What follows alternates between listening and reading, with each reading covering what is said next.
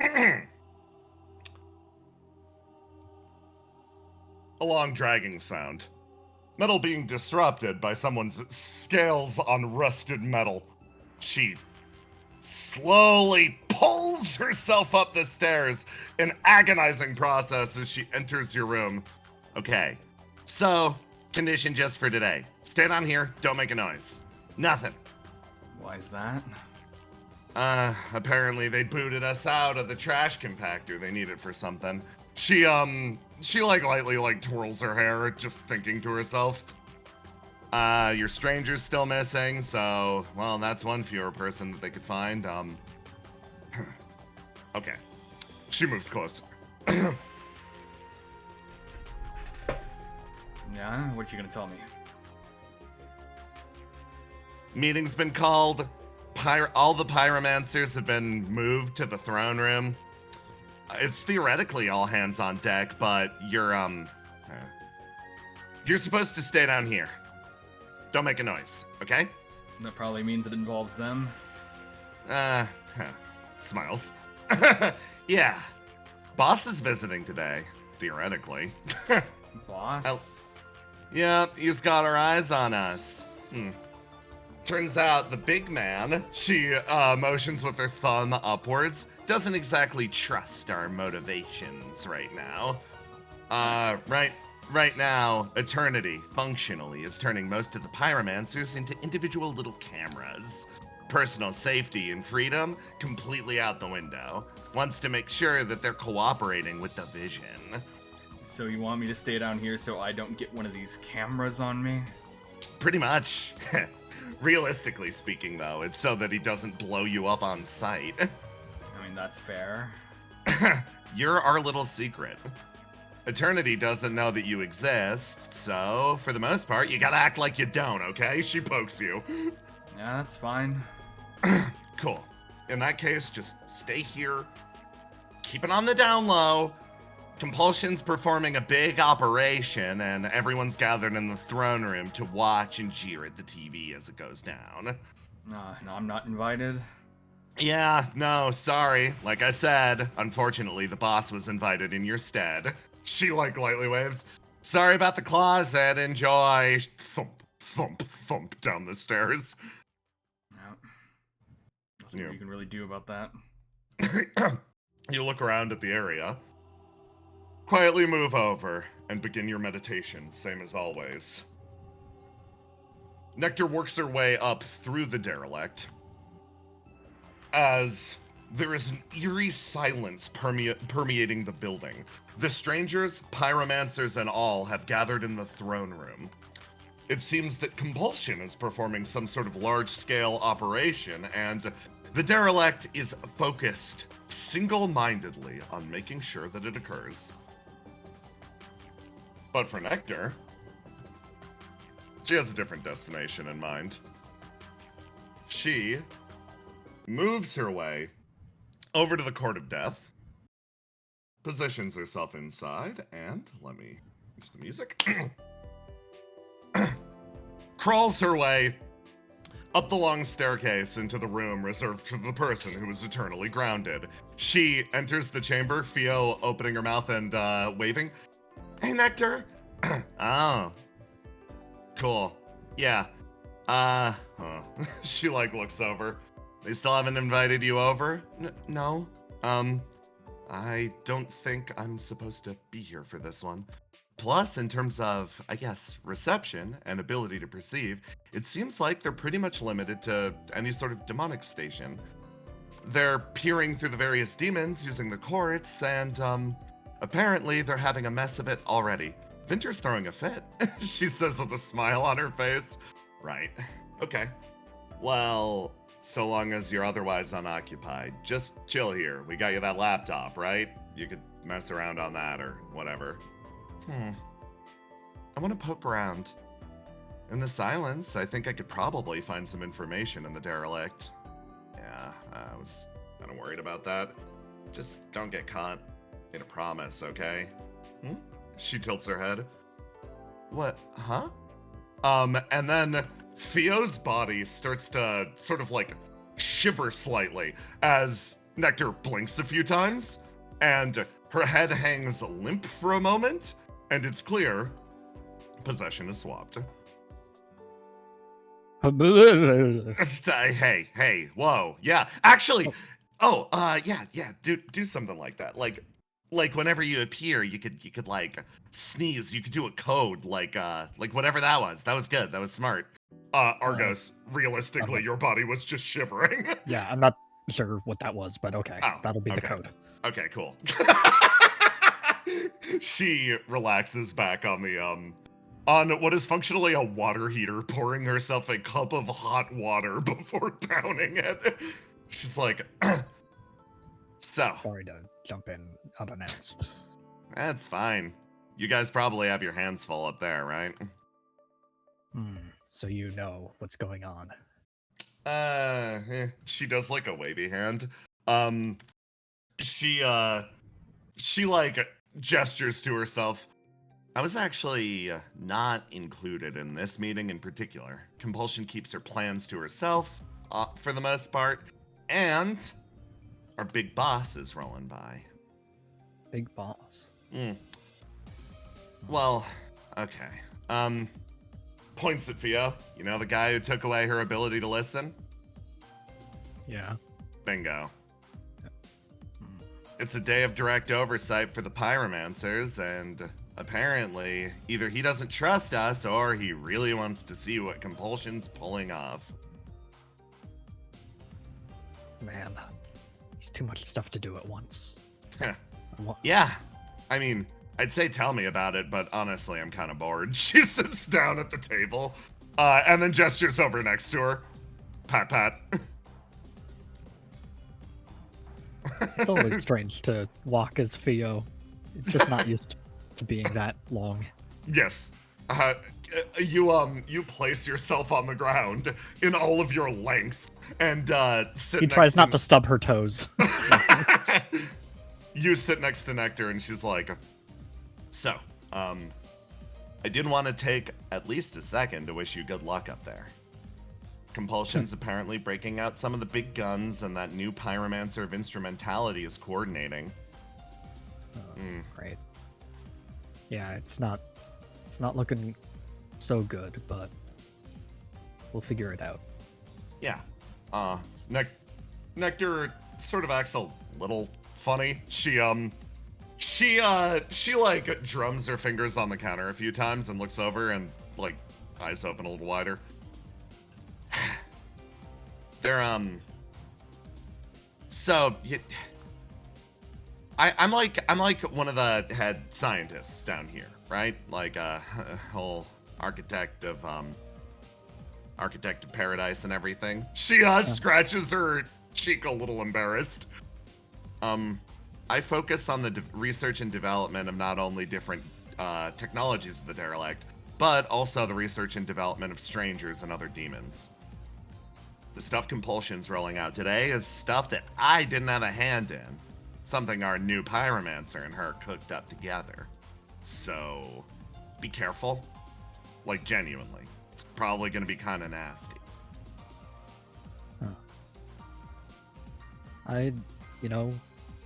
We may be on opposite sides, but thank you. I appreciate that.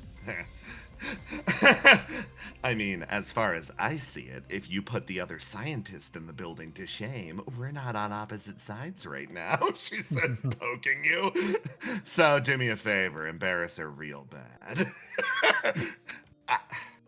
I guess I can't play 100. Tilts her head. My reason for being here, well, it's actually for Theo to be able to meet the guys on my side, but while I'm here, considering what's about to happen, this big battle, and considering Theo's connection to me, I want to ask a favor of you. Tilts, blink, blink. Now, it's not anything like asking you to give me secrets that will lead to the downfall of your side, as much as those would help. I need you to believe me. My goal is not the death and destruction of your world. I want to find something better for everyone. And right now, there has to be a fight and violence between us. But in the future, that's what I'm working towards. And I want, for Fio, whatever she chooses to do, please don't hold it against her. I like reach out and grab both of her hands and look deep into her and the abyss of Abyssal her eyes. Yeah. Yeah. You stare at Nectar and she's like, okay. I don't have any bargaining chips or anything like that. All I can do is honestly tell you that I think there's a future where we don't have to be enemies. Her mouth opens for a second. Like, you watch as her body slowly exhales, like everything, like she shrinks substantially and is like, stares at you. Okay. Well, like I said, right now we're not enemies. She takes her hands back and hunches over and gathers herself together. She's like, okay. If you're curious to see that, then just give me the benefit of the doubt. Her gaze actually sort of focuses up. You've gotten used to reading this person. You can tell where her eyes are looking, even though there's no conscious indication. She like waves a hand lightly.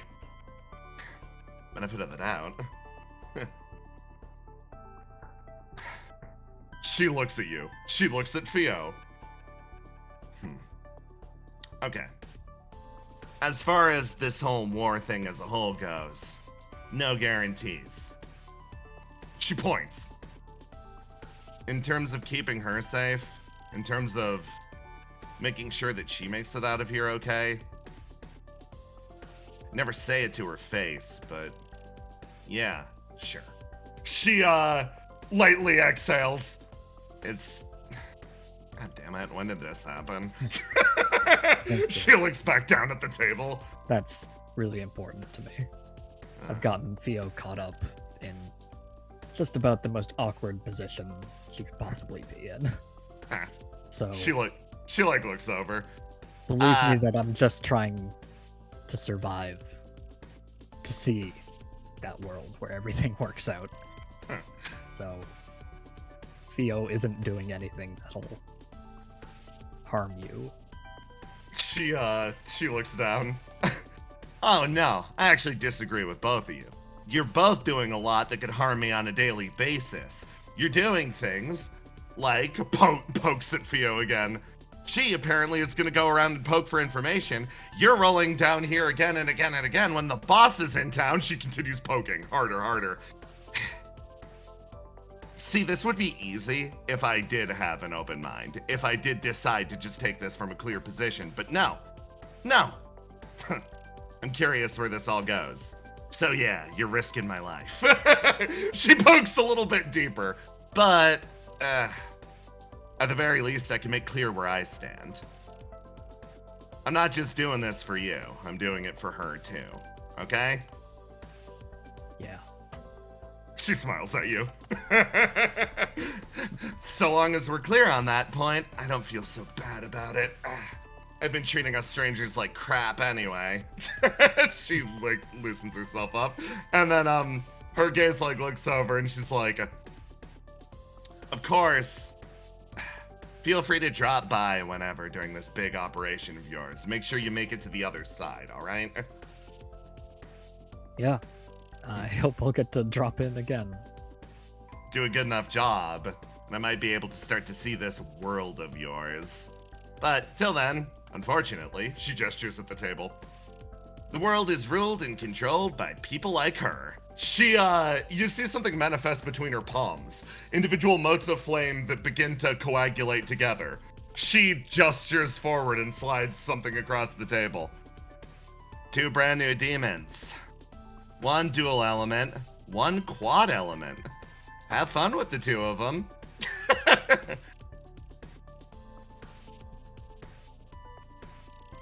All right. I'm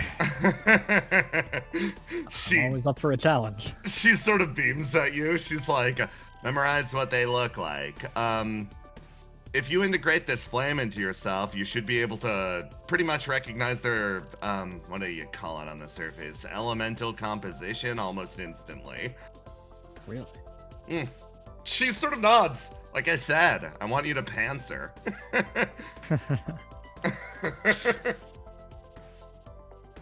All right. Okay. Good luck up there. And then there's a split second of vulnerability, and she has a momentary consideration, and she's like, she lets out the good luck up there, and then opens her mouth to say something like, thanks, come back, something. The words just pause. Her eyes open. She quickly snaps her mouth shut, and she's like, what the hell am I doing? Okay, I'm gonna keep an eye on Theo. You just do whatever you're gonna do. All right. Thanks. See you next time. She fidgets her way down the stairs. She's like, fucking goddamn surface worlders. Oh, the only thing I know how to do is literally run away when they get like that. I swear, if I leave another conversation by ducking into a pipe again, I'm gonna scream. Nectar ducks into a pipe to hide from the embarrassment of what's currently occurring. As she slides through the abyss of the derelict, the sounds of war spread throughout. They intensify as she gets to the beating heart of the entire construction, a line of flame that connects this installation to the surface above. There it puppeteers its various demonic forces, almost akin to an RTS, or some other game with top-level control. In moments like these, however, the machine needs to shift. It turns, almost like a Rubik's Cube, realigning itself. Its complex internal matrix realigning to take control of one very specific entity. In this instance, it needs to puppeteer this thing, and its power over the possessed wanes in that moment. It focuses. It's important. This movement is crucial to the strategy. On the surface, there's only silence and gunfire. There's a light crackling noise. A shift in the air in the area as the fires begin to spread.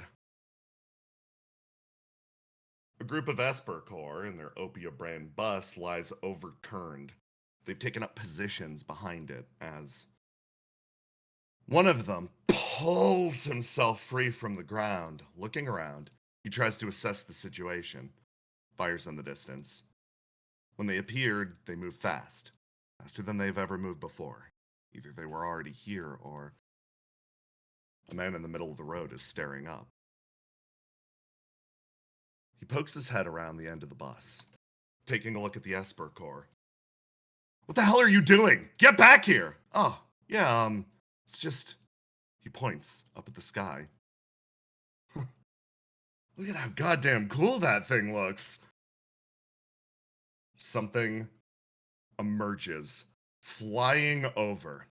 Its titanic form immediately dwarfing the Ciallan countryside. It moves deeper into the country. At a nearby fire station, one man takes a smoke break down here, while another takes a look out across the horizon.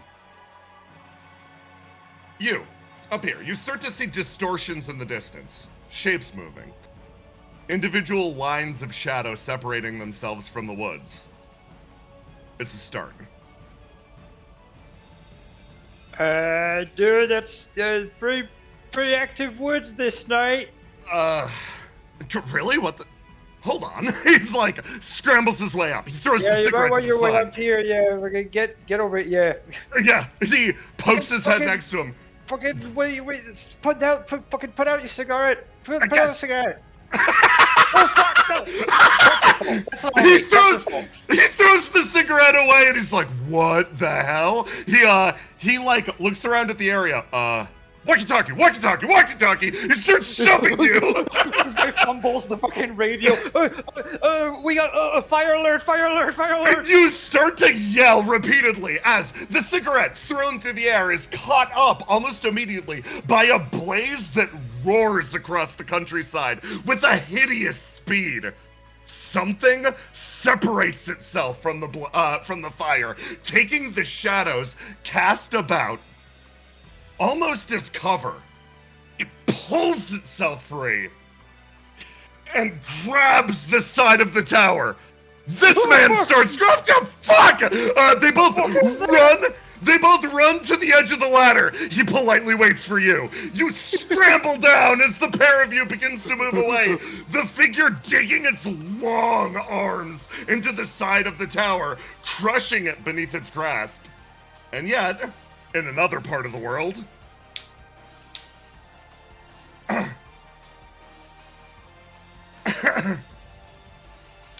these two. Okay, Luke's back. Next up, okay, Circuit, we gotta move. Yep. Where are we going this time? Is it Melly or List's team? We're gonna apparently List has it covered. She has some sort of fast travel. We just need to grab, Oren Melly, yeah. Okay, let's go. Okay, let's give it a go. Satyr reaches out for your arm and disappears into a shadow. But as he goes, the place that he appears is not as he expects. What the hell? He turns around, looking at the rim. Interconnected bars. Long lengths of rust. He looks back and forth, gaze shifting. Okay. Oh shit.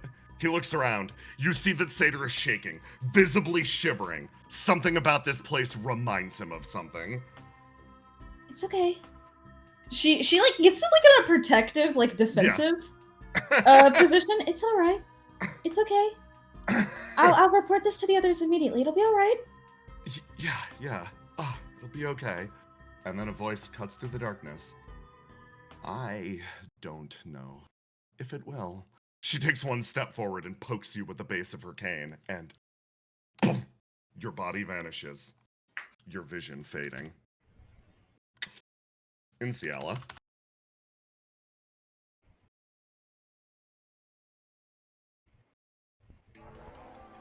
All hell is broken loose. But, for now, you remain somewhat unaware of it. It's this moment that your sleep is punctuated. Slam, knock on the door. You hear Cass down the hall. Okay, everyone, rise and shine. We've got an operation. Cialla's currently on fire, they say with a big smile on their face. Go. To over there, and hold on. There we go. Doink. Willow, Basil, you snap to consciousness. What, who? Cass, moves their way in. All right, everyone. Cialla's currently burning. Big smile on their face. Oh, we should probably do something about that. Absolutely. Please report downstairs for breakfast and, strategy meeting ASAP. Okay, come on, Kali. Kali moves. You good, Willow? Yeah, I'm okay. Just a little groggy. You want some notice- coffee? you notice that some of your companions are already gone. Liam and Ruth, who were previously in here, have already headed downstairs very transparently. And as Cass sort of comes down the hallway, you notice that Helena's gotten Pixie. They're heading down too. Your entire group is gathering downstairs. The lights have yet to be fully on. Cass sort of moves their way over in this direction. Like, good morning. Good morning. Knock, morning? knock. Are you guys helping with the waking everyone up, or are you guys coming down to get food while we can still eat? It's up to you. I've got waking everyone up if you want it. I'll probably eat on the battlefield. Okay. Wow. I'll That's... eat. Yeah, let's go get food. I can't move, Helena. Oh, I see, of course. Let me go. Helena. Wait, really? Nope. Can be edited and controlled by... There we go. How about now? Got it. Thank you. There we go. Cast continues to move down to this room, where they knock on the door, travel inside, and Ace, I'm so sorry. Yeah. Ace, I'm so sorry. You've spent the last few hours with Danger loudly conversing in your ear about all of his favorite films that you have starred in. Cool. Yeah, so in Fantasy the Beyond 2, where you're like a guy who you're still your elf, but you're like a guy, right? Yeah, you're in your yeah. guy disguise, Mhm. and like you load a bow with another bow, and Yeah. then you load another arrow in that bow, and then you fire the bow out of the bow. Mm-hmm. Was that real? What's the commotion? Cialla is currently burning. Yeah. They say. Oh. There are large-scale fires spreading throughout the countryside. A large demonic incursion seems to be in progress, as well as OPIA is currently under attack. That bow trick is about as real as this. Okay, guys, move out. Oh shit! Oh shit! Danger, swore! Yeah, Cass moves over. It's like, Danger, you cursed. Don't tell anyone. Don't tell anyone, okay? No, I think it's a good development. Charybdis hops up. It's like, oh shit. Yeah, okay, let's go. You all, I'm going to catch up with these characters over here, and we can move you downstairs. And the other section of the cast will join in a moment. Everyone is gathering up in the hotel lobby. Tensions are naturally high. Circuit. Yeah. What just happened with Seder just happened. You were literally walking towards your room to pick up some shit. And then you stop. And Colt turns. Yeah. What's up? Sater's been kidnapped. Seder's been oh shit. Looks over She at the looks rest like of the she's room. about to start killing people. Like, Okay. it was literally she stopped moving, got reflexively into a combat stance, and then her face got super dark, and she just calls out to the room. Compulsion has kidnapped Sater. She's like flabbergasted. Like she just doesn't even know what to do. Well, that's who's coming here, right? No, she's not here. Wait. How? What? I don't know. We were going to get Melly and Aura, and when we went to teleport, it just didn't work. We were somewhere else. Riddle's entire upper body like sags and she moves forward, hand on the table. Long range teleportation's down. Treble immediately is like thinking. This Okay, is bad. A huge part of our plan relied on that. Okay. Hold on. Hmm. Should I check and see if short range teleportation is still up? She says, like looking over at Yorgos. Yeah. Okay. Yeah, please. Actually, Helena, you're right around the corner, right? And Helena pops out like, yes. Would you like me to? And Trouble just like sort of nods at her, and she's gonna like run back upstairs. Ooh, yeah. And log one of the doors up there in one of her spare slots, and then come back downstairs and see if she can just teleport there, like short range. Let me summon your door. Okay, she's going for the just one of the upstairs rooms. You warp upstairs, and for everyone up there, you see Helena run upstairs, and then she comes out behind you. She like sprints out from from immediately behind you.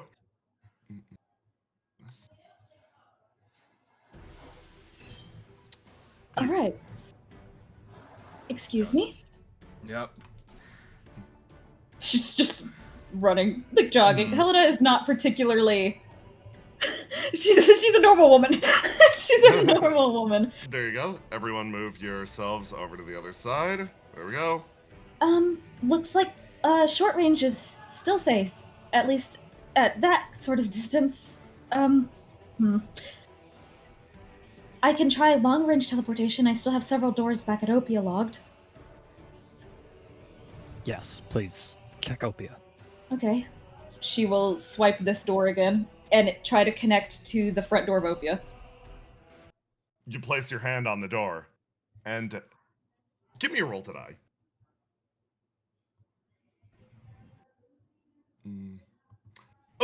Ooh, that's a very, very good roll. You reach your hand out, grab for the door, and pause. Every instinct in your body screams that you need to not open this right now. Your reflection is a part of yourself, and you can tell that this right now is not connected to OPIA. This is connected to somewhere far, far deeper. She desummons the door. You desummon the door. Click. No, nope. No good. They were ahead of us. If OPIA's under attack too. It's not just here. Okay, so I was looking over the briefing that you sent out already. I know it looks like you wanted me to go through and teleport people from OPIA here. I won't be able to do that anymore. She sort of sighs. You all are probably going to have to rethink the strategy now, right? Riddle actually looks. She jumps, slides her butt across the table, and Argos, as you feel all this swirling dread and apprehension build around you, a hand touches on your shoulder. She breathes extensively, line of support, for a split second. Her gaze, sort of twitches over. It's okay. We came up with a good strategy. It's 90% of the way there. Let's just rethink a little bit. You're already good, Argos. Don't worry about it too much. Just breathe. All right. Okay. Well, it looks like reinforcements are not going to be joining us, and we are not going to be reinforcing anyone. Well, We're gonna have to do things as is. she puts a hand up and goes, if you guys are gonna spend some time rethinking the strategy, if I just logged the door upstairs, if I start moving, I can short range teleport you across Cialla.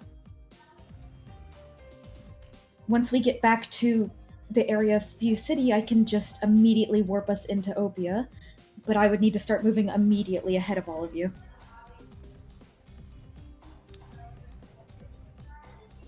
Right. Yes, but I don't want you going alone. Yeah. The bigger the contingent you send with me, the more likely they are to notice us.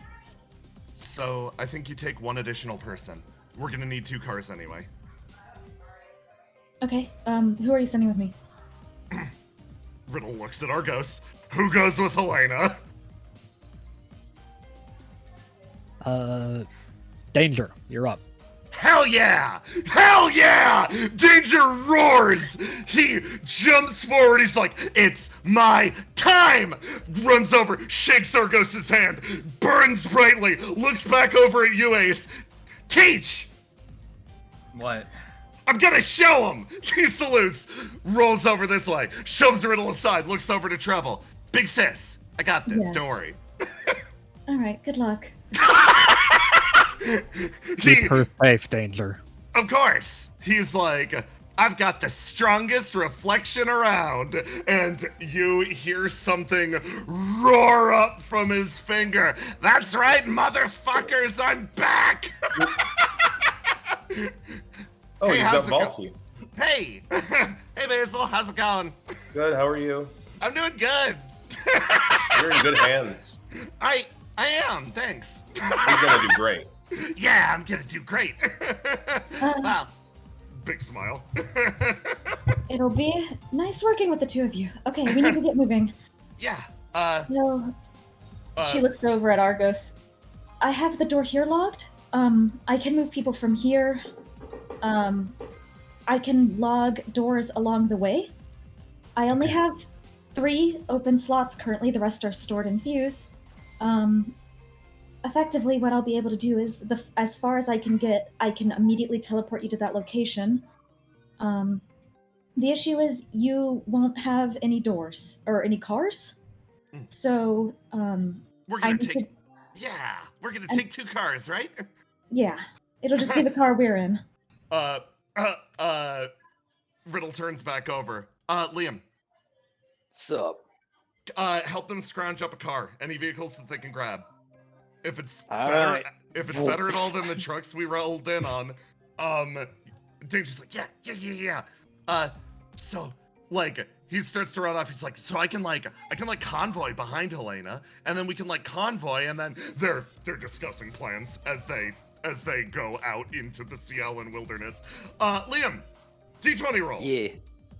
Oh boy, let's see what I D20 get. roll Roll for for vehicle cars. quality. Yep, you guys are scrounging vehicles. Yeah, nice. Okay. Good With- car. With that, mid, yeah. You're gonna get 1 good car and 1 shitty car. Nice. Perfect. Okay. We got that squared away. Basil raises her hand at Argos. Yes. What is your concern? What do you All mean? concerns right now. Where Yes, do you what do want you to? Where do you feel like people need to be? Are you concerned about people needing to be back towards Opia if they can? Are you concerned about people needing to defend my So- brother's tower? So right now, Basil, we were actually about to explain to everyone the strategy meeting that we've already completed. Oh, well, that's a Strategy. good idea. That's why I was Out the asking. window. But Right, that the original strategy was plan. immediately destroyed by Satyr and Helena not being able to long-range teleport us. Right. Yeah. Which is why I'm asking, where do you feel like people need to be allocated? Because I'm confident in my ability to defend the tower.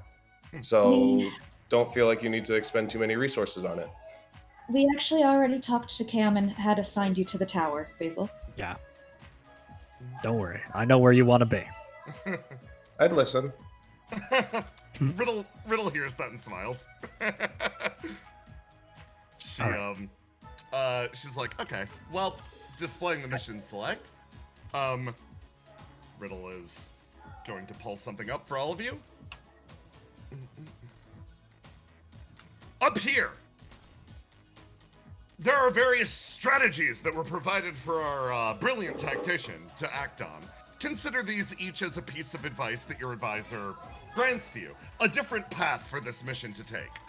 There are various directions that of this offensive, and there are ways that the advisors have suggested to blunt it. Verona, for her end, suggested that we focus our efforts on purging the demons of Cialla before turning around and focusing our efforts on Opia. The director suggested going down to the derelict and causing as much havoc as physically possible. And then, to explain this strategy, Trouble recommended redirecting our focus towards Opia, a strategy which Argos agreed to. Using this system, we determine the direction of the session. In this case, your objective is to reinforce Opia, but Argos had a suggestion of his own. Jackson, would you like to fill us in on your own quirk to the plan?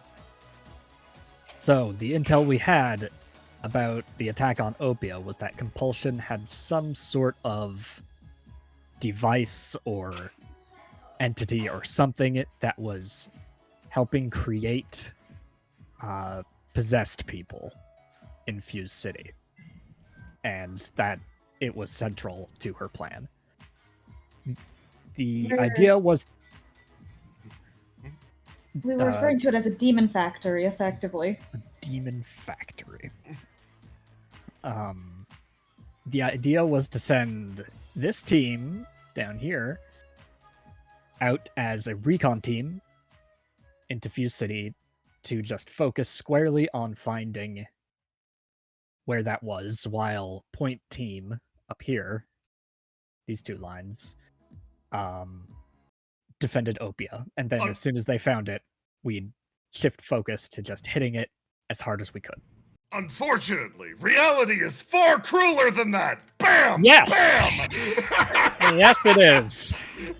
Going through this new roster, the number of units that you have access to has dropped significantly! Yep, we were using Satyr to bring in everybody who's on other assignments, and put them other places, and then Helena was going to get us back to OPIA. Of course.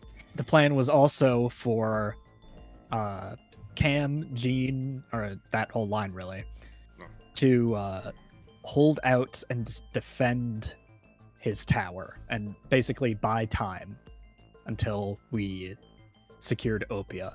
Then we'd have a full force to come back and deal with the crap that's going on there. Blue team was effectively Fuse City team. Purple team was effectively Cialla team.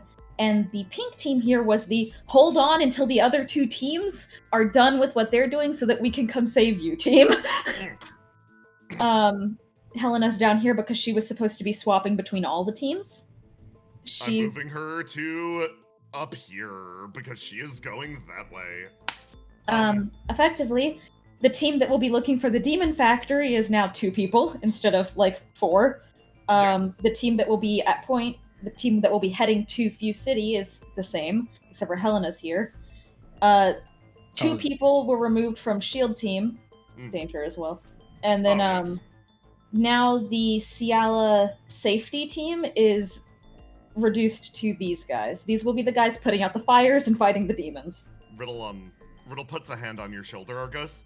The original strategy is actually still sound. We've got to adjust. It's just reallocate forces and make sure you pick the right people for the right places. No reason to rethink everything from scratch, just what we came up with was good. It's just adjusting. No plan, first contact with the enemy, right?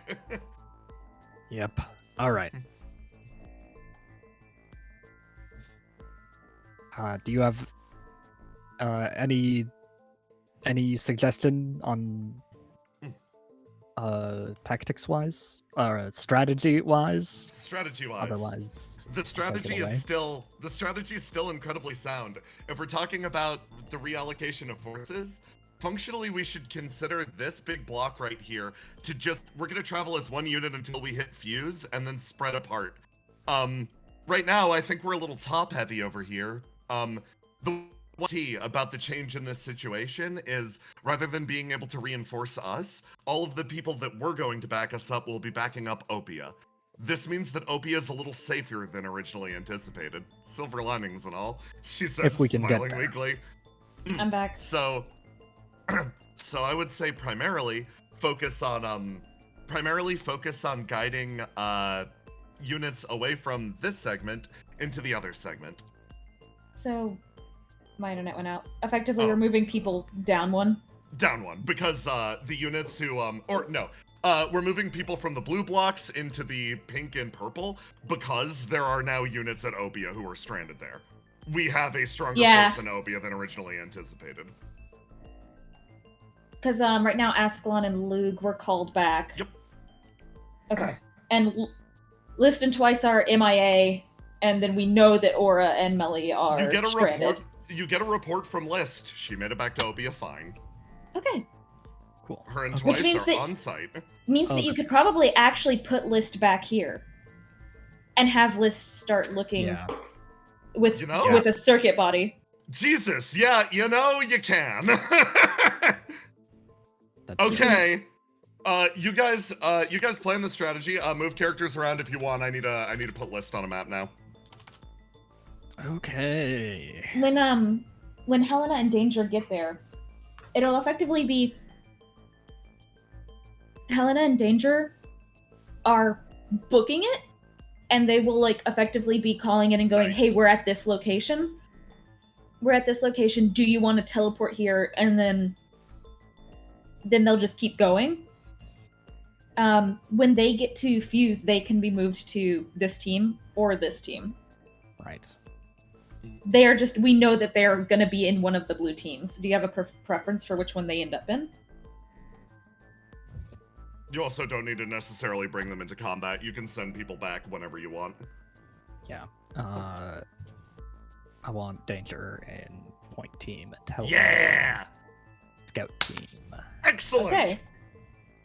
Does this configuration look good for you? I guess. We're rolling with it, baby. Don't worry about us. We'll win. You feel Riddle's grip on your shoulder tighten. It gets less reassuring by the moment.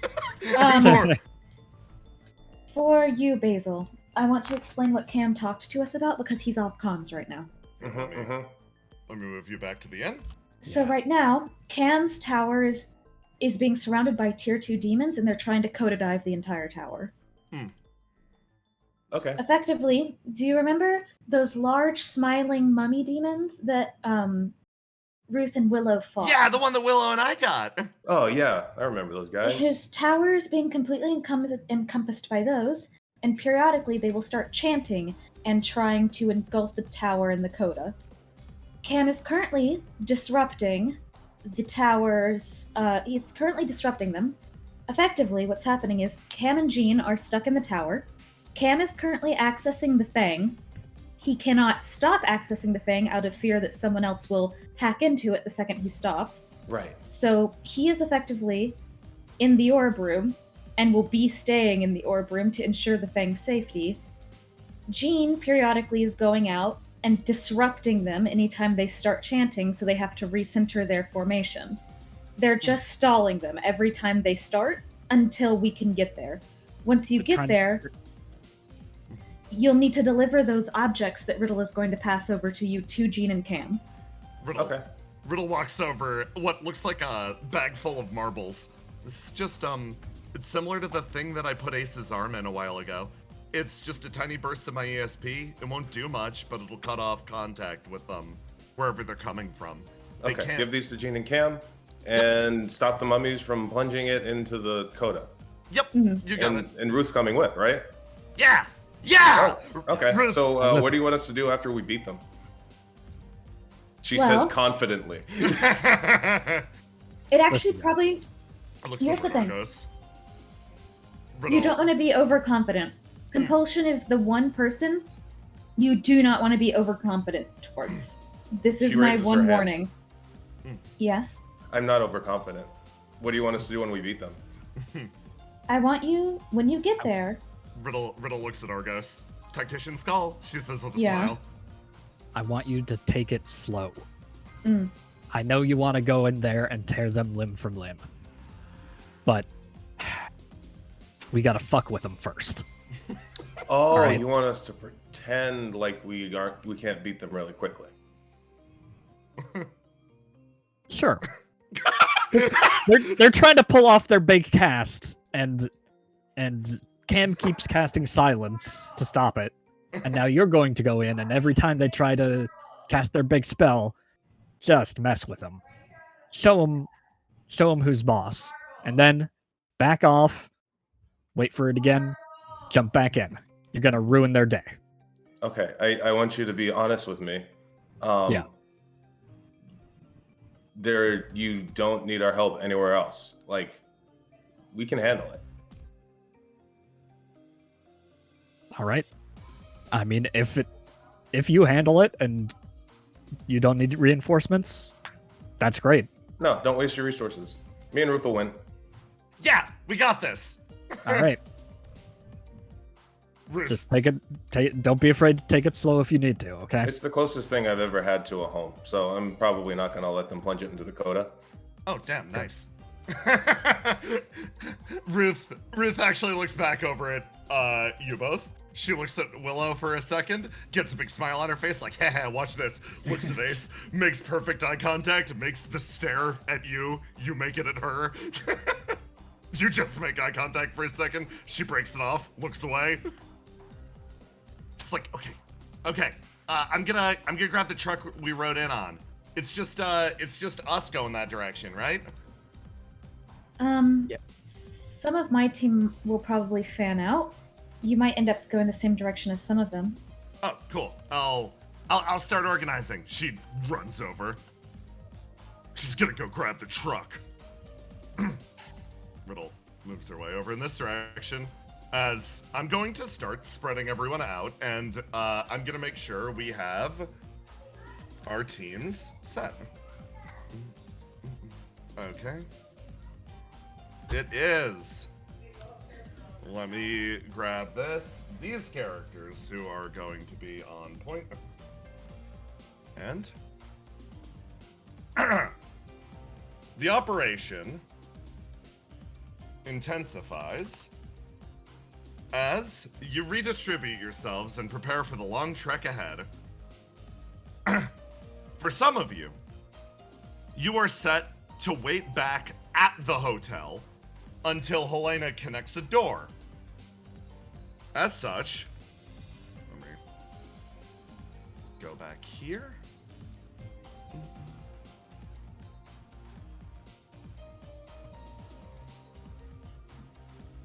Oh yeah, someone asked, is Argos gonna stream this?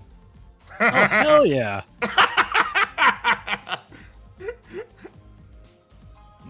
most sane streamer. Okay. He just doesn't. He's waiting until they go through the doors because he doesn't want to give everyone like motion sickness, like flying through a bunch of portals too fast. Okay. Sorry, dropping everyone really fast. Also, in voice, guys, look, I think I already showed you. Helena's fucking nails are insane. I love her so much. She's an insane person. she's just like, yeah, I'm gonna have my like fucking inch-long acrylics on for this like life or death operation. Life or death operation.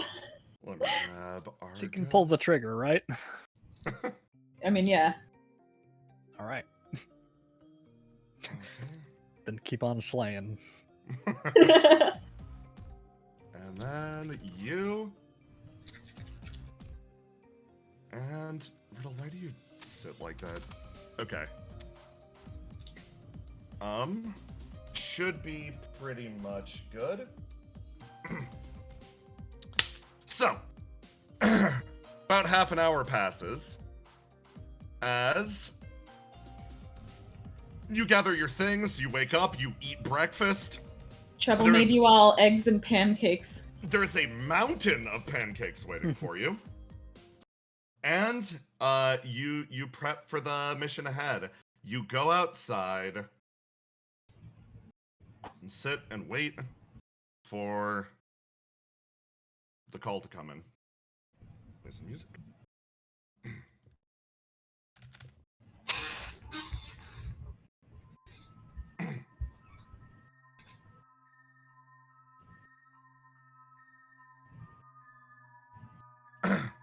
Over here. Outside your hotel. I would like to register something. It's late at night, yet there's a significant brightness as the clouds are almost parted over this segment of the city. It's bright here. But for the remainder of Cialla, you can see a sickly green glow starting to spread. The fire. It's moving throughout the country. Treble sort of speaks up. Well, I've been doing my best to manage the fires while we've been doing this. It's not something I can do as proactively if I'm ambiently just organizing my ESP from the ground like this. So once you are all ready to depart, I'm going to start actually moving throughout Cialla. Riddle looks over. She's like, okay. Double checks her walkie-talkie. Recon team's spreading out. Helena should be in position in the next 10 minutes. I think it's now or never, she says, smiling at you. Alright, Ace, come here. What? What do you need? She sort of gestures you over. Closer. Yeah. She grabs the top of your head, Mm-hmm. and she ruffles the shit out of your hair, and she casts haste on you. You feel your body is lighter. Yeah, you feel a little bit quicker. You'll be able to move faster. It feels like you could. How do I put this? Ace, it feels like you could. Before you could already run up to keep up with the car. Now you can run to keep up with the car without expending flame. Okay. Like, oh, nice. Alright, I won't be able to keep an eye on you because I'm going to be effectively maintaining the entire, actively for once, maintaining the entire weather over the country. I'm trusting you to have it handled. Here's all I can give you to assist. You're expecting me to run back to Fuse? I'm expecting you to run if it looks like you're going to lose flame. Oh. I mean, yeah, that's expected. I mean, that's always the plan, right? Yeah, I just wanted to do everything I can to help you out. Yep, no problem. Okay. She kind of smiles at you. Alright, I'm trusting you to have it handled. Riddle, Yeah, always do. Riddle scratches the back of her head and she's like, it's funny seeing you so willingly commit to running away as a strategy, Ace. It's not the... I mean, it's natural instinct to want to run away. It's a virtue. I just don't get the opportunity a lot. Every time I do, I get dragged back in. Riddle winks at you. I'm Alright. happy you're in your wheelhouse. Riddle's like, okay, knock him dead. She beams at you, Trouble. Alright, time to save the citizens of my country. You see Treble put a hand out, and any clouds in the sky immediately just disperse. There's like a wave of force throughout the entire country. You see ESP spread through the area, and you feel it. It's very similar to when Argos' ESP ran out of control in the VR chamber. It's an overwhelming sensation that makes your hair stand on end. It's the strength of a master level Esper, and it extends through the area, and you watch as all of the clouds disappear and Treble rises into the sky. You see her upturn her hand and close her palm, and all of the clouds come back in an instant, and there's like a sonic boom through the air, and rain starts pouring down all over the entire country. Almost like a hurricane formed instantly. And in the downpour, you lose it for a split second as a bolt of lightning strikes. She's gone. And you feel the weight of what she was keeping apart suddenly set in. The darkness of the night begins to coagulate around you. You're caught on the very edge of the downpour, in a relatively dry area. It seems like this town was spared, but it was no longer spared the night. That pleasant weather in Cialla has shifted to a hurricane. Riddle sort of like eases to her feet and she's like, okay, might as well wait inside then, I guess? She like looks around the area. Holy hell. She is powerful. You give me a roll to die. Willow. Only Willow. Actually, Mike gets one too. Damn, I didn't know Treble had console commands. Something I want to register. Treble is always, every single moment, actively controlling the weather in Cialla, even from Fuse City. So that wizard you were talking about. Riddle like looks over. You know. Did you tell me Treble's real name just then? No, she gives you a difficult expression that's like, I only really know her by Trouble, honestly. She lightly smiles at you. And Willow and Mike, your hunter's instincts kick up. Ooh. There's something wrong. There's something heavy in this town. Something is watching you. Do I know where? Give me a roll to do. Oh, No. of course. Could be anywhere. Michael, help. You called her a little hunter. Mike actually looks at everyone. And she like looks at you first, Willow, like, there's something here, right? Yeah, I can feel it. I don't want to put, too big of an attention on it. Yeah. What are your dragon senses telling you? It's more like, Mike taking a lot of pride in you calling her little hunter. My hunter's instincts. There you go. Willow, you feel this sensation more keenly than anyone. It's sickening to your stomach.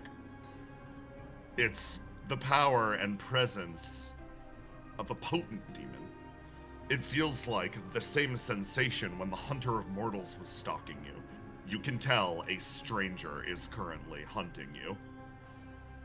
Oh, wait, a stranger is hunting me? Yeah! Hold on. I love Willow swapping to that, just like, okay. Mike, do you have its location? I think it's off in, points down in that direction. There's like a church nearby. I think it's like up in the steeple. Argos, do I got permission to fight this stranger?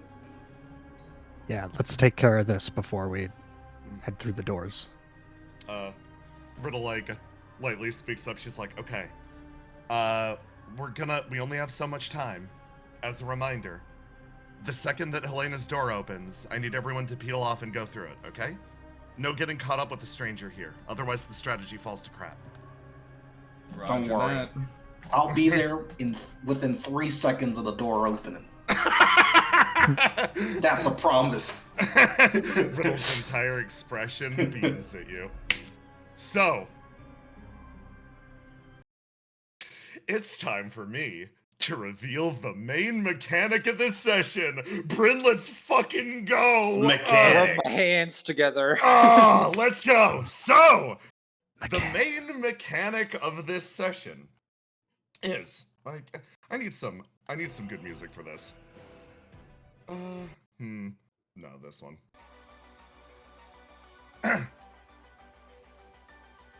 You are on a tight timer. The total period of this engagement is actually not very long. Beginning now, things will start to occur in rapid succession.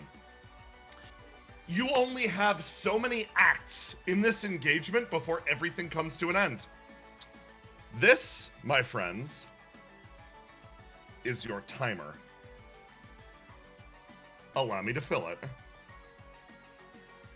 When Everything this timer comes to an end and they go home, right? Yes. So, to quickly describe, this is a timer for Argos's unique mission. He is attempting to try to turn this bad situation into a counterattack. The Court of Compulsion has exposed its ass to some extent. So long as there are increments left on this timer, their, quote, demon factory will be left exposed and you will have a chance to go there and wreak as much havoc as physically possible. Should the timer deplete to nothing, the demon factory will disappear and be lost for good. So, with that in mind, Helena will make her presence known relatively shortly, but it will eat 1 increment of this clock. During that singular increment, you are allowed to do as you wish, engaging with the stranger, etc. There are benefits to doing so. Finally, every single wise tactical decision you make will make crossing the distance from here to Fuse that much shorter. the plays that you are all already making are making this go faster. So, your main thing is try to finish the mission with as much left on the timer as physically possible. And with that in mind, I'm actually gonna call our first break. I gotta set stuff up. Set it up. Let's go. Let's go! Ladies and gentlemen, the timer starts now. The This timer lasts starts the now. entire session. Mm-hmm. Every You will single not have combat. breaks on this time. Yeah, you will not have breaks on this timer. Every action you make counts on the timer. Every map you cross counts on the timer. Mm-hmm. Jackson, I put my hand on your shoulder.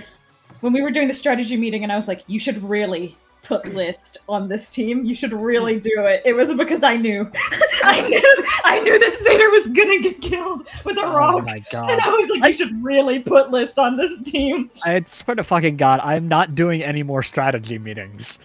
From the times I've done them, you've immediately thrown them out the window. Here's the thing. strategy. Here's the thing. Motherfuckers. It was.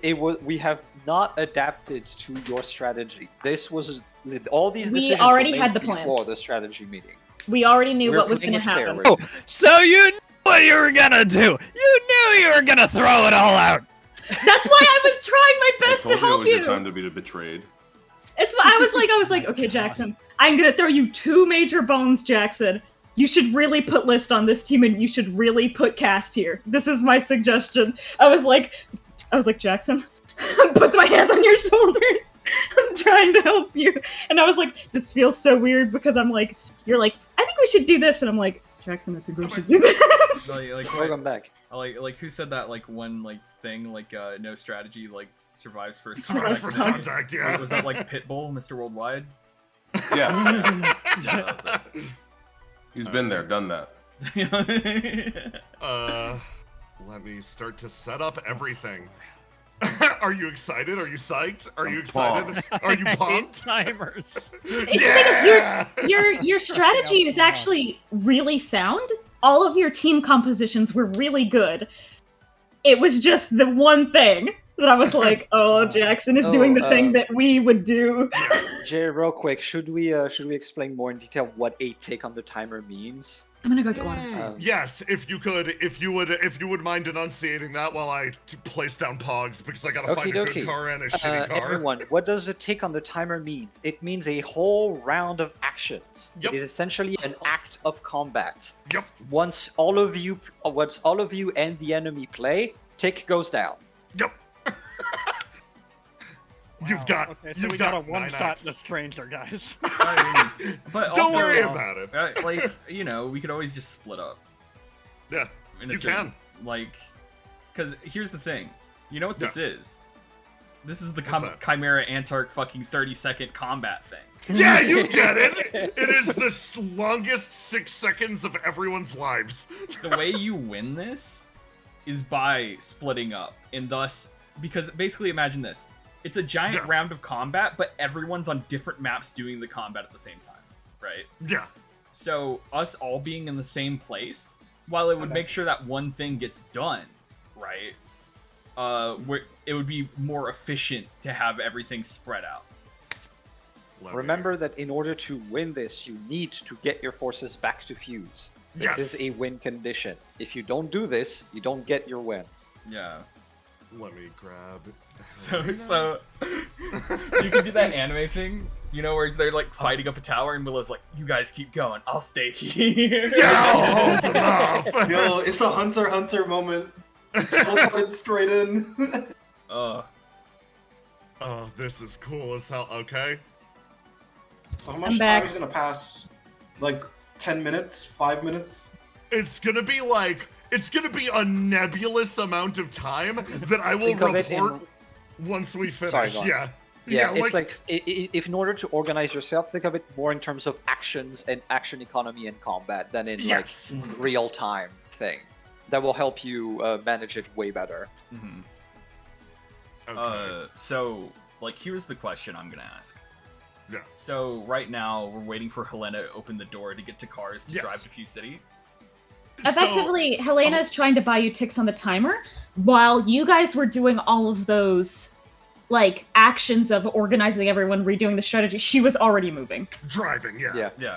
So I think you effectively, didn't make me Persona 5 take my time, Argos. Okay, so basically Helena's gonna be like at Fuse City, and then we're gonna hop out the way. she's gonna be in the middle of the woods. And you guys are gonna hop out of her door into whatever cars they have prepared. They rolled for one good car and one shitty car. Like, so here's my question, just to put it on the table, just for like, sake, just to buy more time on the timer. Yeah. Would it be faster for me to just run to Fuse City? She did give you haste. I didn't think that's how you would use that, but she did. If I'm as fast as a car, if I start driving now, running now, while they're trying to find a car. Ace. They already have the car. They're already driving. Yeah. They're already driving. You can theoretically catch up.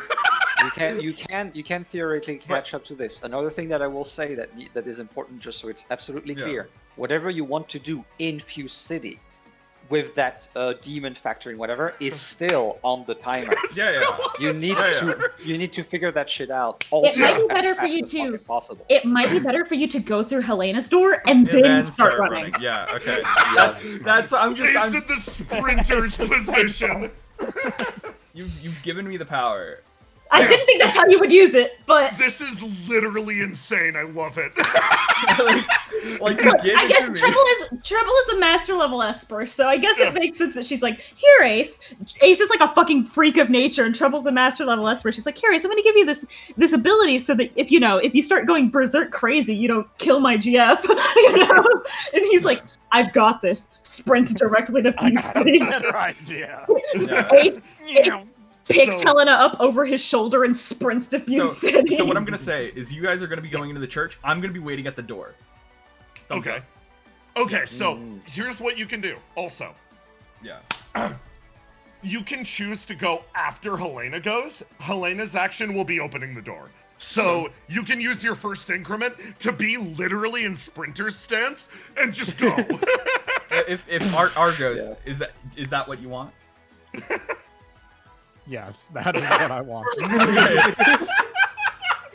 Okay, Ace like a demon. Yeah.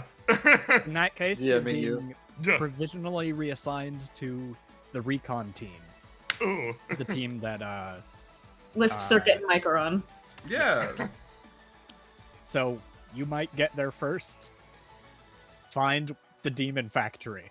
I don't know what it is, what it looks like, what it does. I think I have a pretty good idea of anything what it looks about like. it. What's nice about having List and Circuit on that team is that while this is all happening, they're already starting to look. So I'm gonna bring us back to this map just so you guys can plan a little bit more. In terms of dealing with the stranger, I will say any action that's like dealing with a threat, etc., all beneficial. Is there anyone that wants to go with Ace that can keep up with someone sprinting that fast? Is the question. Oh yeah, there's a circuit here, isn't there? There is a circuit here. There is a breach here. I can carry someone. The best person for you to carry would be Mike, because Mike is the person that's on your team, right? Mike actually moves forward and sort of smiles, just like, I don't think I need you to carry me. I can keep up. I mean, I was just more saying, like, if someone wants to go but can't keep up, I can carry them. And if you're running and sprinting and leaking flame, my process of moving really fast builds burn, so then I could just pass you flame and we could just sprint. Good thing I won't be leaking flame, because Treble said I won't be leaking flame, so... You won't. So, you won't be leaking flame because of the haste. That's if you want to move at a car speed. Yeah, but if I want to teleport, yeah. Do you want to move faster than a car?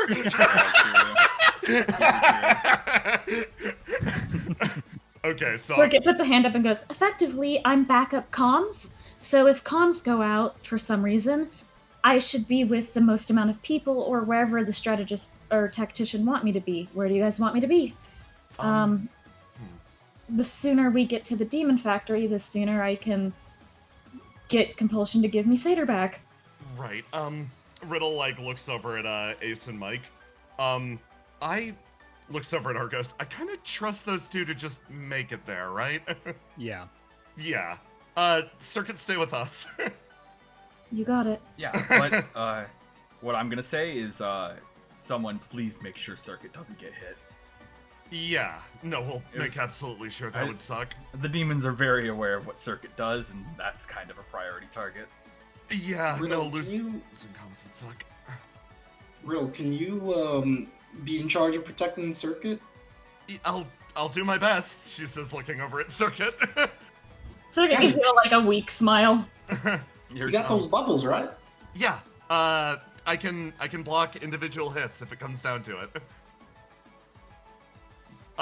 Mike, meanwhile, is gonna stand and functionally. This isn't the door that Helena marked, but for the sake of keeping it all on one map, I'm gonna say it is. You two are going to line up in sprinter stance, ready to punch through the door. Act 1, the second Helena goes. I love this. If everyone else, you'll be using the cars that Helena provided. Those two will be on foot. But everyone else will be driving along, and as a result, I'll let you know one thing about vehicles and how they work in this.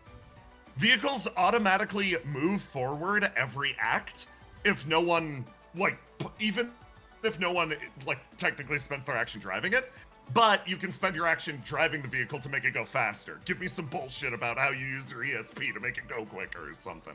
But otherwise, yeah, you guys will take your actions. You 6 are presumably doing something related to the, actually, Breach is gonna go with them. She's not gonna run with everyone, but she's gonna come through the door and make sure that there aren't problems on the other side. Circuit is probably going to be standing next to Argos. Perfect. As much as possible, because she's well aware that if comms go out, Argos being able to access her is, super important. Yep. Okay, so, for the first act of combat, I am going to immediately do Basil and Ruth. You guys are traveling. I need a roll from both of you. Okay. Oh, dear sweet God. I can't imagine losing. Yeah, give me a roll to die and then a roll to do.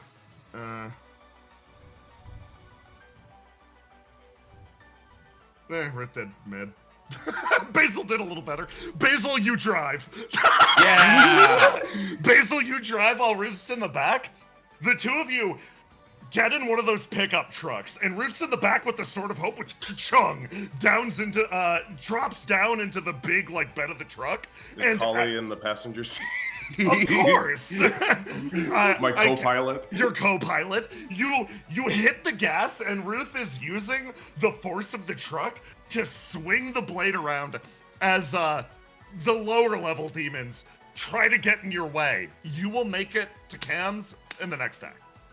Good job. Good job, Ruth. Ruth is just screaming and yelling and hooting and hollering. Cully makes a single affirmative beep.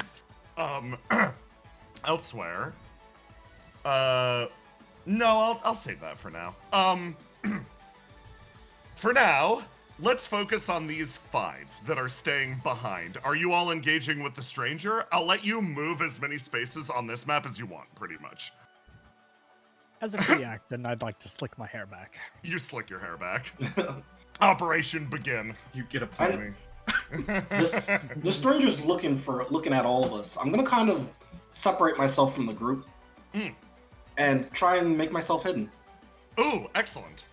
Give me a roll to die. Excellent. Tell me what you're locking in. Locking Perfect. green. Give me a roll to do. Then it's versus.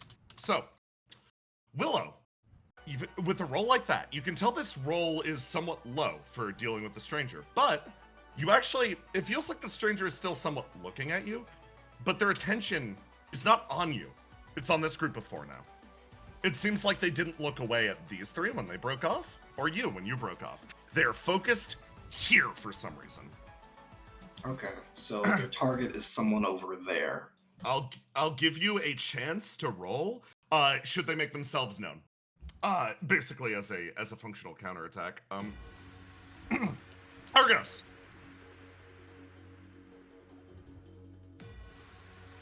Do you got a plan? Wait in preparation, or go out after this thing?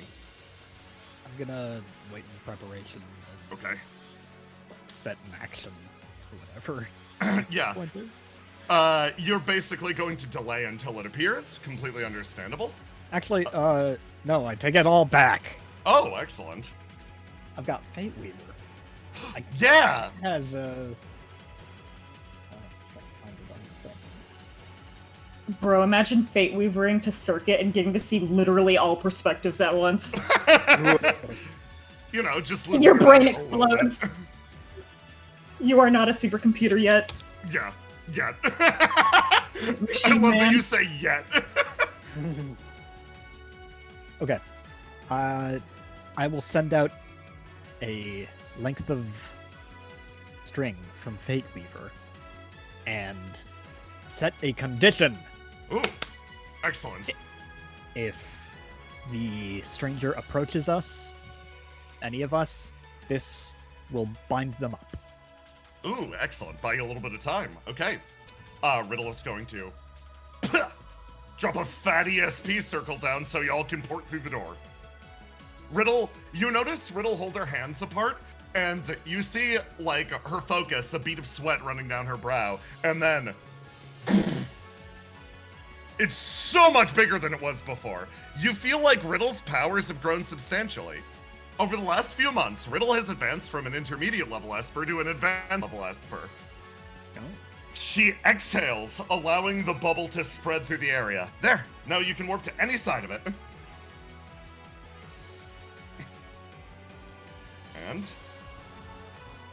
Circuit. Circuit, gosh, I don't even know what she's doing.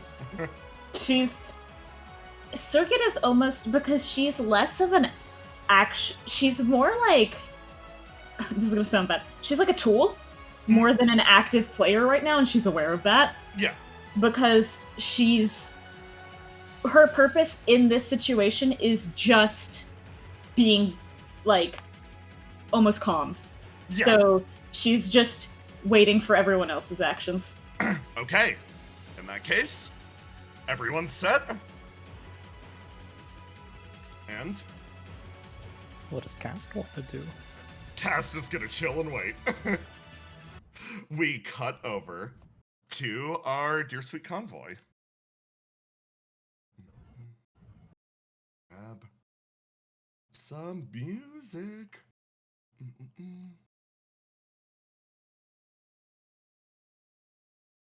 I want you guys to know, they did not tell me everything about the session. Oh yeah, pretty much nothing. No, we need something scary. Don't worry, just handle it. Jay said, "Hey, Bryn, I want you to help me design this section of the game." I said, session. bring your co-GM for this session, and Bryn's like, let's go! And I said, "Oh God, we're in danger." Oh, yeah. And they didn't tell me anything, and I'm like, "Oh God, we're in danger." Yeah. When the GM goes, "Hey, Call of Cthulhu GM, you should help me win this session." You're like, "Oh shit." So, you got one shitty car and one good car. Danger. I Your think car- Helena's just fucking pedal to the metaling it Yeah. a little bit. You kind of need to in this car. It's a little on the slow side, and you can tell, like, the movement is holding up danger a little bit, but at the same time, like, man, this car can only move really at this pace. You skid to a stop. You see something in the road. The hell? There's something wrong here. The road's disrupted. It looks like a river is going through the middle of it. There's a rock on the far side. Yeah, she like goes on comms. "Oh, there's a river. We need to back up and go around." Okay. Throw it in reverse. Danger starts to throw it backwards. And you go over here. And as you look back, the road behind you seems to be gone as well. Was it like that a minute ago? No. We were like on a big bustling highway, right? Well, for Cialla, yeah. You look around at the area. Both of you rolls to die.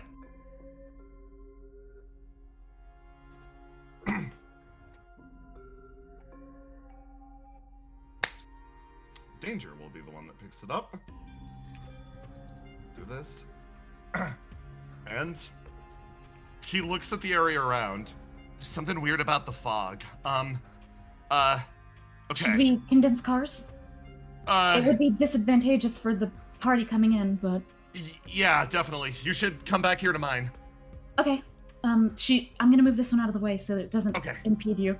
She's gonna pull this one off, like, to the side. Into the underbrush over here. Into the underbrush, okay. She's like, fog that way, absolutely not. Yeah. How much do you look in that direction? Just fun question. I think she looks both directions to see like what her options are. Yeah. So I think it's like looks to one side, looks to the other, looks in all of the mirrors kind of situation. Yeah. You look all around and coast clear. Seems like it. Okay, I'm getting out now. Okay, cool. She opens the door to the car. You crunch, and as you start to walk, you move your hands and you reach for the door. And as you do, your hand sweeps by it and actually slides. It almost touches through the car itself, almost like parting mist. And you look around. What the hell? It's almost like the car popped. You hear danger on the other side. What happened? What's happening? Where are you? I'm just a few feet away. Come on, a little closer. You're just standing there. That's not what it looks like for me. Can you approach me? I don't think I should move. Yeah, I can. Helena, give me a roll to die. Helena, instinctively, you dart backwards, almost on the spot as you feel the rush of wind by your face. It feels like there's something in front of you, but you can't see it, but there's something in front of you. Did you just drive by me? No, you're a few feet back. There's some kind of optical illusion happening right now. What the hell? I think you almost just hit me with your car. Oh my god, I'm so sorry! I got out of the car to approach you, and then the car you were in disappeared. She's gonna turn around and see if she can still touch the car she was just in. You reach back to touch the car that you were still in. Still very much physical. That was there. I'm getting back in the car. You get back in the car! And she locks the door! She's like, You lock the door, and they'll slide into place, and, you're like, okay, good. Yeah? Yeah. She has her, like, so I always imagine Helena, she has an echo weapon, because she's she's got a non-combative type of reflection, right? Yeah. And she's like, okay, she does two things before she gets in the car. I imagine her echo weapon is literally like a automatic rifle. Yeah. Like an SMG. She logs the door of this car. Yeah, you lock the door. No, not lock it. Logs it. In her skeleton key. Nice! Oh, that's what Bryn was like. Bryn was like, can she log car doors? I'm like, yeah, obviously. And Bryn's like, yeah, Roma will figure that out. I told you. Yeah, you're just right. You're just right. Okay. So, you log the door of the car, and you wait there for a moment. You are definitely within range. She's just talking to Danger. She's like, okay, I've locked the car door. I don't know where you are. I don't know where you are. Did you pick up your rifle? Yes. Okay. As your hand goes to pick up the rifle and reach up, you feel the gentlest touch on the back of your arm, as the illusion almost seems to shift and part immediately next to you, and you feel the presence of someone else in the car immediately at your side. No, none of that. Okay. So she immediately She immediately tries to punch this person. I'm not gonna lie to you. Give me a roll to do! I think someone appears in the car, and it is like reflex. She's gonna one hand back on the door, other hand forward to punch this guy. Yes, excellent. I don't even think she registers that it's a pyromancer. She's just like, yeah, someone yeah. else is in the car with me. Roll to do or roll to die? Roll to do. Punch this guy. Your hand jumps forward, and that's actually a pretty decent roll. You will roll this. Okay. Your fist collides with the mask, and yes, indeed, you do break a nail, as anticipated. Ouch! Fuck. Look, God, thank God she didn't put her seatbelt on. She is gonna try and like fall backwards out of the car. You fall, but it's locked. Yeah. Shit's locked. You slam into the door behind you. Helena, what's the play? Fuck. I think she's going to she's just like, oh God, someone's in the car with me. Just like out loud, like as soon as like, wow, like she's just like, okay, I have comms with Danger. Yeah. He can't get to me. Shit's a little fucked. And she looks at this person, she goes, what do you want? Oh boy. Danger hears that over comms. He's gonna roll for something.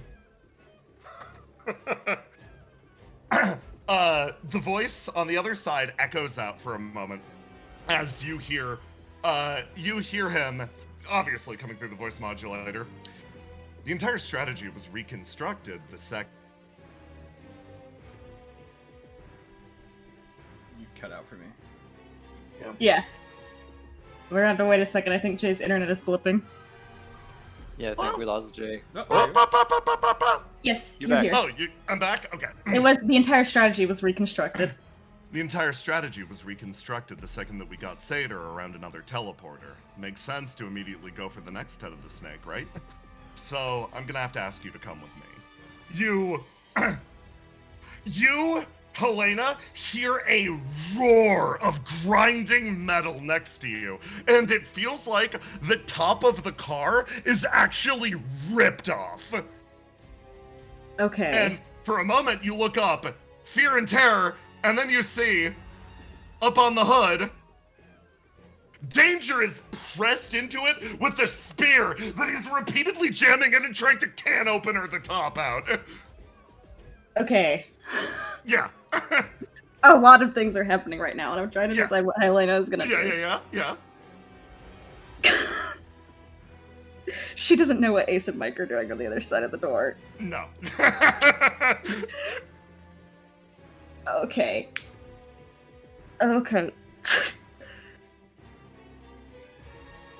God, she's got so many ideas. She's panicking a little bit. Yeah. First of all, when the fuck did this guy get in my car?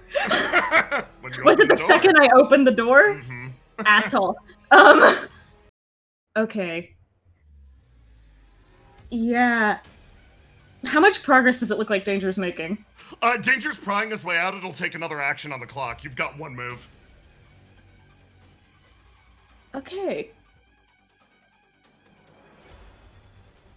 I open a connecting door. You know, he's in one side of he's in the passenger seat. I'm in the driver's seat. There's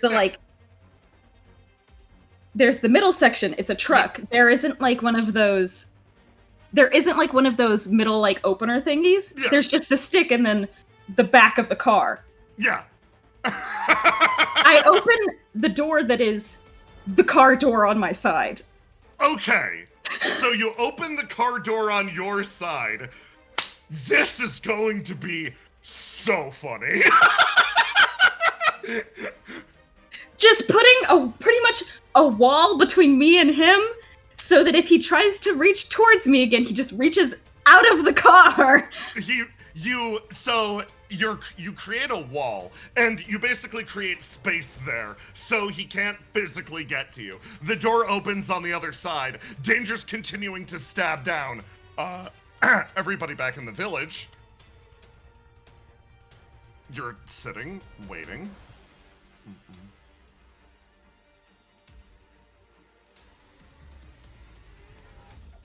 Everyone's saying open the door in chat. I am worried that if she reaches back and tries to unlock the door, he'll try and stop her. That's one too many arm movements that he can grab. It's fine. Ignore chat. They don't know what they're doing. So,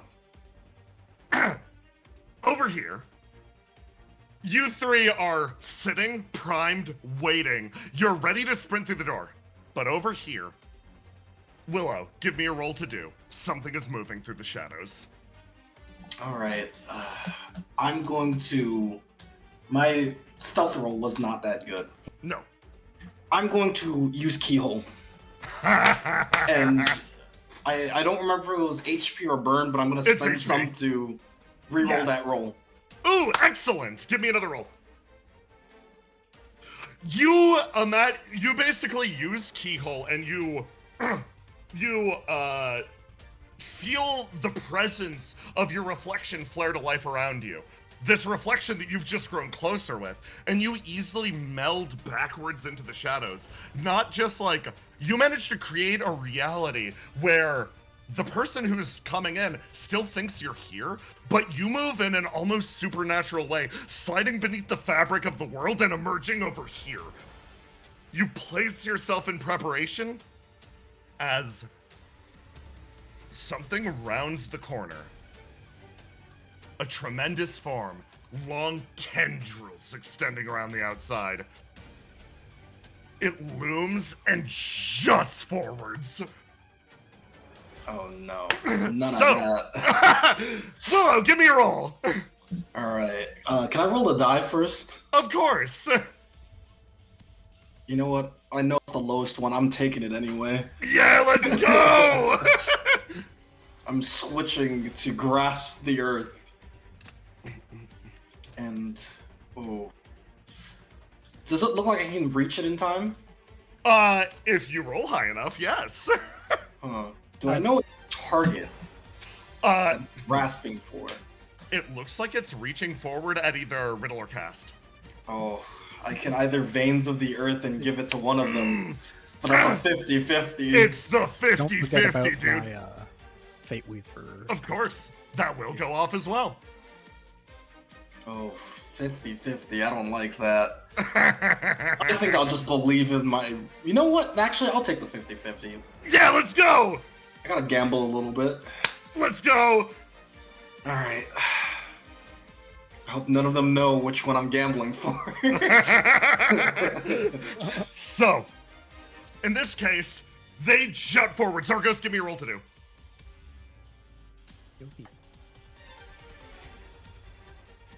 Holy shit! Okay, that's really good. And you feel like basically this attack against you. Hold on, I'm gonna. Okay, so this attack, the line flies out and binds inwards, dragging in, and like they move a little more slowly, and the tendrils actually stop an inch close. They're gonna try to grab. They go for cast. I'm gonna pass the veins of the earth to cast. Yeah, you got the 50-50! Okay. So they, for that roll, I am actually going to drop their swing, which is going to give you a pretty substantial advantage here. They roll really high, but Veins of the Earth goes through, and Cass is gonna roll defense. Plus, let me grab this, plus we get to math at this, plus their own reflection. Does that beat the 31? That is... No, it does not! They jump forwards and even with Grasp the Earth, dive on them and just immediately ensnare them, collapsing downwards to a singular point. Okay, so, at this point, they are engaged in the middle of all of you. Back over here, oh boy. You three are up at the gate. Breach is actually going to turn around and go, may I? Yeah, go. By the way, so, Yeah. we're here. Are we supposed to expect the door to open already? Yeah, it should be any second now. Okay, I'll wait just a little bit longer. Okay. I'm gonna tick this down one. And Breach is going to turn around and attempt to encompass this area in a large dome. Riddle feels the Riddle's still in the ESP circle and it's like, Cast, don't worry. If you need to get away, just use the ESP circle.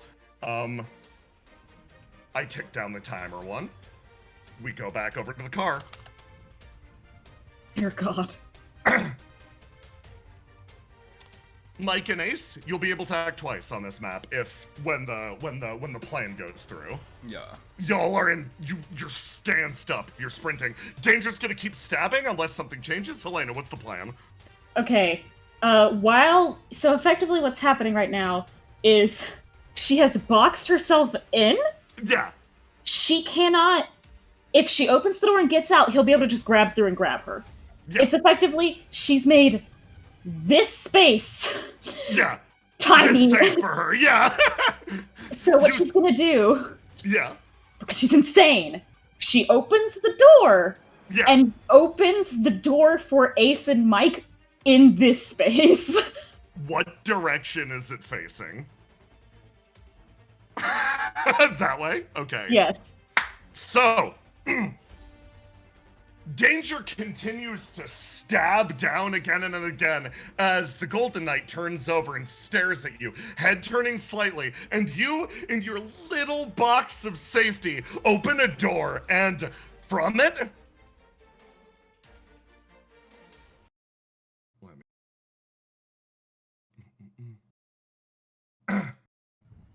Let's do something like this.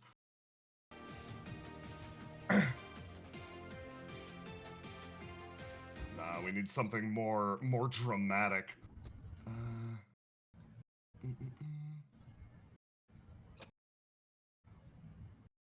There isn't enough space for both Mike and Ace to exit this direction into her.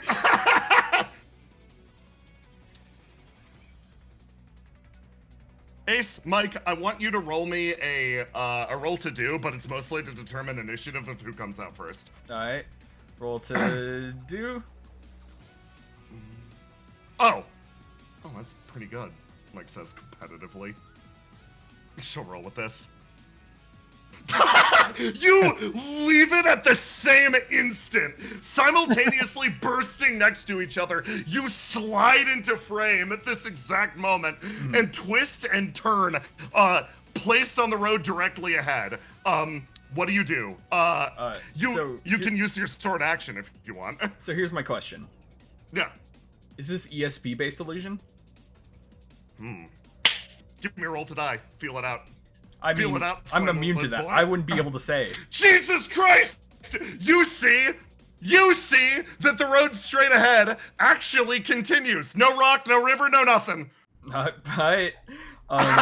So what Ace is going to do, he's going to look back at the truck, see Gold Knight, look at the road ahead of him, and he's going to just look at Mike and say, look, I kind of have bigger fish to fry right now. Can you handle this situation? Yeah, Helena is just screaming, go, go, go, go, go! So what I'm going to do, Jay, yes. So I'm going to ask you a question as a GM. What would be faster, using multiple versions of my 5 cost ability or using one of my 50 cost abilities? 50 cost for a sprint, 5 for a marathon. Would a marathon get me there faster? A marathon would get you there faster over the longer term. A sprint would let you jump ahead like a map or two. So I'd say it's up to you. You know that the distance to Fuse City is great. A sprint would get you there faster if you repeatedly sprint and find ways to refuel your flame.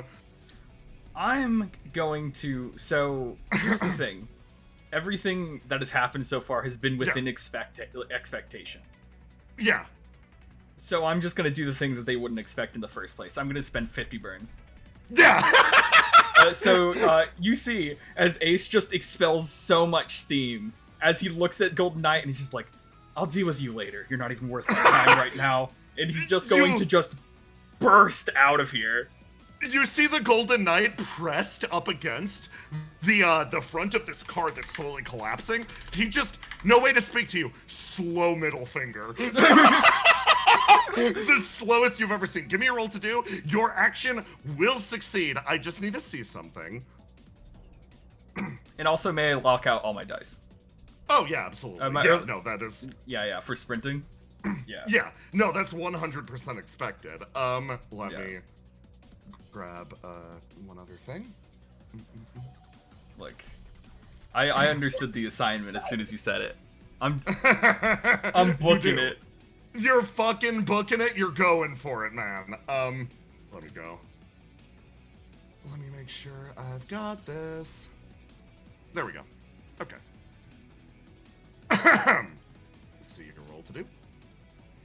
That is fucking awesome. So Ace, tell me how you make your body move like this as flame explodes out of your body. You know, like a steam engine, right?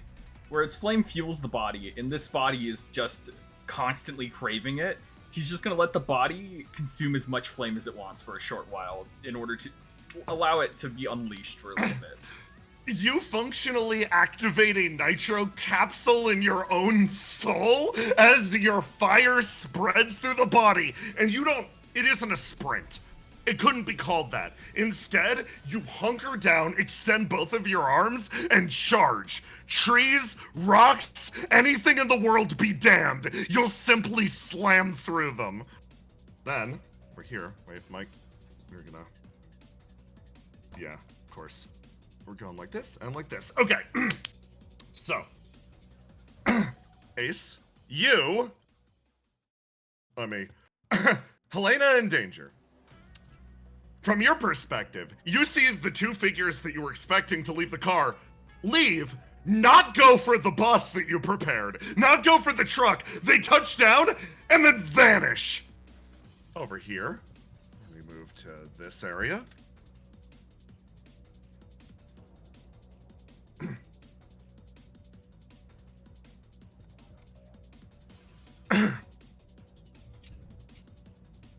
Ace, you end your charge here, leaving literally a burning path back behind you. And next to you, let me grab something.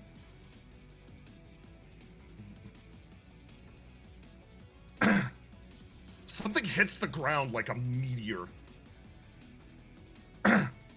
Flame also licks around its outside as something touches down, and then you watch the cosmic flame lick back, and you see Mike is keeping pace, long burning wings extended. She starts to move and actually sort of smile at you, waving lightly, and then she keeps running. God, not Ace? fair.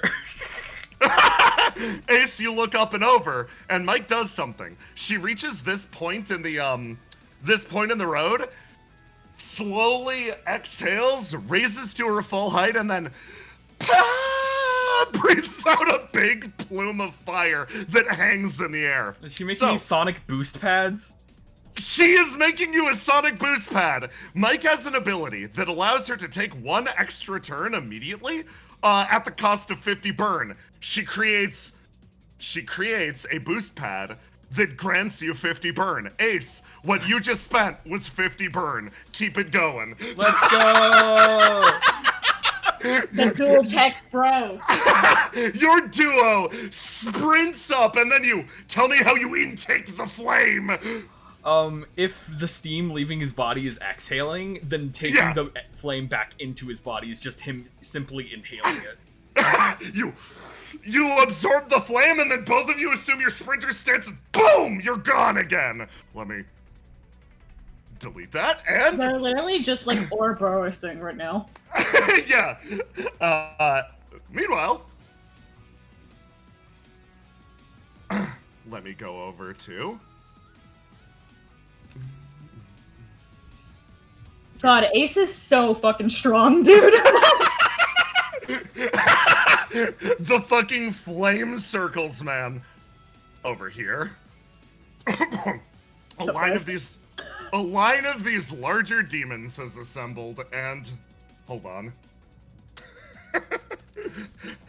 It'd be fucked up of me if I didn't do this for you. Let me grab it. Before I was like, oh yeah, and then you rush into the scene. But no, let me give you a truck that Basil's driving. Yeah. You get to do what you want with the truck. We're the Fast and the I love- Furious. I love this episode being girls with acrylic nails pedaling to the metal and rusty trucks. In the most rusted truck you've seen in your life, your duo catches up in the truck, and you see these figures that are creating this circle around the tower, and they're all chanting and preparing to send them down, to send the tower down to heck. Basil, what's the plan? We're gonna Tokyo drift and skid into place so that I can get out of the car. You give me a roll to do, for quality. For quality. For quality. Let's see. Drift. I saw it coming. Yeah, you simply throw the car sideways and it moves into place between the two of them.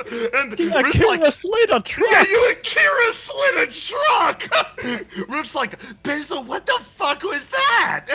Yeah, I really don't want to take my time with this one. So, you think you can handle one of them?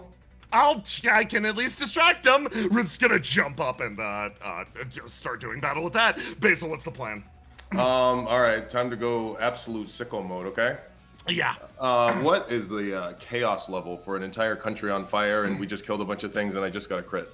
So normally it would be somewhat quiet because this area, you know the default chaos level of your fields. This is the place that you tended to the sheep. These giant things are in the way of the pasture. Normally 0 chaos, but given the circumstances, you are at chaos level 4. Okay. That's with the crit? With the crit, yes. Okay. So Basil is going to look at Kali in her passenger seat, and she's going to smile, and she's going to say, "You've got the day off, okay?" And then she's going to get out. And she's going to unwrap the bandaging that was protecting her arm because she's been fighting with one arm for the past couple of fights. Oh yeah. So what I'm going to do is this is a reflectionless fight. Although my reflection is here. Yeah, your reflection is here and watching. Yes. So I want her to see this. That's why I bring her Oh, on. of course. I'm going to use my ESP. Ooh, and excellent. what I'm going to do is I'm going to embody an ideal. What ideal are you choosing to embody in this moment, Basil?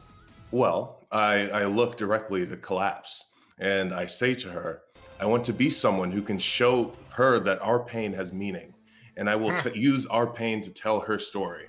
And Basil is going to jam 4 fingers kind of into her neck. Yeah. And she's going to mutate. Good thing Pam's not here, right? Yeah. And inspired by that chitinous form, that chitinous fluid that turns hard, that keeps on surrounding Collapse. Yeah. She's going to start leaking it. Ew, okay. But she has complete control over it. This is her weapon today. Oh. The pain is her weapon. Disgusting. Okay, Basil. You start to leak that liquid. It starts to spread across the ground, like touching down. In terms of control, you won't be able to shape it or do anything similar, but you are now coated in it. Use it as if it were a poison. Perfect. I'm going to, because I get to succeed on whatever action I take right directly after that, I'm going to let it slide down my arm and claw through this mummy. You punch your arm into this thing, and you watch as the liquid starts to spread throughout it, and it starts to lock up its various joints, becoming one with its form, almost calcifying, and you notice that its legs aren't moving as much anymore. So long as you keep moving and feeding this thing parts of your flame, you'll be able to keep moving. If you ever stop, aka if you run out of health, this new shape that you've given form to will lock you up and you will be unable to move. You look over at Callie, a person buried so deep in this chitinous mass that she was only able to struggle free. 2 words. So I just won't die. It's that simple. Also, I'm going to lock out my red so that I can act again. Oh, excellent. Okay. Gotta go fast. Yeah. And I'm going to direct a second attack at this guy over here. Ooh. So, Ooh, excellent. So you're you would be functionally igniting in this case to turn this I'm into igniting an that AoE. success. Yes, and turning it into an AoE of lovely. sticky ichor. Oh, okay. So yeah, I'll give you this one for an ignite. That works. Yeah. So you tell me how you extend the attack. I told Ruth to just take out one, so that was the plan. Yeah. So to extend the attack, she actually uses that fluid that's flowing now from her neck, and lets it slide down her arms, and she kind of Spider-Man whips over to this one. You attached, and you walk in, and you start to spread this ichor across it, and you watch as it almost plague-like begins to move its way through this person's body. Let me. And these two figures. I didn't have to do that. And these two figures sort of like redirect their focus over in your direction. And that is where we'll go back to the Ciallan village.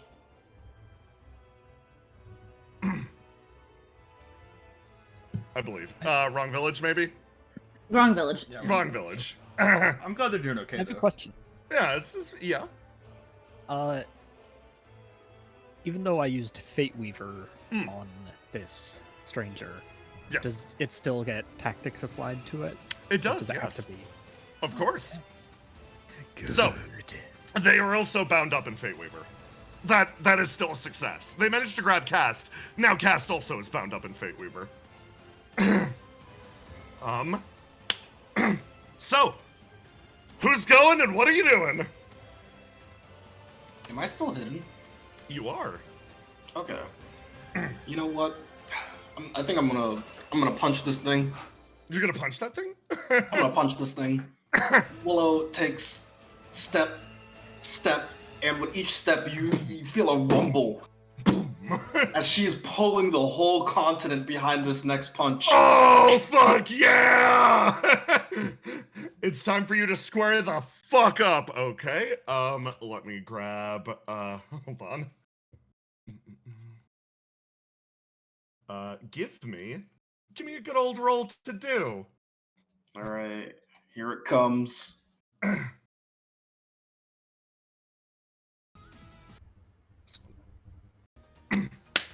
23, okay.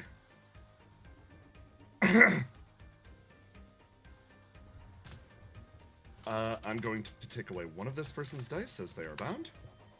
Okay!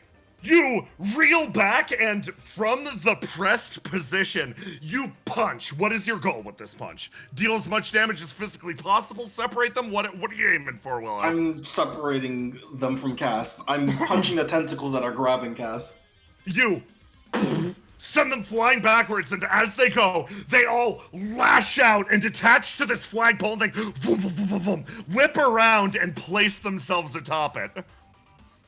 They almost perch there, and the flagpole bends back, and two tentacles go back, and then they fly forwards again. They're currently in midair. Argos, you have a chance to act if you want, or you could simply take the moment. Is it still bound by Fate Weaver at all? It is, yes. It's moving, so you notice that most of it, its more humanoid limbs are bound up by the ropes you created. The tentacles are what's moving it right now. Okay. There are so fucking many of them, dude. Okay, well, I guess the thing to do here is summon a hard light spear. Ooh. And I'm just going to point it right at this thing as it's coming at us. Okay. Give me a roll to do. You jut it forwards as this would be boom! It flies past and lands on you. The two of you are now entwined. Riddle looks around and actually is gonna Riddle's gonna do the smart thing. Look over to Willow and Argos and be like, I'm getting Cast through the door. Grabs Cast and boom. shove. Riddle's like, Circuit, you good? Follow me. Okay. Oh, fuck, I got a plan. Oh. Circuit, you three are going to move over this way. Breach looks over to Riddle and is like, do you want me to keep it here? No, we need you with us. I trust Willow and Argos implicitly. She says, as Argos is getting mauled by this thing. Yeah. You guys are gonna, okay, go through the door.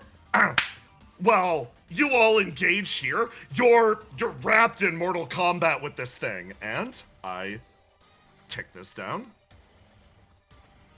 as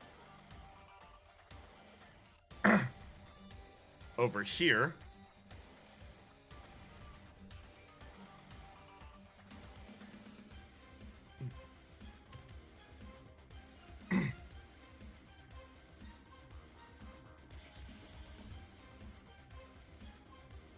This contingent of the Esper Corps does battle with a relentless wave of demonic forces. They're barely holding out here as the bushes start to shake, and from it, someone bursts through, rushing onto the scene.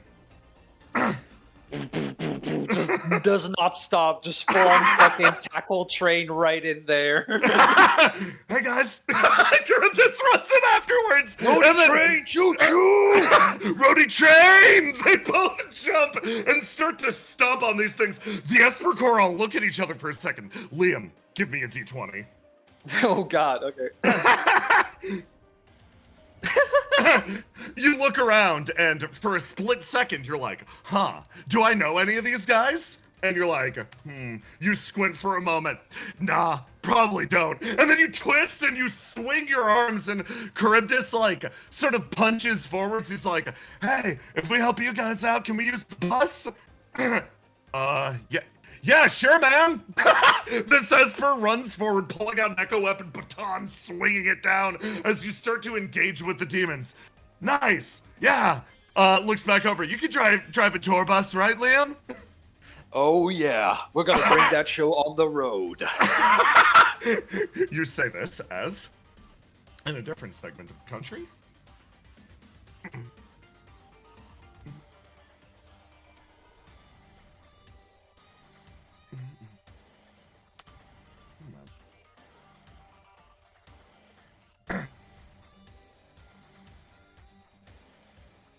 Over here, a line of encroaching demons presses in on a group of civilians. It seems like this large crevasse simply opened up in the middle of the Ciallan countryside. As the fire spread, it seems like there is even subterranean damage moving throughout the country.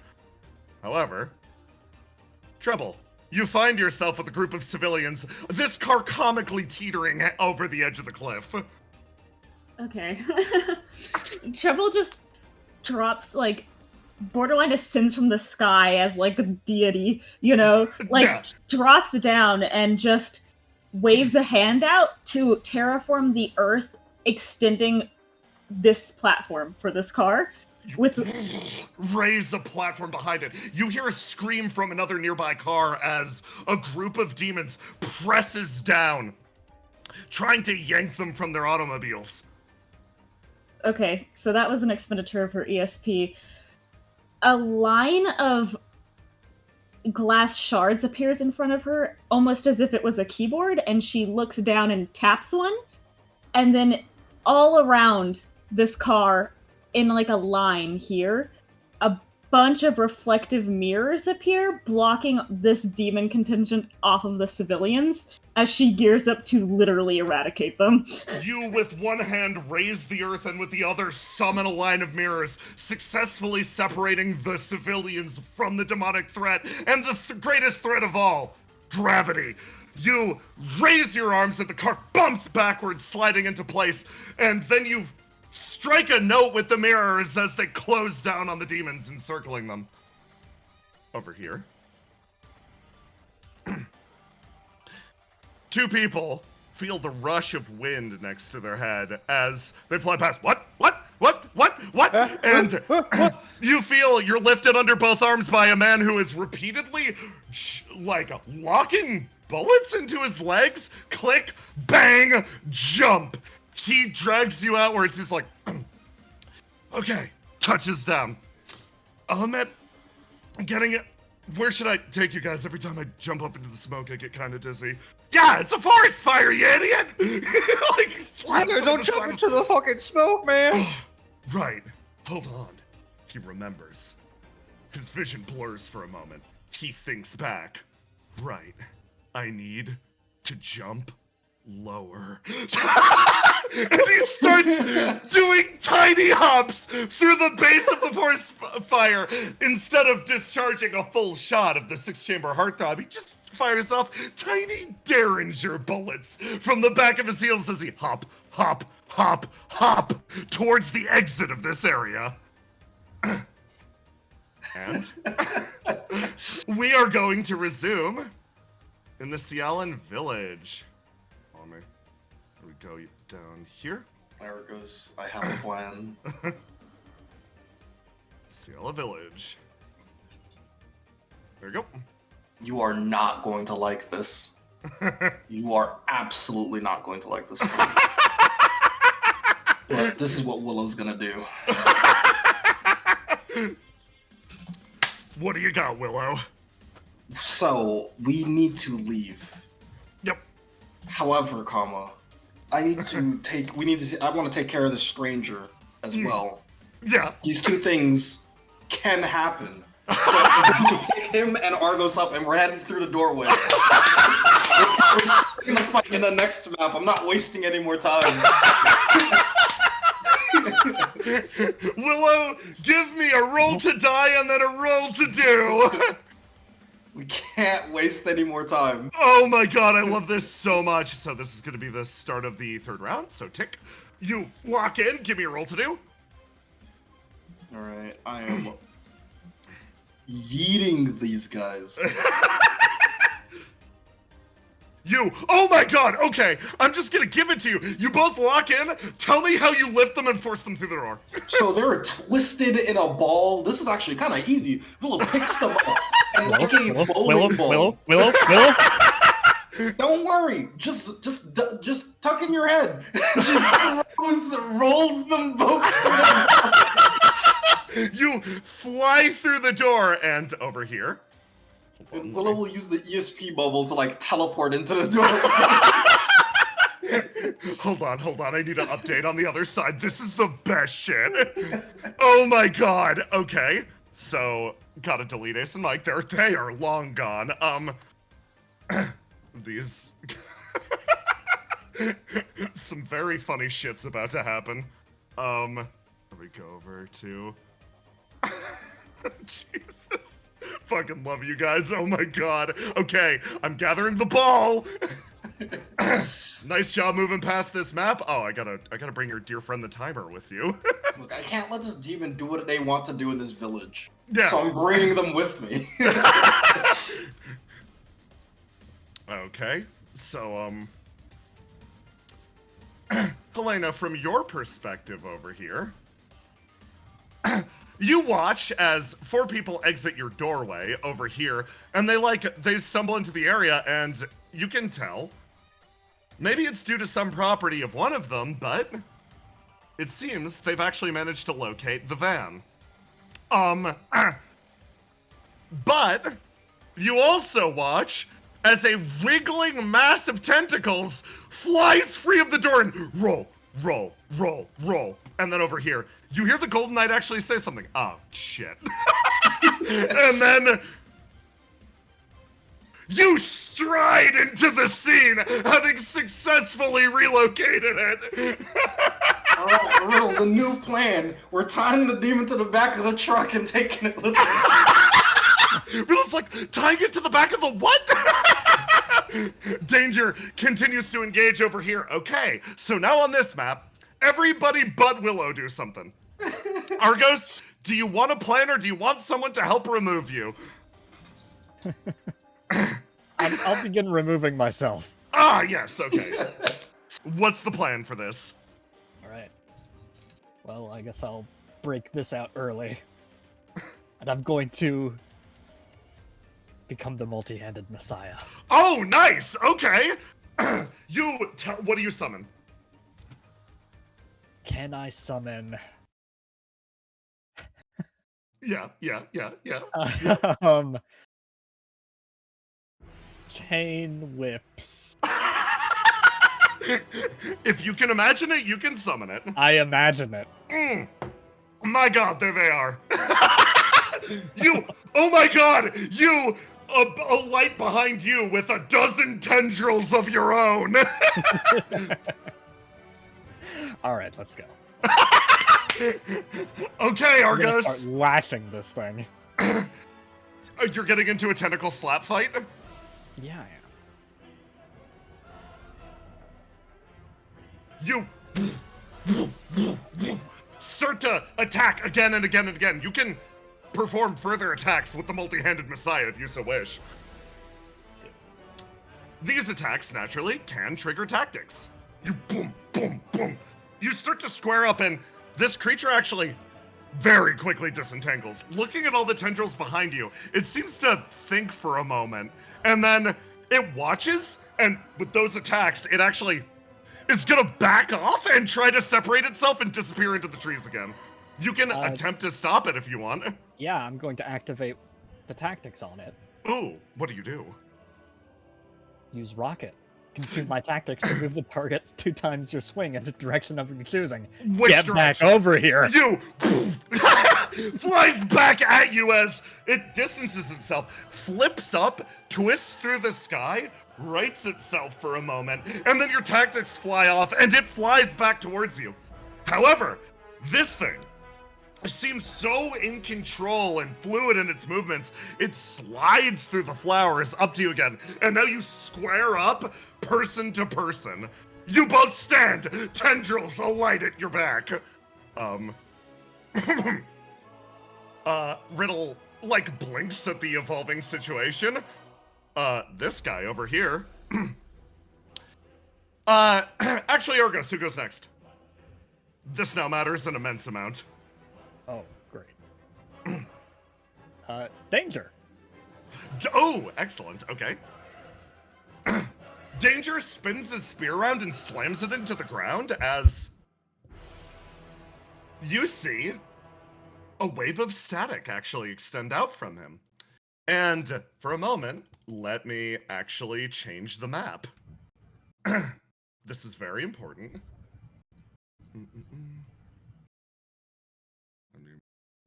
To here? Oh, it doesn't go to the bottom of the map. That's weird. You notice you're in an entirely different, unexpected area of the woods.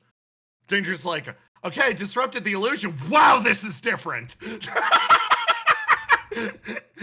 He twists. You guys to drive. Riddle's gonna jump in the bus and be like, Helena! Hold on! Hold on. She'll dispel her doors so that she dispel can the leave. doors. Okay, you dispel the doors. Let's do Oh, and I'm gonna put myself in a box that he cannot touch me in. Oh god, I'm in a box. Oh god, I'm stuck in a box. Are you? You got so much fight music. You just get used to it. Okay. So, the situation's evolved slightly. It seems like the illusion has been dispelled, and your path forward is clear. Danger did remove it. Helena, your car has been stabbed a lot by Danger himself, trying to get you out of it. The windshield is mostly gone. It is still drivable if you want to move it. Sweet convertible. She calls it, she goes, I can drive this one, just keep going. Danger is going to hop through the windshield that he carved apart and sit down next to you. Thanks, man. Somebody else in the car. No, that was really quick thinking. Badass of you. He peeks over your shoulder and looks at Willow and Argo squaring up with the demon like, whoa, cool. Breach is like, I'm gonna make sure everybody gets on the car. Good luck. She salutes, and Cast is gonna look back at the demon. The demon looks at Cast very clearly, and they're gonna, Cast is going to. Okay. Do this. They start to tie, they start to tie handkerchiefs together, one after the other, and, they quickly form a long rope, and they jump up, land on top of the car, twirl once, and then they're going to throw the line of handkerchiefs to the both of you, Willow and Argos. Oh, thank you. They sort of smile for when the car starts moving. Time to keep up, Argos. I hope you've been keeping up with your training. Breach is gonna move onto the car. Circuit I'm going to place on the car as well. Everyone will now begin to drive. So, Riddle's gonna floor it. She throws herself behind the wheel and immediately guns it as hard as physically possible. And it's a bad roll. Wait, you got Riddle to drive? Of course! Riddle's a really good driver, guys. She's a really good driver. She bounces through the woods. She's like, okay. And you feel, and the demon jumps back behind you. Helena, give me a roll to drive. So the demon's heading that way, right? Yeah. Cool. I kick it in reverse. I kick it in reverse, and I'm gonna go around like this. Awesome. Because they were just trying to kidnap me. I'm not gonna go towards the demon, and Casey turns around. Fantastic. Give me a roll to do. Okay.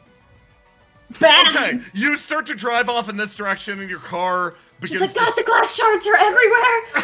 Oh my God! I'd say they're in my eyes, but they wouldn't hurt my eyes because they're synthetic. You yell as you almost see something, and then you hear a crunch as. Again, you feel someone stop the car with his hand and eases to a halt. They just like, ah! Oh no. He just starts screaming. Elsewhere, I'm gonna need a roll from Mike and Ace. Whoa. Let me grab you. Yeah. You aren't here anymore, but I need me to.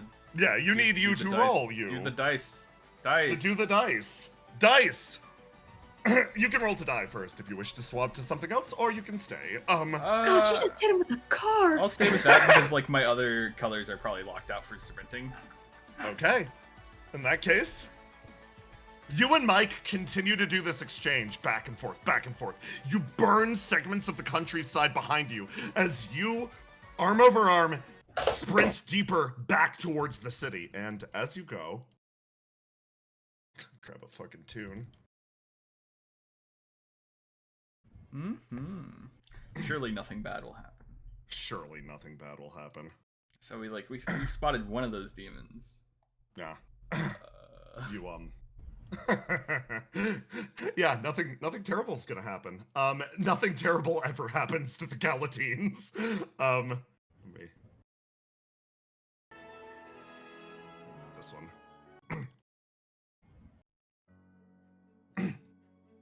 You move your way down the highway, and eventually, you pull free of Cialla's dense woodlands and reach the highway home. The pair of you reaches this actually stable segment of the road. Mike repeatedly making these long careening flights, touching down next to you, giving you another boost, and you continuing on arm over arm. You begin your charge again, and then every instinct in your body sparks to stop. Give me a roll to do. Yes! Okay. Real shit's about to happen, I think. Real shit is indeed about to happen. Ace, you charge forwards. Fires traveling behind you again. One long inhale. And your eyes manage to keep up with what's happening. You track, somehow against the wind force, you're able to maintain eye contact, maintain consciousness. Honestly, this level of speed can and would knock a normal person out, but for you, this is the pace that you can move at. But you see something on the road in front of you. Legs carefully crossed, almost in perfect calm, blade braced across it. As you sprint past, all they do is raise their blade and simply allow the force to connect with you, full clotheslining you as they whirl around and pin you to the ground. You pause in the middle of the road, face to face with the figure ahead. Oh god, so you lived? Yeah, checks out. They whirled the sword around, and then a voice rasps from inside.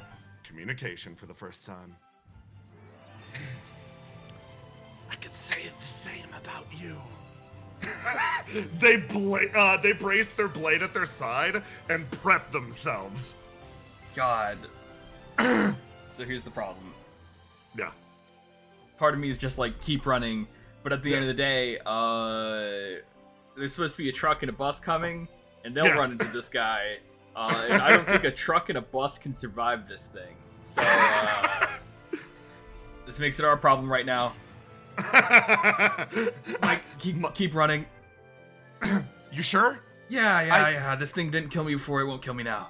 Okay, good luck. Mike's expression lights up, and... Mike's gonna roll something.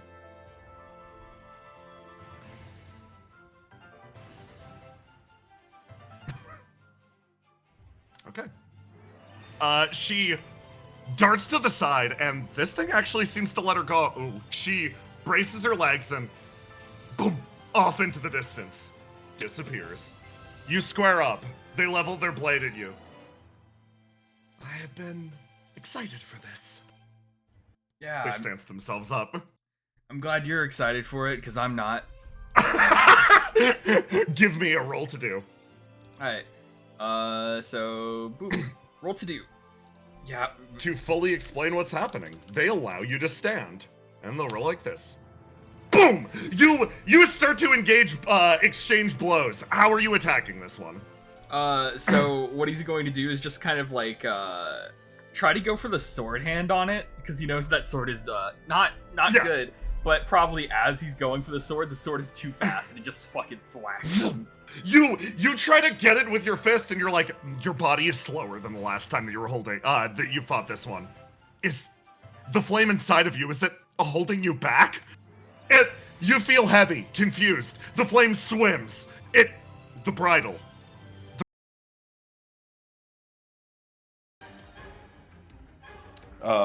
Jay, before you do, can I specify a tactical thing that I was doing in the last time?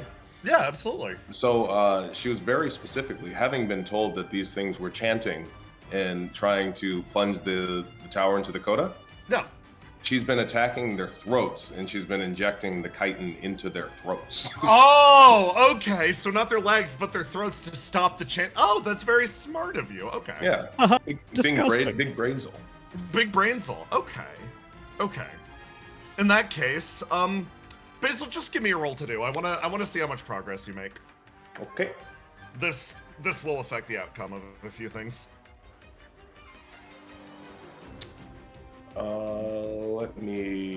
I can unlock my attribute now, right? You can roll to die, yes. You get one roll to die, you can unlock that attribute. You cannot lock in, I can't lock in red until, until after Exactly. this. Okay, so I will roll to die. I will become pink. I will fix that This. attribute. Ruth just whack.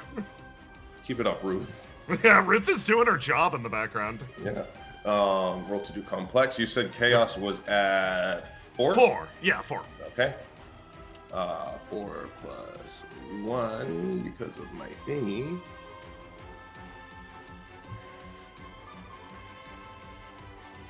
Oh, sorry. I messed up the complex. No, it's fine.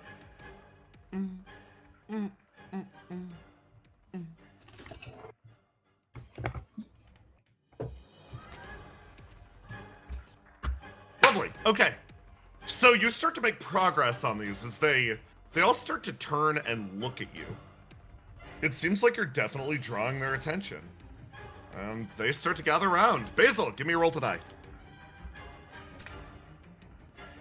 This will be you this. Okay, and this. Okay. Okay. So, the two look at each other, and indeed, their chanting seems to be blocked. You're silencing them for a moment. And this one places their hands together, and you feel like something is being locally targeted on your location. You feel heavy for a moment in your body. Ugh! Lurches downwards as this one sweeps an arm up and grips you in one of its hands. It lifts you, and you start to feel space distort around your figure. It feels like they're about to send you away. I use one voice. Yeah. I reject them. You reject that? Okay! So, tell me how this goes. As soon as she feels some other influence trying to direct her life, she simply says no.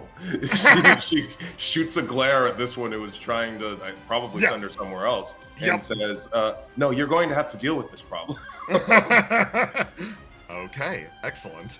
In that case, one more roll to die. Okay, roll 20. You want to let me roll some dice? That'd be great. And I will switch.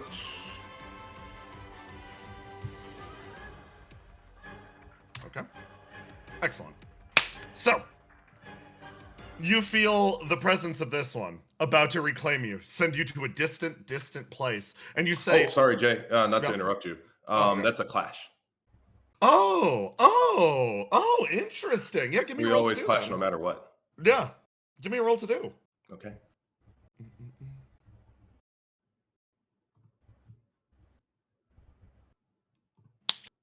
The anticipation.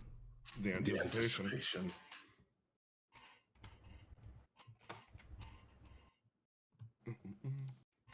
You'll love to see it. So, they are going to use the Edict of Chains on you. That 30, I'm going to put it above your head. There we go. You say no. Suddenly you feel something coagulate in your blood. Something spreads through your body. Heavy, heavy, heavy, heavy. They smile at you. The smiles grow wider. You tell them no. You pick yourself up.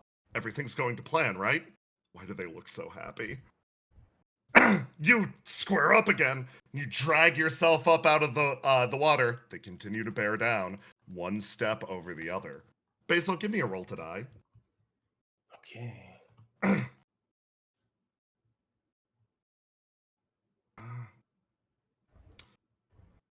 You feel like their target has changed. They're looking at you now. Anyway. Elsewhere. What does that mean? Anyway, elsewhere. We catch up with... Let me grab this.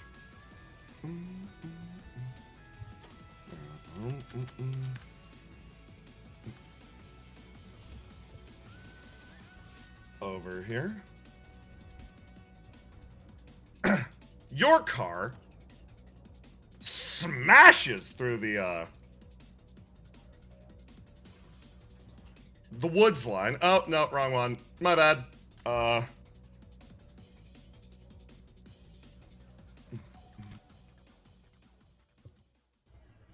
Boom!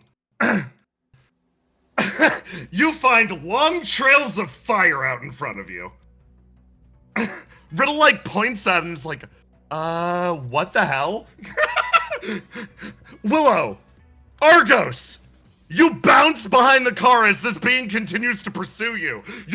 You're functionally like flooding on the back of this. You're riding the waves and you're keeping on. Cast is doing something to manipulate long wires within the handkerchiefs to bounce you in the air up above the rocks each time. They sort of smile at you, Argos. Argos, you're trying to maintain balance. The fact that the stranger can keep up with the car is horrifying. This is going to be a battle where you all progress, driving straight down this highway. Ah, right, I forgot our good dear friend.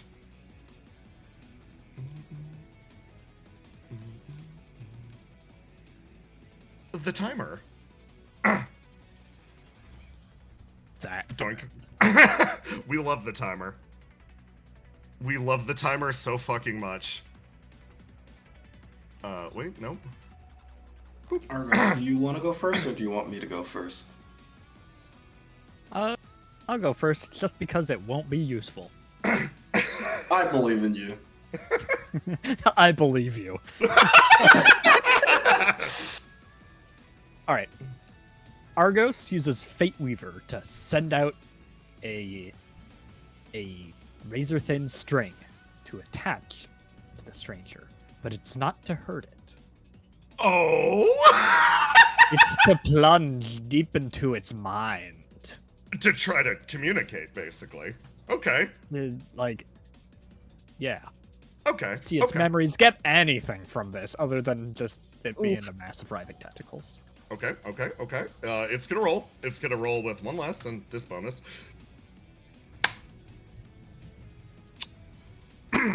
Rama, give him a factoid. Hey, you no longer understand anything about yourself, and you can't understand your inner world at all. It jumps ahead.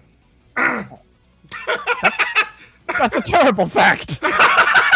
Everything about the world and you and how you understand yourself disappears, and you become a black void. This one seems to have picked up the fact that you got something from it, and it pulls itself backwards a little bit at the exact moment.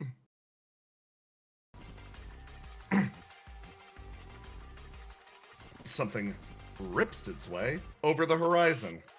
Oh no. It places itself in the middle of your little group, rises up to its full height, and you see a form towering above you. Ah, my music broke. Give me a sec. I heard it.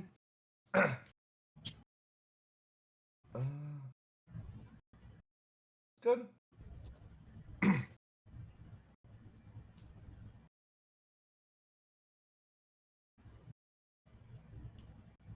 Everyone in chat like Hatsune Miku. Hatsune kill you? Rises up to its full height and Also, people in chat saying stuff want to put on a shirt. Shut up. it moves in and towers over your van. You feel everyone inside turn their attention towards it as this figure sweeps one long arm down next to you and then brings it up in an attack meant to obliterate your van. You look at it in all of its majesty, towering before you. A shape that seems to distort space around it. An alignment of different elements. An alliance between the Court of Instrumentality and the Court of Compulsion. A newly, freshly minted demon just for this mission. It towers above you. Its form solidifying. The stranger gives you a little bit of distance, Argos, pulling back slightly. The rest of you, you have time to act. What do you do? Okay. It's trying to grab or punch the It's trying to punch the van. All right. Man, the Rangers are gonna kill me. I'm gonna deploy the beetle. Yeah! Intercept. Willow, give me a roll to do! You fly in front and you intercept it, catching it on the bottom side of the beetle. You manage to almost offset its frame as it seems to solidify. You whirl around and turn to face the creature. Riddle looks at all of you and is like, I am going to floor it. She'll roll, and I add 2d6 from her driving bonus. The car skates away down the road, this being in pursuit. Stranger keeping up from the bushes. Argos, you can tell, moving alongside of you, almost like you make eye contact for a second, then it and everyone in here, Cast sees that they're going to continue bearing down on you and is going to attempt to raise up fireworks to scare everyone away. Cast, give it a go. Okay. Breach actually climbs up on the back as well, allowing her coat to flow in the fucking wind. She stays poised. She raises both of her hands and gets ready to counter should they try anything. Circuit.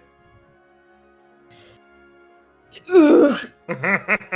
Circuit goes, I should stay in here, right? I shouldn't go out and try to fight? So long as you maintain comms, we can still keep up with people. Do you want to help me drive? Yeah. I can help you drive.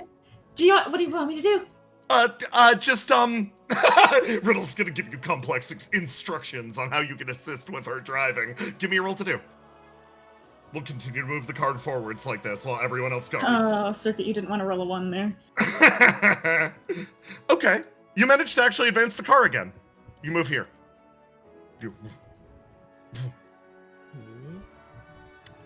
In this case, something fun's gonna happen. This being back here raises its hands to its face and then lets out a scream. Everyone up here, give me rolls to die. Sorry, Circuit and Riddle are fine, actually. 21? Okay. Jesus Christ, Argos!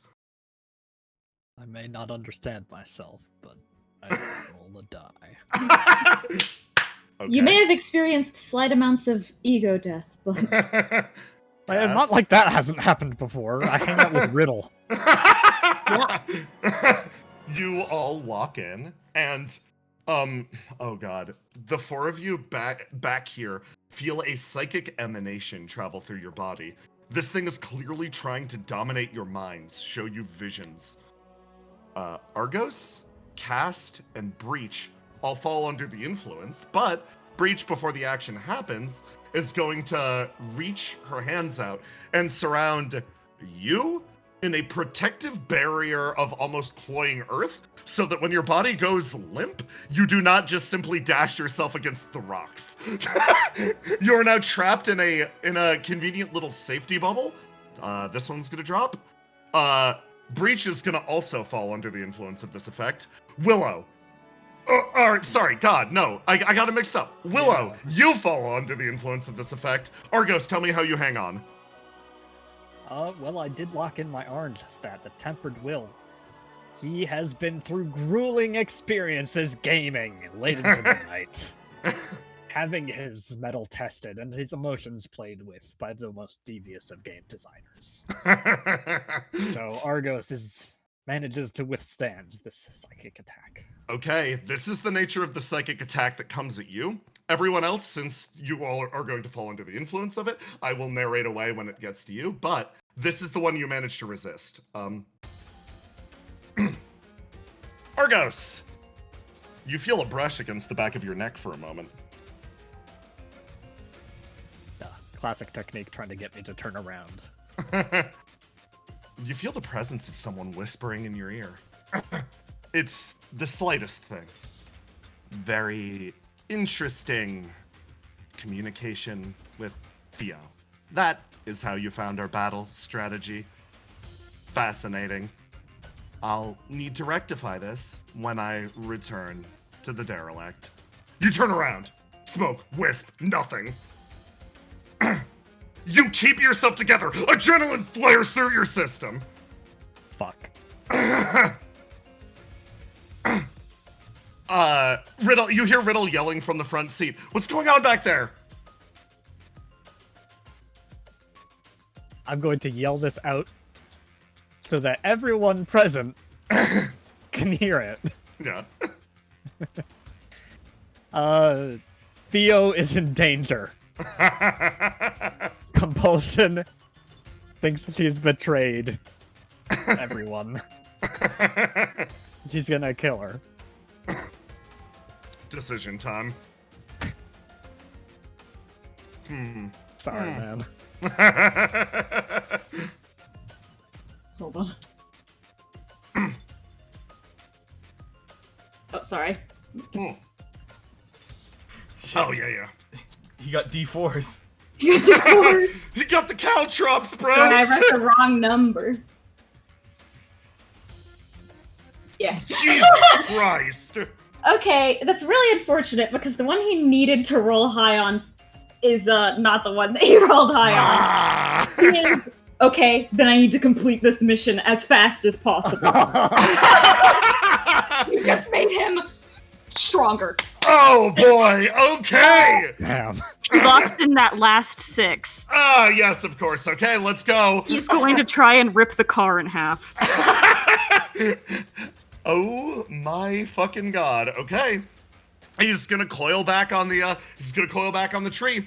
That's gonna happen next turn. Dear sweet Jesus. Riddle up front is like, she thinks, okay. She's like, Argos, exact wording. What did she say? I'll repeat the exact wording. Nice! You hear Riddle starting to calculate in the front of the car, and she's like, okay, then we're driving faster. Her expression lights up. Circuit, you see the most manic smile spread over Riddle's face, and she's like, said when I get back to the derelict, huh? We just have to make sure she never makes it back, right? Yeah, we're just gonna kill her. We just gotta kill her. Argos, you feel something ignite within single-handed savior as Riddle says this. It is an almost electric sense that spreads throughout your body. Oh, right. On some level, Riddle was always like this. The car jolts forward and bounces once, you all leaping into the air.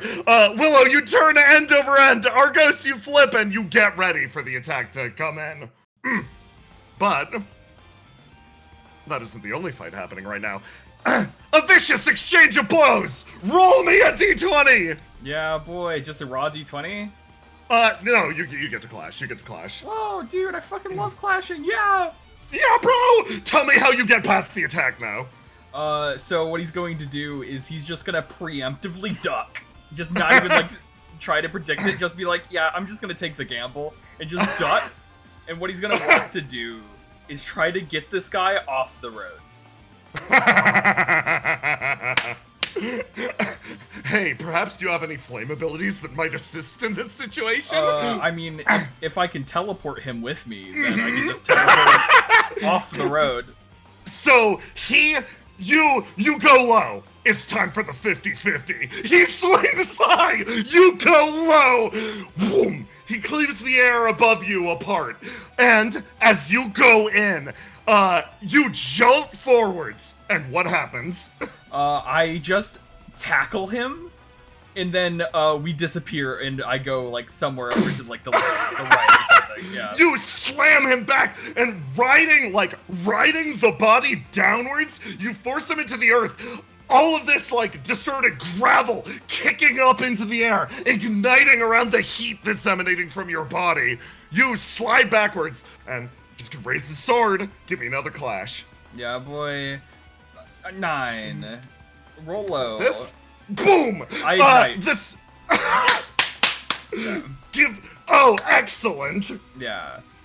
You feel the flame burst to the surface. Are you going to spend some of your flame in order to make this perhaps a success? Oh yeah, I can do that. Fuck. Oh. Yeah, You got some resources? When my computer died, my character sheet Oh, with all yeah, my yeah. abilities and stuff. That's like a 15 to like. It's a add 15 D6 cost, to it. yep. Yeah. Yeah. And then it like adds 5 if I do it again, so I can just like Uh-huh. 6. Mm-hmm. 6. There we go. Boom! Tell me how you blow this off. So the flame kind of building up in his body as the sword comes down. He just kind of touches the sword and it kind of expels out of his fingertip to just kind of blow it to the side. you managed to like it. Everything happens in slow motion. There's so much action, violence around you right now. You are moving like a hurricane. But this one moment, you can tell this person is a true artisan with their blade. And as they swing it up at you, all it takes is a single motion to deflect a blade so carefully aimed into a non-threatening area. You ping! Almost a resonance travels through the air itself. The leaves on the trees ripple backwards as the sword boom, flies free of his hand, and he slides back and braces his body against it, catching it. You manage to successfully deflect the attack. The course is clear. I roll for someone else. She will make more progress. Actually, no. She's gonna take 50 burn and push it again. Good. Mike ascends to the absolute height that she can reach, and in midair activates her ESP. Skip one more time.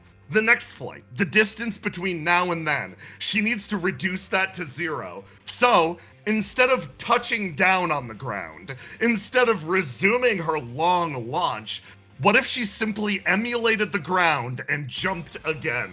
With another leap, a comet ascends to the heavens. Everyone in the surrounding Cialla area watching this whizzing firework reach the skies and streak towards Fuse City.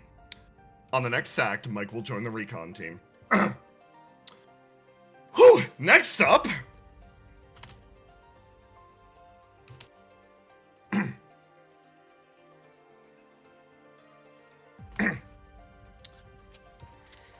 Basil, they want you. They want me good. They want you. They're aimed at you. The tower is no longer necessary. They're gonna start to reach down. Give me a roll to die. That means I did my job. Just gonna do that. Okay. This one reaches down and slowly extends a hand, and you feel your blood start to almost boil, and from your body, a chain explodes out and lashes you to the ground, and an attack that you should be able to dodge instead connects with you. That will be a solid 7 damage as you roll backwards and, like, pick yourself up. Ruth, I think I got their attention. Good job! Ruth is gonna... Let's go! Ruth over here swings the Sword of Hope around, wheels it onto her back, and then she does something that, frankly, she shouldn't be able to do, as she forces her entire upper back upwards, almost bracing it against the bottom of the sword. She manages to catch it in the ground, and instead of using the sword itself, she uses the earth that's being disrupted by the Sword of Hope to send a cascade upwards, almost as an uppercut, colliding with this thing's jawline and sending it backwards. It's going to raise both of its hands, and it's also going to use the Edict of Chains on her as she... Oh god, that feels gross. What the hell? And then, Basil. Give me a... Tell me, what's your next action? What's the plan? The next action is those chitinous, I guess, daggers that she's planted in their throats. She's going to spew the ichor back at them so that they reconnect. And she's going to pull them down to rip their throats out. You're gonna yank them together almost while ripping their throats out. Give me a roll to do. Okay. Thank you for that 20, Ruth. Yes. We love chaos in this house. We love chaos. We love chaos. That gives us the maximum. Chaos versus the first one. This will simply be this. Okay, you get a hit on one of them, and the next will be a clash.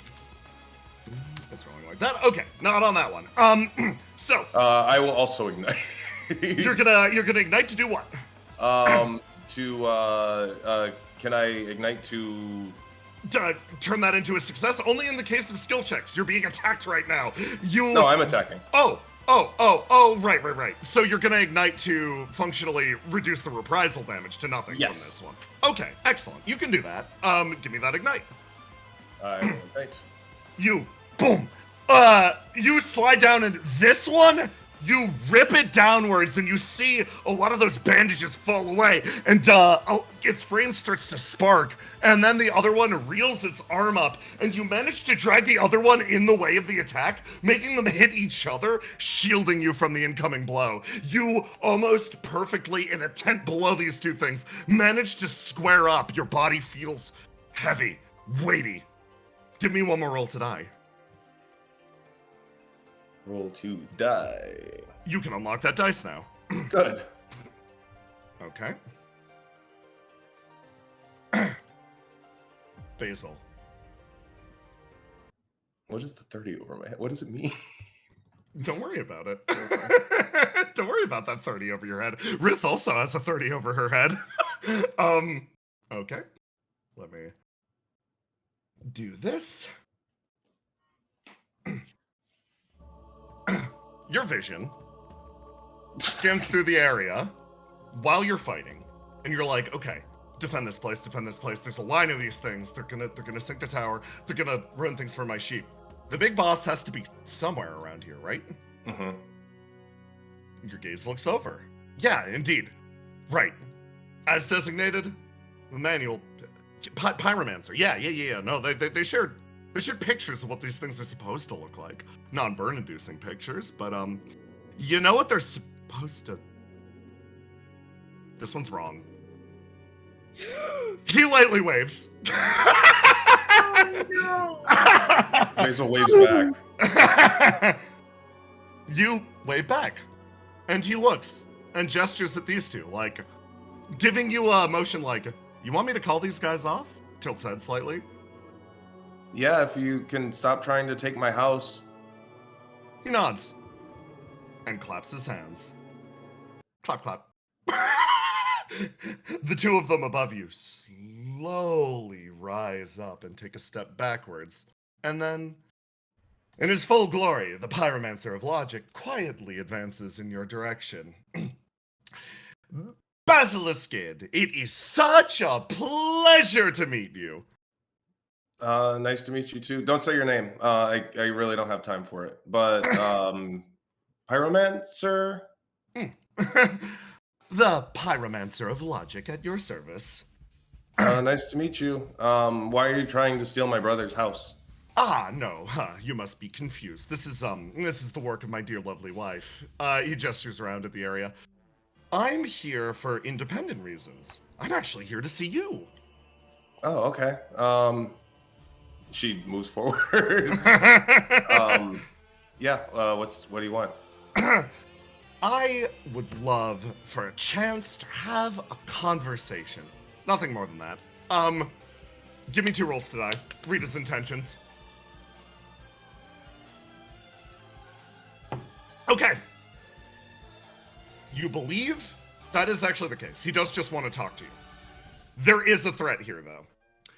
You get the feeling that the pyromancer of logic, at least right now, based on what you know about him, the Mad Bomber, you can tell that this man's form is not his actual physical form. Likely it's some sort of projection over a demon. A demon that contains a hideous amount of explosives. Uh-huh. Violent action against this man, at least in this context, will probably cause an Okay. Well, I only have conversations with people in person. Oh, really? Yeah. So, let's make this a parlay. I think that's the word. you tell your wife, if you can. Well, I assume you have that kind of relationship with your wife that you can tell her to leave my brother's house alone. I can, at the very least, yes, I can buy you some time. My wife is currently working in stages, let's just say. She is occupied here, presently leading the demonic assault, but she is also currently down in the throne room speaking to the queen. I've got to find the right one to talk to, he says, scratching the back of his neck. Right, no, I believe I could do that. Okay. You only and leave my friend alone, and my brother, and his boyfriend. And then you'll talk to me? And then I'll talk to you. Lovely. I'm going to forward a location to you. Please meet me there. We can meet in person. Okay, sounds good. And Excellent. Basil's going to step away past these mummies, and she's going to go on her comms. Yeah. And she's going to be like, hey guys, I'm going to go have a talk with the Pyromancer of Logic. Everything's handled here. Jesus Christ! All the figures freeze. They stop and simply stand at attention. They simply wait. The Pyromancer of Logic takes a step backwards, bows to you, and then you can tell, he's leaving this body here. But he does forward you a location. It's nearby in the Ciallan countryside. You could reach it by car if you want. Yeah, I got a car. got a car? Basil motions over to Ruth. That's a bomb? That guy's a bomb? That guy's a bomb? Yeah, that guy's a bomb. Oh, shit, she hops Probably back. a big bomb, because he's like a big cartoon villain, so... Right. She like climbs into the rear of the truck and it's like, so what's the plan, Basil? Well, our mission here was to stop them from plunging the tower into the Coda, right? Yeah. So we did that. Right. I am making an executive decision based on the test that Argos gave everybody except for me because we're dating. I have access to knowledge that everybody else doesn't have. Sorry, I need a sec. Go on. I have access to new knowledge, and I'm going to, for the betterment of this mission, she's like doing the math in her head. Yeah. Go talk to them. Okay. I'll back you up. Am I allowed to come? Am I allowed to come? I don't see why not. Okay. We should probably load up that bomb though. I don't want it going off here. Right. So we want to bring it away from the house? Yeah. Try right. Okay. Do you want me to like go pick it up? I can do it if you're not comfortable. No, whatever. Let's go. This is weird. Thank you for coming. No, it's fine. You've done a lot for me lately. She lightly steps around the base of the gigantic demon's like, so fucking weird. Reaches over, picks up this Pyromancer of Logic, and walks his happy ass over to your truck and puts him in, and she's like, Basil? Mm-hmm. This is the craziest shit I've ever done. That's high praise since you've died. Yeah, seriously. Is he like, pokes him. He's like completely non-communicative now. He's literally just a bomb now. Okay. He's probably listening, so I wouldn't tell any lies, but okay. I wouldn't lie anyway. I don't know who would lie, she says, looking down at the Pyromancer of Logic's body, which now rests in the bed of your truck. You fire up the car. The engine turns over. And you drive off into Cialla. Elsewhere. Listen, stupid listen. This is what I wanted more than anything. I'm so happy. I know this is what you wanted. I gave you what you wanted. You did. Thank you. Elsewhere.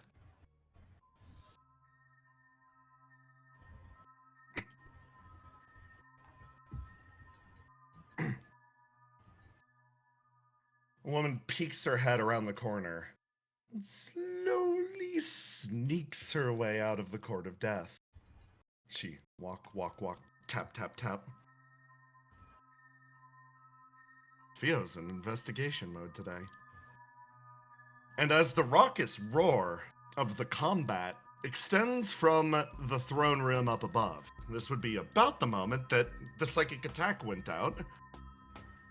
Theo creeps her way in, attempting to maybe get some information on compulsion that might assist the current situation.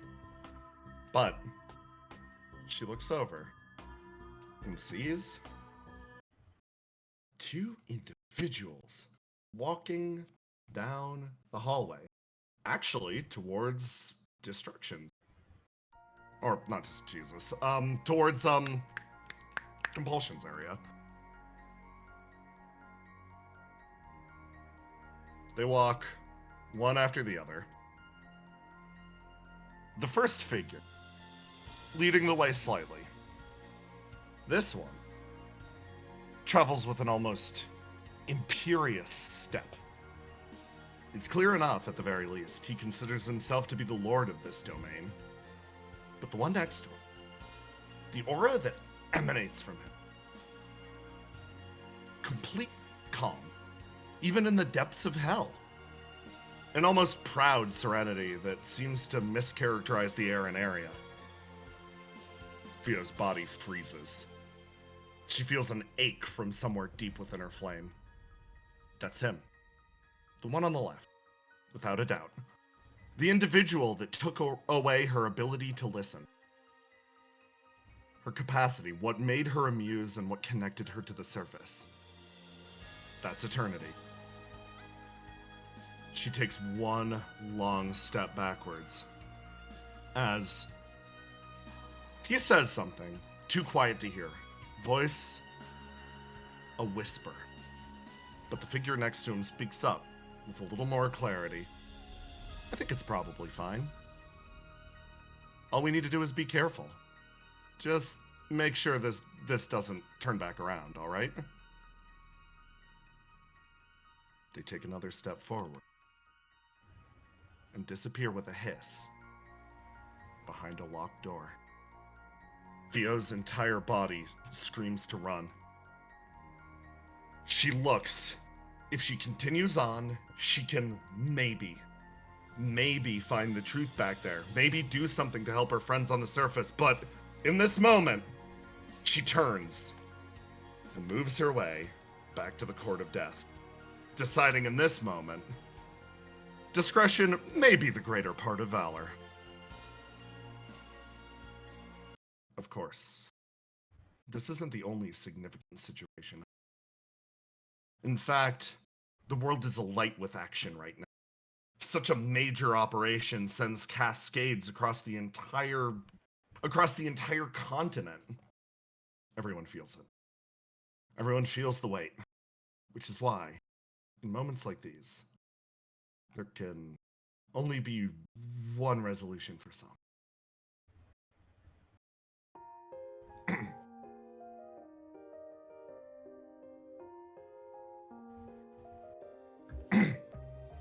In a distant swamp, a boat lightly travels. It bounces across the way, moving through the swamp, setting aside lily pads, etc. All right, now, the next step is we are going to simply fish. She quietly looks down at her fishing rod. How did this happen? She reflects on the last few days. Discovered in the swamp. Brought over to the Wisp family. Immediately inducted as, quote, a new adoptee. She is now engaging in the art known as fishing. It's honestly not that difficult. All you need to do is put bait on the end of the line and cast it in. All your worries will melt away. There's nothing to stress out about. I know you were probably terrified, trying to survive in the swamp out there. After all you have is... He motions down, pointing to a nearby firearm. I am not letting go of my firearm, if that is your game. I have no game beyond wanting you to fish. The brother down here says. The brother on the end of the boat speaks up. Hey, if we wanted to take your firearm, then we would just have taken it. Yes, it would have been rather simple for us. After all, we're far more equipped for the dangers of the swamp than you are. How rude, first of all. Second of all, I am here to become equipped for the dangers of the swamp. I suppose. That's why you gotta fish. Yeah, that's why you need to fish. Yeah. The ocean is God's cornucopia? Feast. Feast! Right, one last part of the ritual. He reaches down and puts something on his head. Doink. Alright, yeah, safety equipment. Puts on the hat. And then both of them simultaneously. Doink! Sits with her tiny fishing hat on and starts to cast the line into the water, one after the other. She'll roll for this once. She throws the fishing rod into the swamp. Hand on shoulder. You have much to learn. That was the worst job I think I've ever seen. You see, from the shore.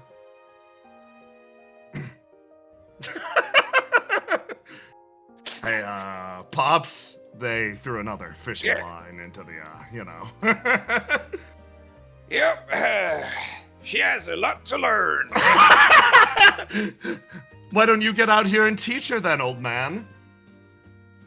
Oh, excuse me. I'm not the one who get her on the boat to tell her to go fishing. I was just like, teach her the ropes and whatever. We You are use teaching fucking her the spears ropes. and whatnot. We are teaching her the ropes. By the way, get the rope and throw it into the water to bring your fishing line back, all right? She starts repeatedly casting the line. Granddad's really angry at us ever since we tried to run away and cross the ocean.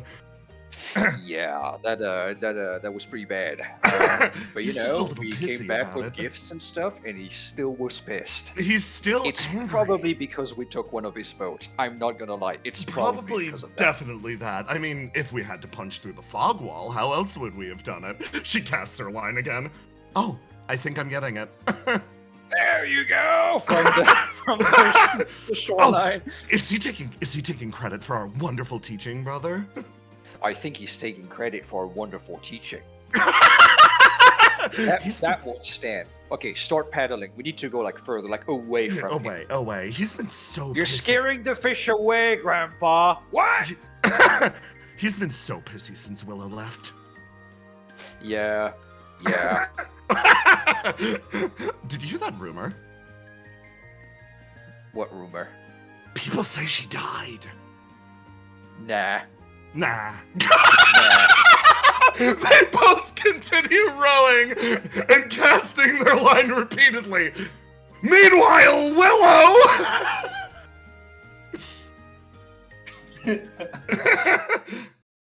Cold. It's so cold where you are. It's so cold. A theme, grab a theme. Let's go, yeah.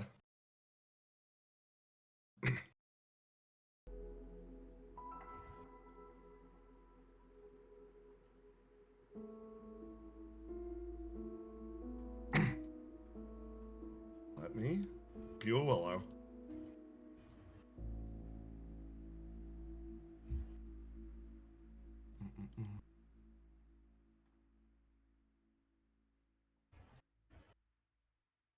Your body sparks and shimmers. You walk through Station 1, one echoing step after the other. Hello? You let out a call. No one responds. Riddle would know what to do. Where are you? You walk down into Riddle's room. Riddle? And you look over and, yeah, you see her. She's lying there in her bed. Thank goodness. Alright, Riddle. She doesn't seem to respond. She's lying on her back, black tears pooling around the corners of her eyes. Oh no. No. You She starts shaking Riddle. try to shake her. Your body seems to touch her, but nothing happens. You can't do anything. It's like a nightmare, but your flesh seems to pass through hers. This sensation. Right. You died.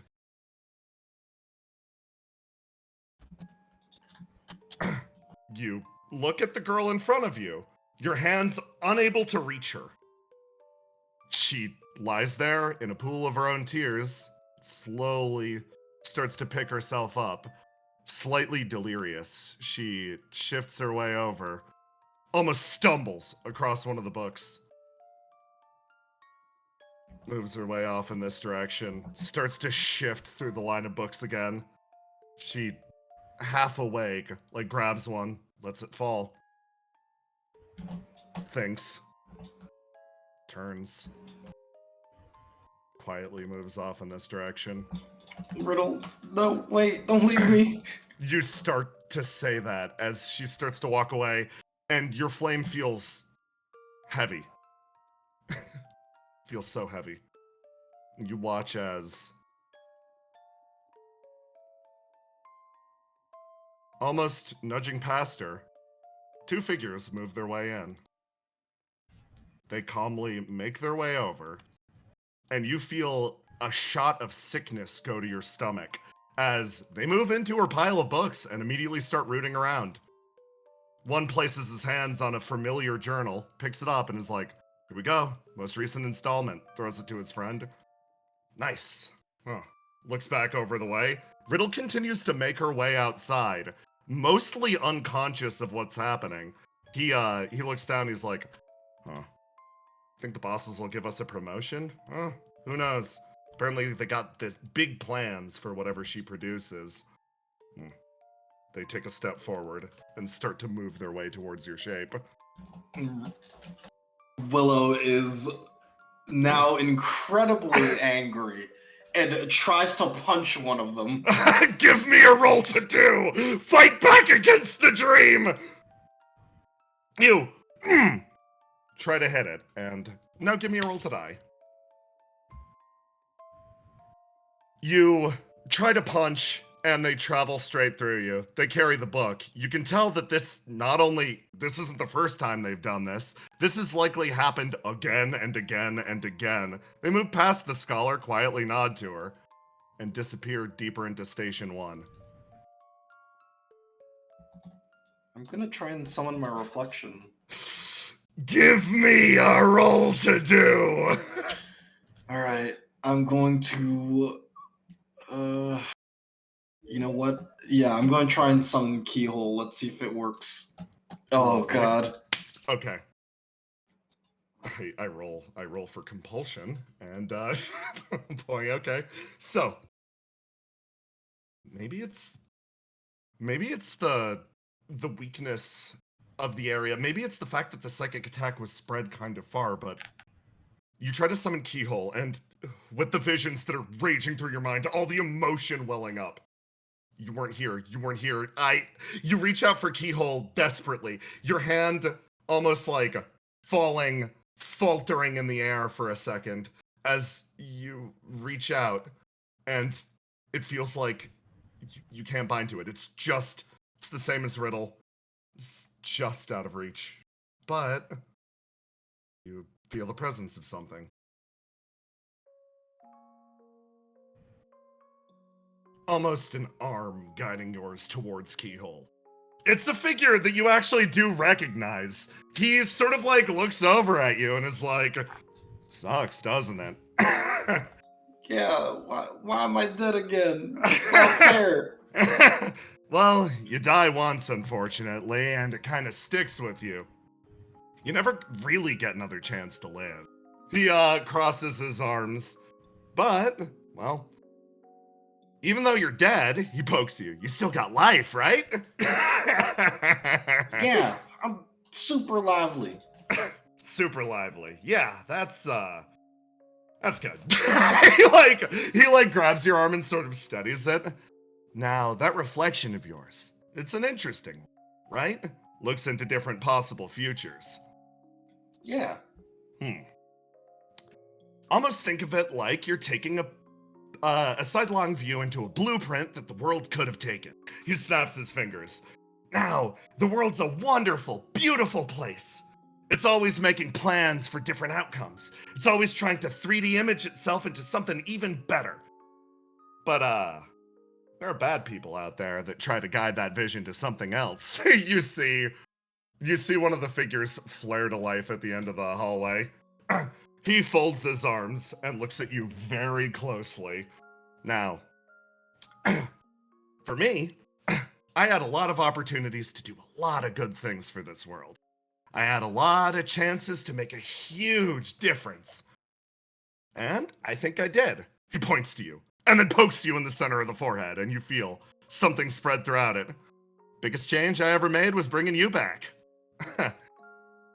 You, you feel a smile from beneath the director's helmet. And you, Willow, you feel your reflection again sort of come to life. Keyhole now properly assuming its place. So, if you don't like this dream, just change it. After all, I think of everyone in the entire world. You're the one that I trust most with that. He points to Keyhole. And then he points to your chest. Alright, it's time to switch up this dream. And I'm gonna try and fuck with the world and change its shape. Give me a roll to do, Willow! Oh my god, another 10. We'd love to see it. Okay. You feel... Let me roll something. You can always try igniting.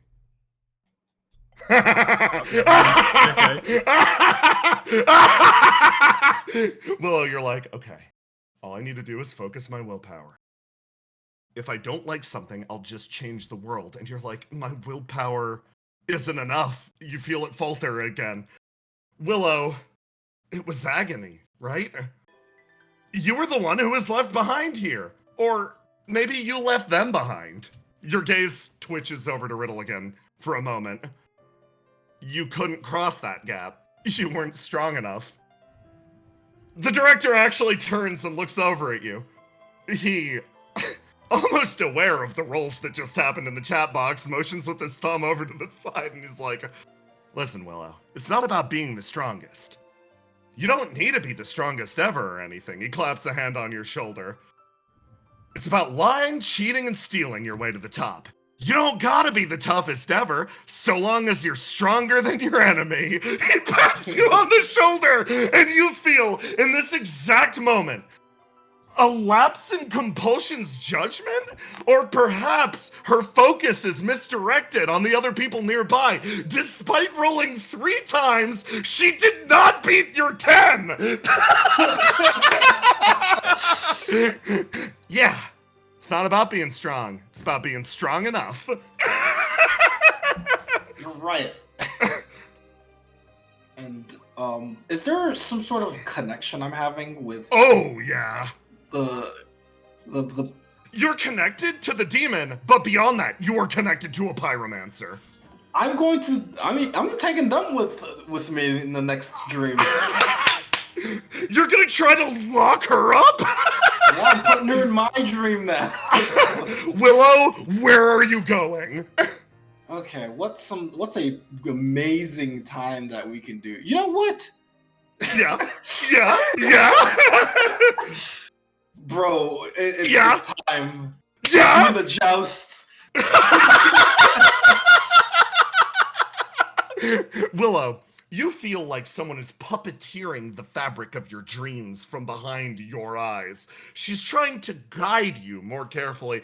She's trying to guide you towards despair. She's trying to make you break. The more she attacks your mind, you can tell she's capable of warping your body. She could literally turn you into a monster. This dream, what you are witnessing right here, right now, was meant to rend your soul apart. And you take this moment and you push back. You push back hard against her mind. You push back to the best of your ability and you recreate the environment. You try, instead of breaking free of the dream, you try to drag her focus to a different location.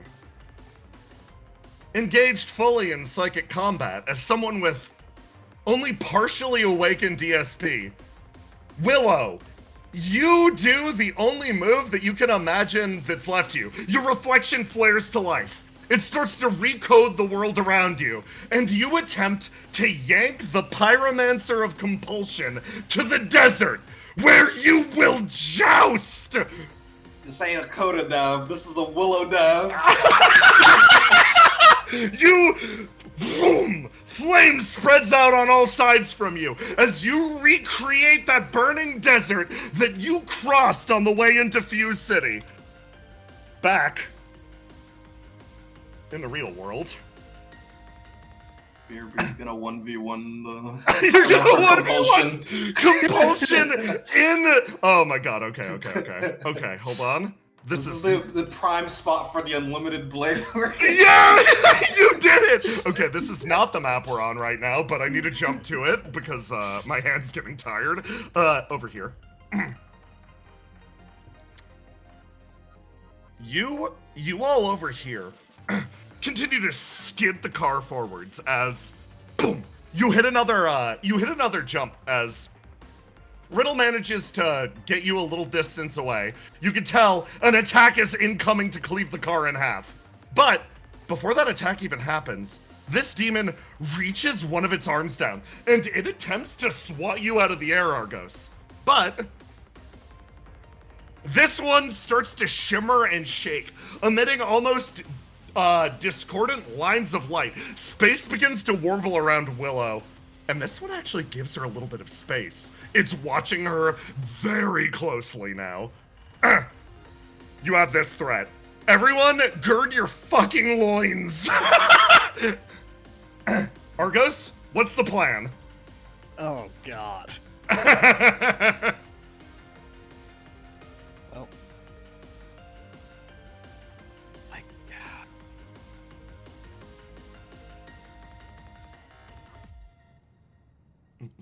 I guess I will just set a conditional with Fate Weaver. Remember, you still have all of your tendrils left. Oh, I do. You can parry attacks with those. Oh, would those go away if I used... I've already used Fate Weaver. So, those hang in the air behind you regardless. You've swapped to Fate Weaver, you're currently using it, but the tendrils still hang behind your back. Okay.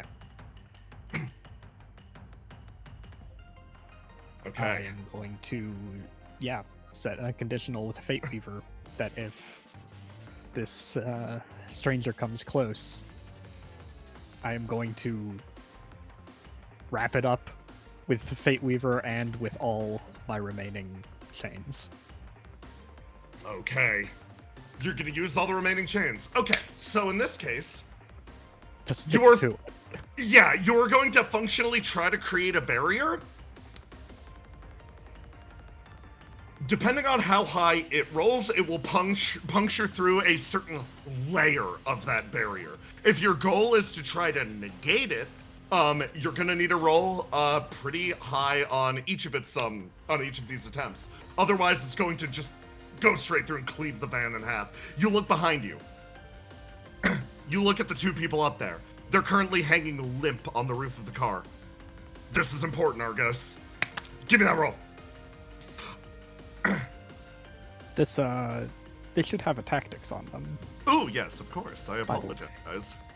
So, which I will just straight up change to drained. Yeah, drained. Yeah, no. In the drained status. Makes sense. All right. Big money. Big money. Not Boom! so big money. It juts forwards as it flies past, and It moves through the Fate Weaver. It moves through the sequence of wires created by Fate Weaver, using its tendrils to like latch around and swing. It moves almost like a fluidly. Perfect through here. Give me the first roll of your lash. Try to prevent it with this. Boom! It's no. It reaches through and gets forward, and you. One of the tendrils behind your back creates a barrier and a wall, and it slams into that and actually stops and has to pivot around. Give me the next line of your lash. That's boom. Oh my god! It touches down on the tree and then whirls, corkscrewing its entire body forwards as you dive to the side and create another X. It hits it and buries both of its tendrils down. Argos, one last roll. It flies backwards, landing on the ground, skidding around. It tries to wheel its way around the front side of the bus as you send your line from Fate Weaver up and over, touching down on the other side. You summon a wall. Your final lash goes out and creates a wall in front of Riddle. Riddle is going to pivot the car with 100% like focus. She swings it around as boom, you guys managed to actually get some distance, and boom! Your truck accelerates down the road, still in hot pursuit with the stranger. It jumps after you. Willow, boom, boom. This one continues to watch. You've cleared this screen. Nice job. I'm going to go over here. Where'd you go? Where'd you go? Where'd you go? Where'd my dear sweet timer go? It's next to the, I go over here. Take this down. Oof, it's getting tight. It's getting kind of tight. Back here.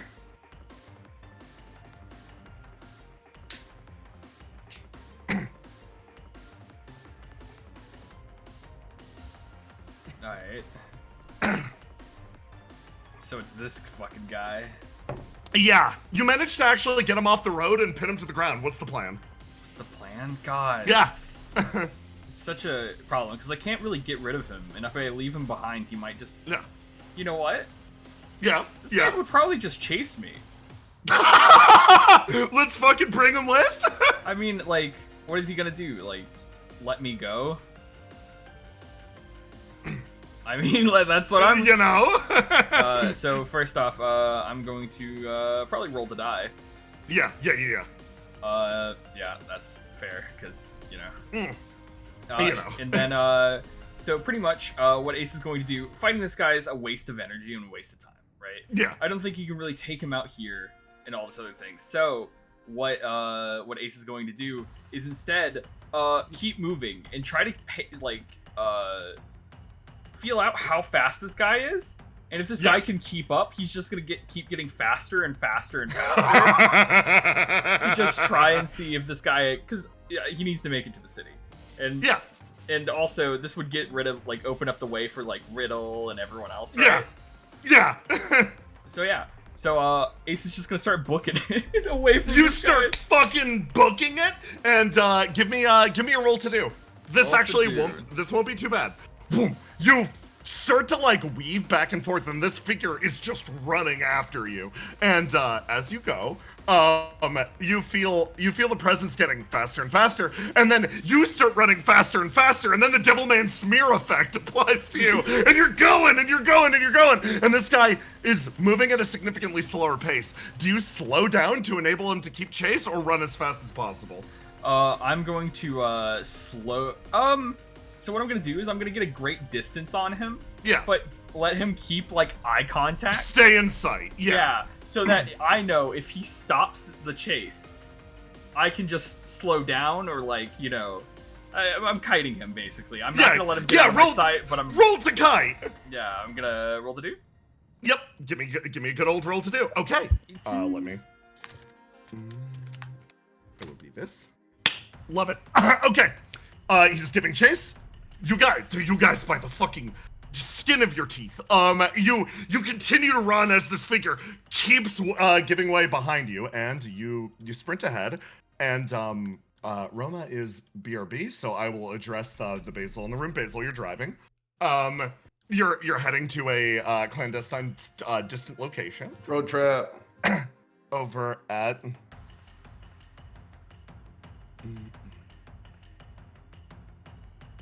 Over at this map. The Basil in the room.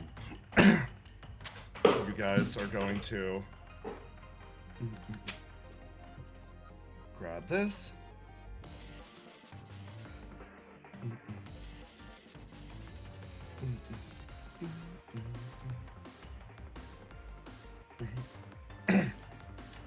Oh, I almost just jump scared you guys. That would have been bad.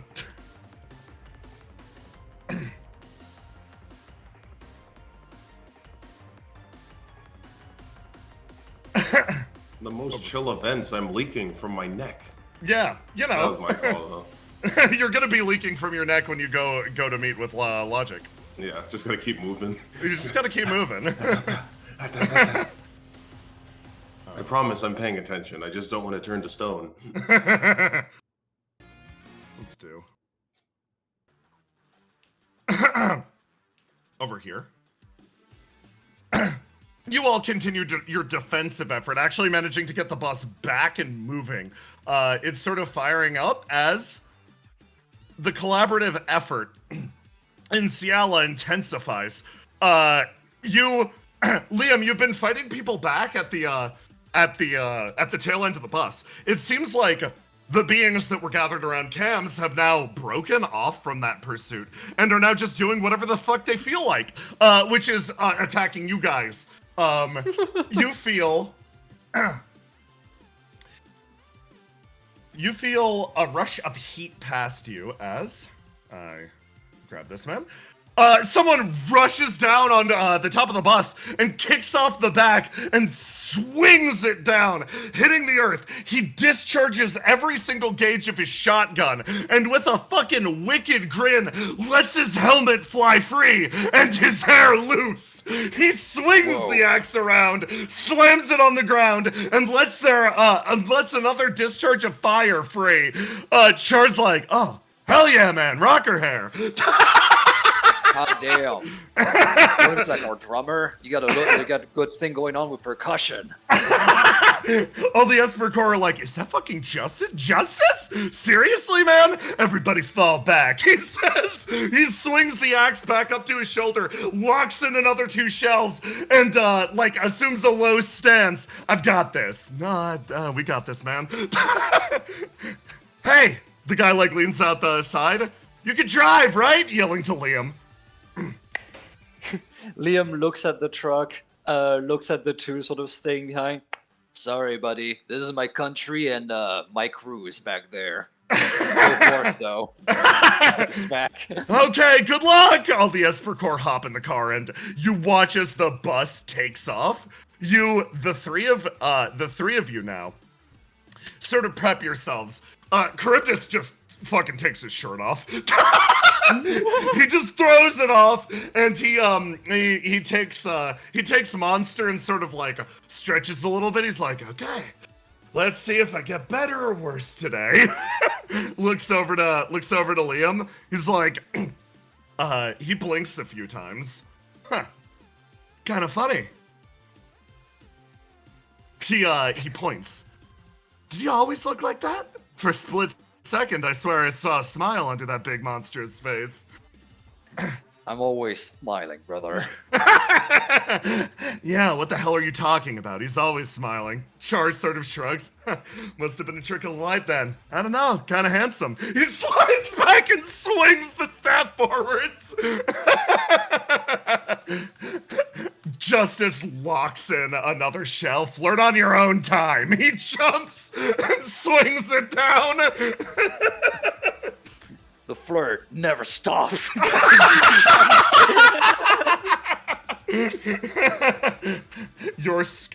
The squad moves in as Trouble. Yes. All the cars over here have been reassembled. And you see a large creature heading in your direction. Let me grab it again. That's not its proper size.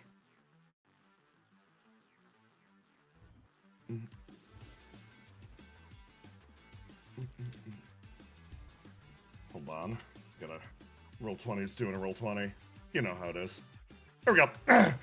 It flies over the environment and honestly, like, radiates a spectacular light. Your own comms flare up. You hear Tetra over the line. That's new. That's new. Hate it. Hate it. Hate it. That's new. Hate it. Interesting. Well, want to collect a sample?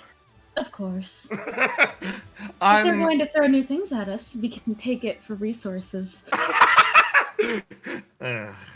You're both horrible like that.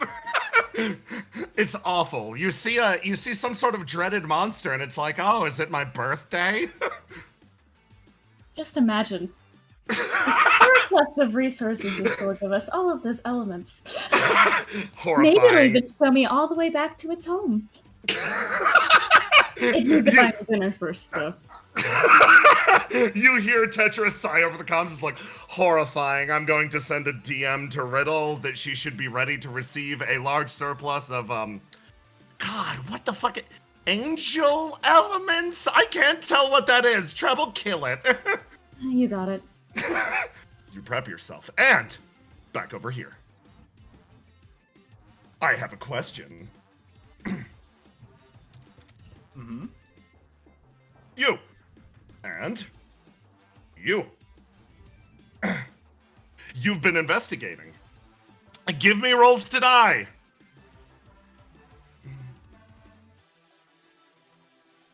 Circuit, stop rolling a 1. Please. Okay, she's going like this. Okay, that's pretty decent. Need to roll to do. Do I get my two spy bonus for this? You would not. This is simple. Okay. This is very simple deduction more than anything. You and List start to reason out, okay, where would a demonic base be? Right. There's still one hanging question mark from the first Compulsion's first major incursion into the city. Now, thinking. We never found the location of exactly who was corrupting the people down in the Undercity. Let's start our investigation there. You hone in on the Undercity and you make a little bit of progress. You may drop, roll to die, and roll to do again. Oh, yeah. Oh God. Oh, Mask, you wanna assist? You want me to drop you Cool Cal? You want me to drop you Cool Cal? For Cool Cal times? Yeah, I'll give you. Circuit running up the dark side like. You can roll to die and roll to do. Successes will add to the functional number of required successes for this. Okay. Oh shit, I volunteered before realizing I'd have to roll dice for my own action. Any additional dice is nice. For full context, I am treating this check as a number of successes in order to get it. If you roll above a 15, that's 1 success. If you roll beyond a 20, 2 successes. Yes. You roll beyond a 15, you add 1 success to the pool. You guys are getting more on the case. I mean, I'm helping. You are indeed helping. Hey, Liz. It's literally just putting that new reflection to work, baby. Okay. Or rumors. So, you all managed to pool not only your local knowledge, but also List comes forward with something incredibly useful. She's been charting demon patrol routes. She's been farming them for XP. She stresses that you tell no one about this. Top secret. But she has been spying on them off to the side. And you use that information to almost triangulate a location. And then a shooting star arrives. Joining the investigation team, I'm going to add Mike to the pile. There we go. Everybody rolls to... Jesus! Okay. Yeah. Okay, no success there. I roll again for Circuit. Roll once more for Circuit. All these That's black one success. stats. Yeah, right? And Cal. Look. Oh, you love to see it. Okay. So, play this.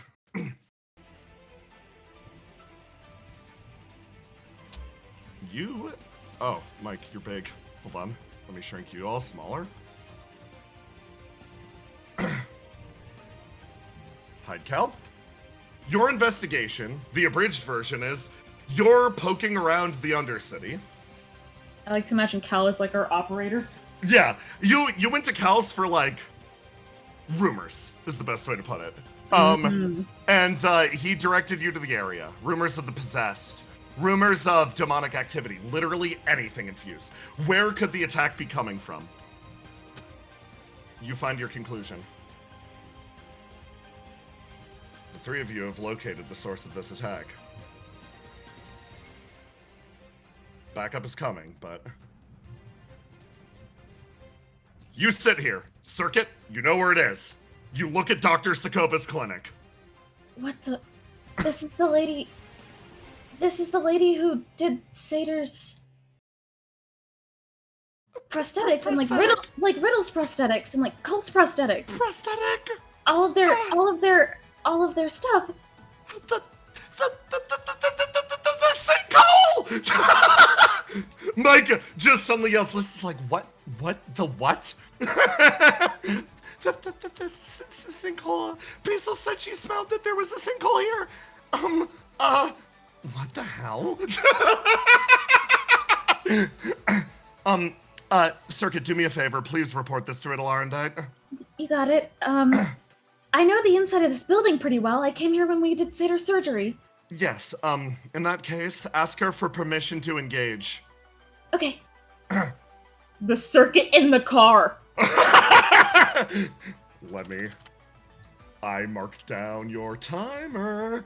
Or no, I wouldn't yet. I gotta give you every single increment. You need them. Dear fucking Lord Ace. Dear fucking, I love that you're bringing that motherfucker with you. I mean, what is he gonna do? Hurt anyone else but me? Okay. So, I want to register something. Circuit. Yeah? You, for your spy, I'm giving this to you for free. Circuit is a super spy. This would normally be the moment that an alarm was raised. It was not for some reason.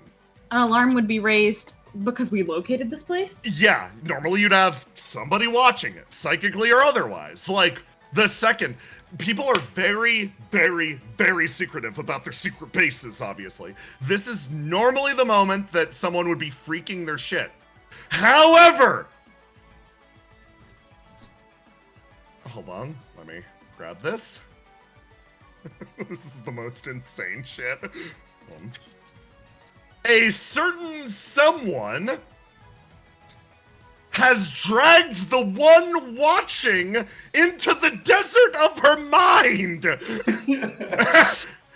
Right now, you are undetected, and your squad can functionally move into the building if you want. Riddle. Yeah. We've located the demon factory, but it's in Sokova's clinic. Riddle. Depressed. Oh. Nihilist and Mike are here. Permission to engage? Riddle, thanks. Yeah. Looking back, actually, she yells out the window, Argos! Hey, tactician! Argos, Yeah. you just fought off the most intense fight of your life. You're like hanging off the back of the truck, literally like, Argos, give me a roll to die.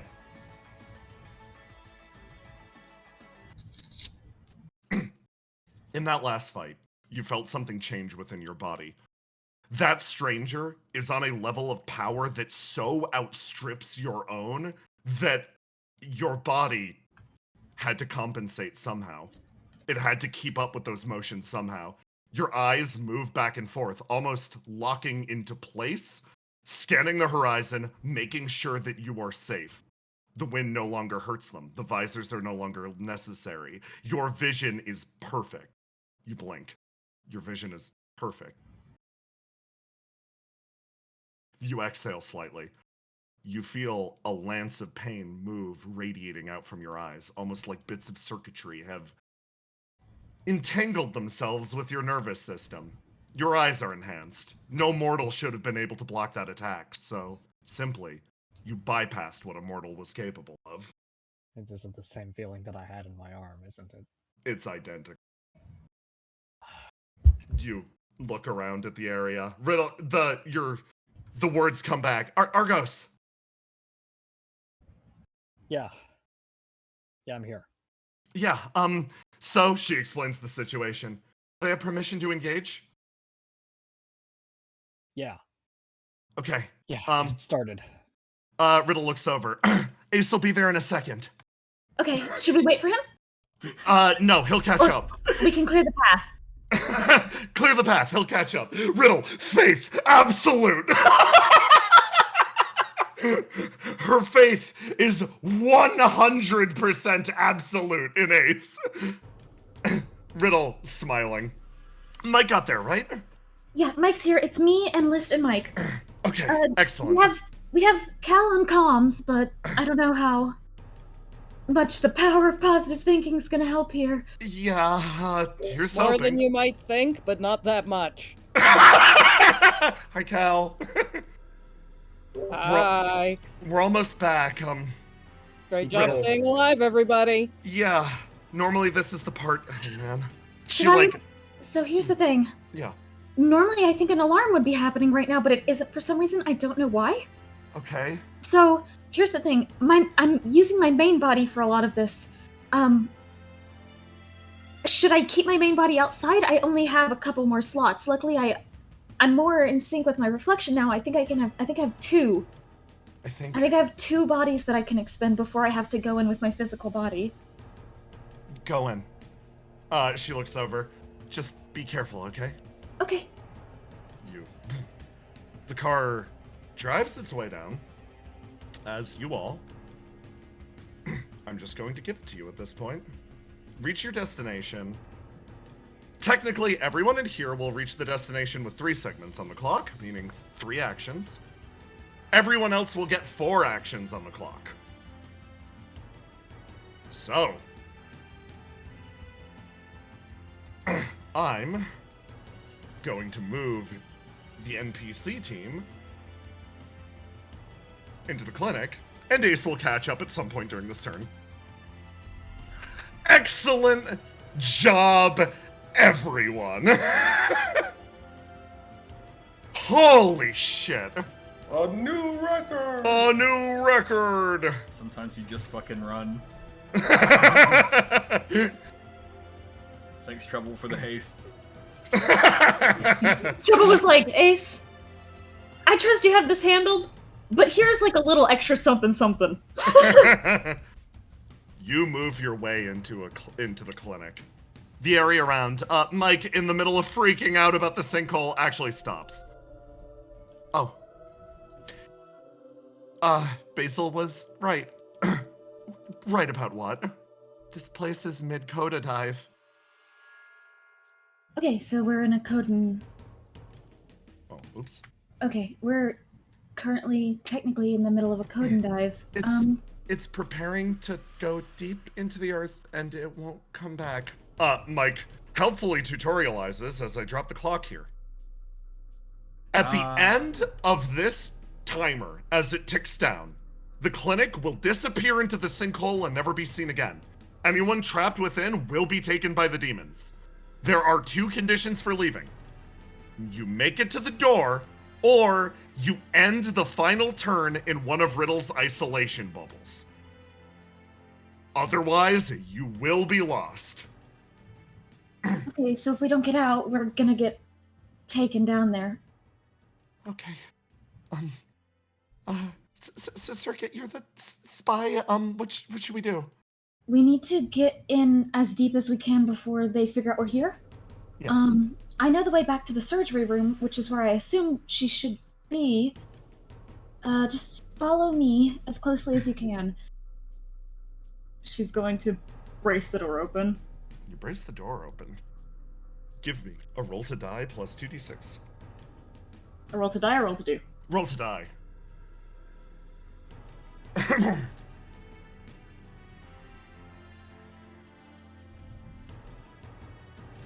Oh, damn, okay. Circuit. You're used to the spy stuff. You lie low for a moment, and you see someone in this room who's almost waiting for you to come in. You peek it open for a second, the long rust giving way, and you see someone with eyes on the door. They manage not to notice you. But you look across and you see, without a doubt, the somewhat vacant stare of the possessed.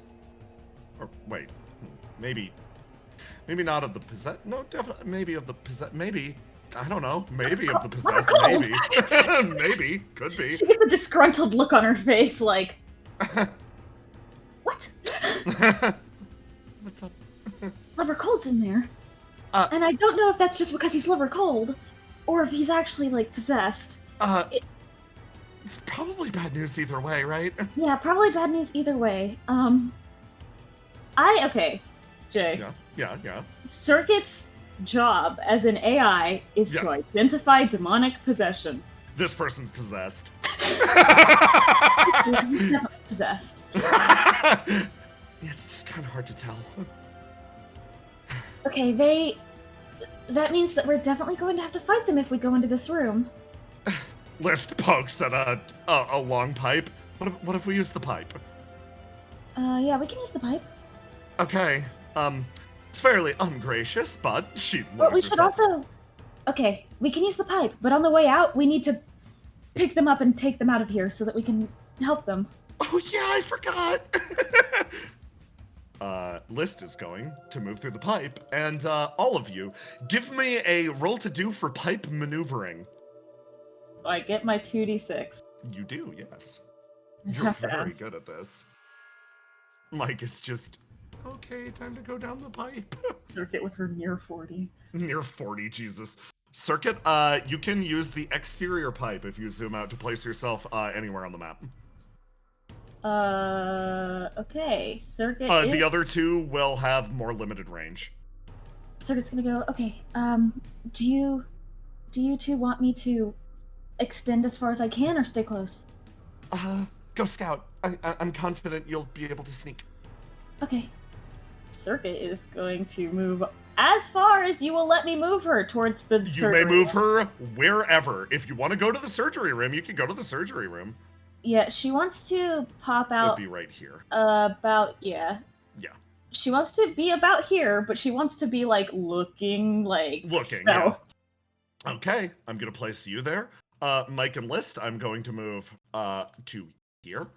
Everyone please note this. This is very important because knock knock motherfuckers. Ace, I'm not even putting you on the map yet. What's the plan? Also, I do believe they're having this conversation over comms. So you know the information if you are listening. Yes. Yeah. I mean, like, listening, so, like, you guys are just sneaking around. That's pretty much just the Yeah, deal. yeah. What you that's get is the plan. effectively, this place is in the middle of a coda dive, so you don't come in unaware of that. Yeah. Lover Cold is in the first room, go through the pipes, is what they're saying. But you can do whatever the fuck you want. You're Yeah, Ace is sprinting his ass off. I think if I go into the pipes, that just compromises your guys' pipes. Positions, yeah, exactly. Yeah. So I'm just really, gonna this is for safety's sake. do what I've always been meant to do, and Jackie Chan my way into this area. Close the door behind me, but it's not like the door is going to be there long. Bad day. You rush in and hold on, let me drop an ace. Please swap yourself to the steaming ace. Thank you very much. Yeah. So, Ace runs in. It's very polite of them to go through the front door of all the places. Boom! You slam through the front door! And Ace, give me a roll to do. Roll to do? Alright. Yep. Time for me to run through all the traps. You know that like gif of that like mascot running through the minefield? Yeah. It might as well be Yeah, that. yeah, okay, hold on. Circuit, like, I'm a super spy. I'm gonna do the super spy thing. Ace, I'm an action movie hero. I'm gonna do the action movie hero thing. Sprint as Levercall jumps and throws himself around your neck. You don't stop moving. Slam! You move through the next door. You charge into the next room. This entire area is full of spinning fan blades. So you keep going. What the fuck? What the fuck? So, what he's going to do is he's going to go up to that area, and it's just like, oh my god, he's about to go in, and I'm just going to teleport through them. Spend that 5 flame as you. God, what the fuck am I? Okay, so I was at like 100 when Mike kept refueling me. I ignited for then 15. you dropped 20, you were at 30, you're now at. Yeah, you're at 30. Yeah, I'm at 30 now? Yes. Okay. So 30. this will be 5. That's only 5. Alright, I'm there we go. It's fine. I'm at 25. It's cool. And I'm just gonna, through all the fan blades, I'm just gonna skip them. Livercole, thump, touches to the ground, and then they look around, let out a snarl, and scuttle away like a lizard down this path. Ace, you make it to right here. I tick down the clock 1. Okay. Now where's my friend? Now it's friends time. He'll go through the spinning fan blades. Oh, yeah, no, 100%. At the start of this round, the door explodes off of its hinges as this guy runs in through this destroyed door, runs in here, sprints this direction, Levercold skitters down that pathway, runs up, tucks down, pulls the sword to the side, and space seemed to condense around the end of it. He's going to try to slice the fan blades, meaning it slice after slice after slice. He's going to try to build momentum. Every success will allow him to reroll with a higher bonus. Boom! He strikes the fan blade and the sword exactly where you touched it with flame. Explodes in his hands. He looks down at it. You make eye contact across the way, and then you dip this direction. Down here, before you guys get your... you guys are gonna get your actions now. Let's go with Circuit. You look into the room. Yeah, Circuit is like stealthing. Yep. She hears all the commotion and goes, "Oh, Ace is here."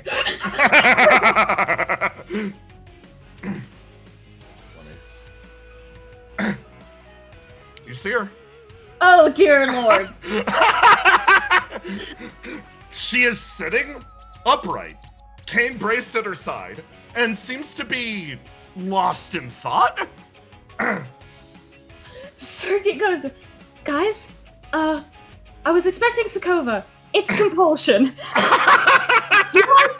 She just overcomes to God and everyone. Do I engage? She seems distracted. Riddle yells, hold on, let me. Jesus Christ, I gotta grab something. Most normal reflection session.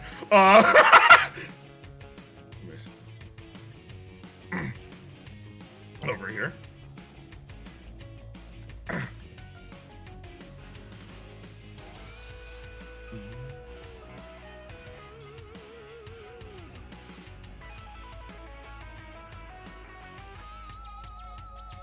The bus, boom, slams into the area. Willow is still bouncing behind, encased in stone. Breach actually gets herself up. She's like, damn it.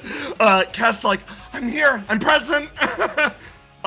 Riddle turns around. Argos, apparently Circuit has sight on Compulsion. Circuit calls out from the front of the truck, "Do I engage?" Argos, Y/N.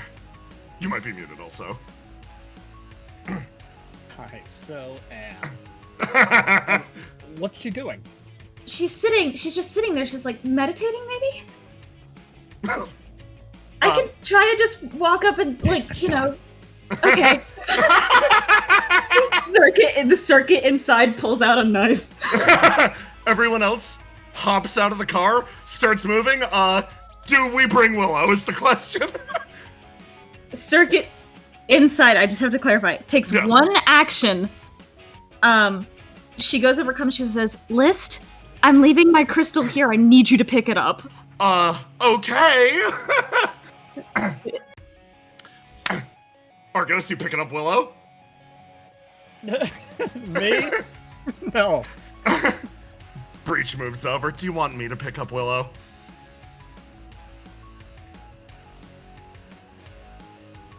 Please.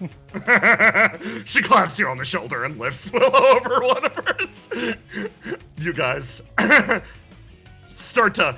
Riddle runs ahead and, like, opens the door. She's like, I was gonna kick it open, but, points. There is just a hole in the front of the building. And you all make your way over here.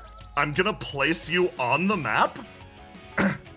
You guys do get an action. It will be after everyone else's, but you do get an action this time.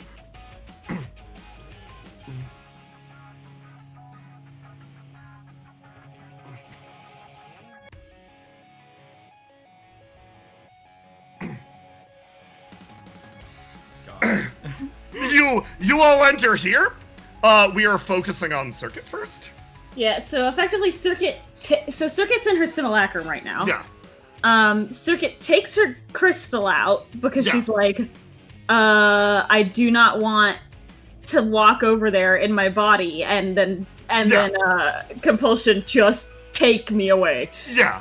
So she effectively what she's doing is, I guess she doesn't need to take it out of her body. She can just keep this body back and summon a new one. She's just like, I am not about to send my just real ass body in there. So I guess she just summons a different body. Okay. You do that. I'm just gonna let you do that. Okay, she takes a knife and is just gonna try and stealth behind her. So literally trying to go and give the stealth takedown. I don't think this is gonna work, but she's going to go for it. She's in the menu. Now's your chance. Now's your chance. Give me a roll to do. Do I get my 2d6? You will get your 2d6! This is an enemy that hasn't noticed you and is engaged with Willow in psychic combat. 28? 28, okay. You jab the knife into her deep, and you know that she doesn't recognize you. You pull it back and there's no blood, no nothing. You pull it back and the hole where you stabbed starts to spark. Oh shit. Okay. This isn't real. Next up, Ace. Yeah. The plan hasn't changed. So I just run. Okay. You run. I just keep running through this fucking facility. Give me a roll to do. Roll to do? Slam through that door. You boom! You slam through and you see someone on a console in front of you. Oh shit. Oh god. What the fuck? You're like, wait. Hold on, what? There's a compulsion right in front of you, but there's a compulsion over there. And God, Circuit's going nuts in the background. Just stab. What do you do? Well, I mean, like, there's only two options, right? One option, this is actually compulsion. Second option, this is a bomb. When have bombs stopped me before? And so Ace running is just going to come up here and not even think, and he's just gonna grab this compulsion and try to put it under his like arm and keep running like downwards. Give me a roll to do. Alright, let's see. Yeah! Okay, here's what's gonna happen here. Ace, you grab this compulsion and you start running, and then the door in front of you flies open, and what travels directly at your face is it looks like a battle axe. It moves towards you and it hums with a grotesque demonic energy as someone steps up and tries to cleave your head off, but you drop to your knees, sliding, and you lift the compulsion up into the air, and her head goes boing! It flies straight off and flies end over end and lands here, and you just see sparks from beneath it. This is neither a bomb nor the real compulsion. This looks like a simulacrum. Well, that solves that problem, and he just keeps running past them. And he's gonna say on comms where he's located these people. Okay, for the crit 20, between the two of you, you know what's happening. The compulsions that are spread throughout this facility are all indeed her. They are disconnected from the compulsion down in the world below. You can successfully shut down this facility if you kill all of them. Okay, I assume Certain and Ace register this over conflict at the same time. Just gotta kill all of them in time. Also, be careful. There's a. I don't know why. There's a boss in here. I don't know why it's crazy. Break the targets. Over here. Ready? Mike is going to. I fucking love it. Roll this, and then add this. She whirls her hand around and touches her palm to the bottom of the pipe, and she's like, okay. And she pushes her senses beyond their limits. It spreads through the area, creating a giant circuit, and she pings. One more over there. And she registers that on comms and on your map. List is going to rush forwards.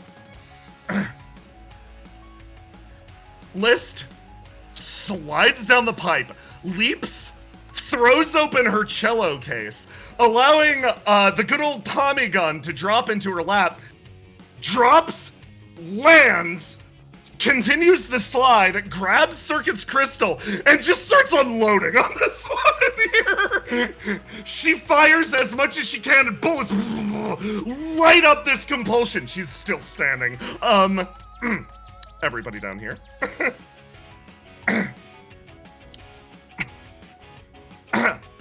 Willow, you can keep her locked in psychic combat if you want. The bodies will not move.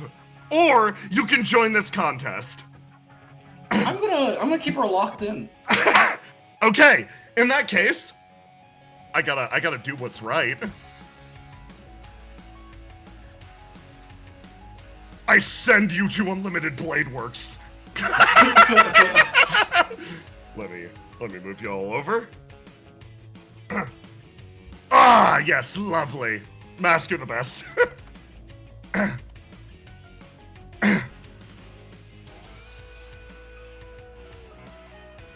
You psychically do battle with the Pyromancer of Compulsion. You know if she rolls really well, she can forcibly mutate your body. So, now you're going to aggressively dream at one another. Tell me what you imagine in her direction, and she's gonna imagine right back at you.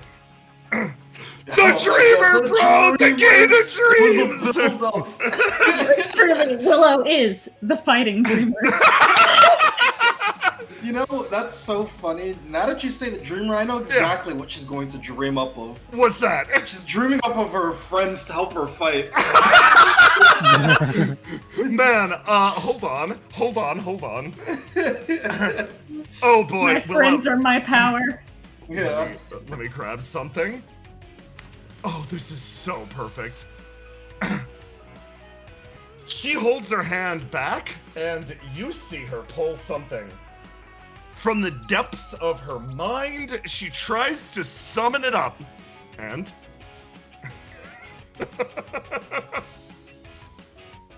this is so fucking funny.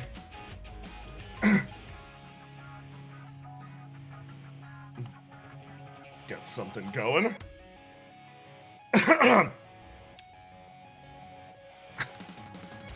She only rolled that much, so she only gets this.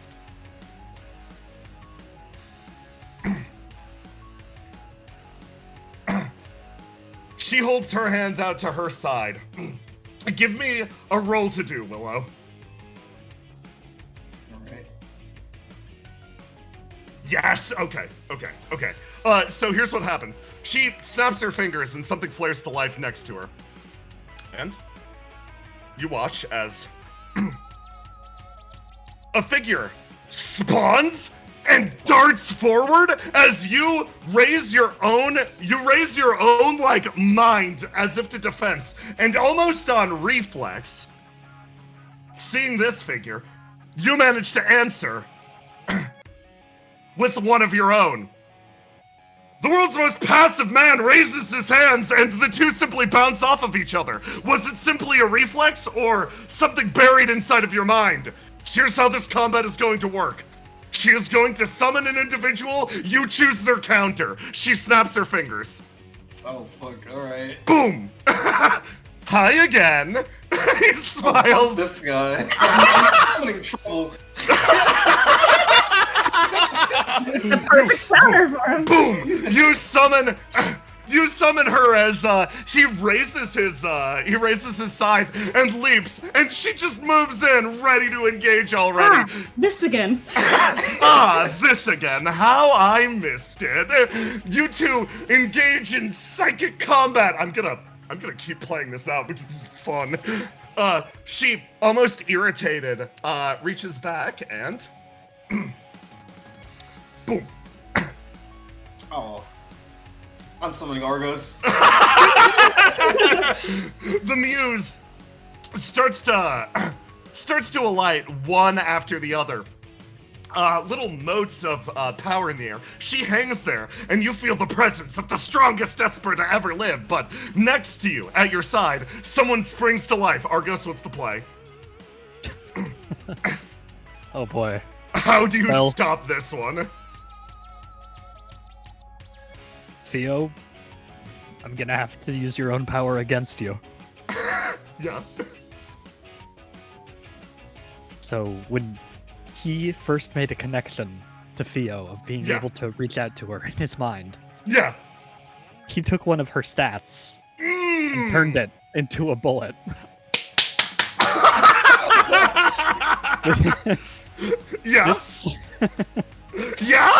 This is the next level of single-handed savior. The soul color bullet. He took the essence of her golden stat and is going to fire it back at her. Oh, give me that auto fucking 20 on this. The man beside you looks at your reflection and nod. I like what you're doing with it. You swing the gun up, take aim at Theo, and you, of course, do the perfect interaction. Your ability to draw back that dice. You fire it at this exact moment, and you watch as lines of golden light fly from Theo's body, connecting up to Compulsion again. She seems genuinely shocked. I knew it. The connection between you two. You feel her determination reharden. Willow, everything travels through this area. If Compulsion escapes, Theo is dead. Back in the clinic!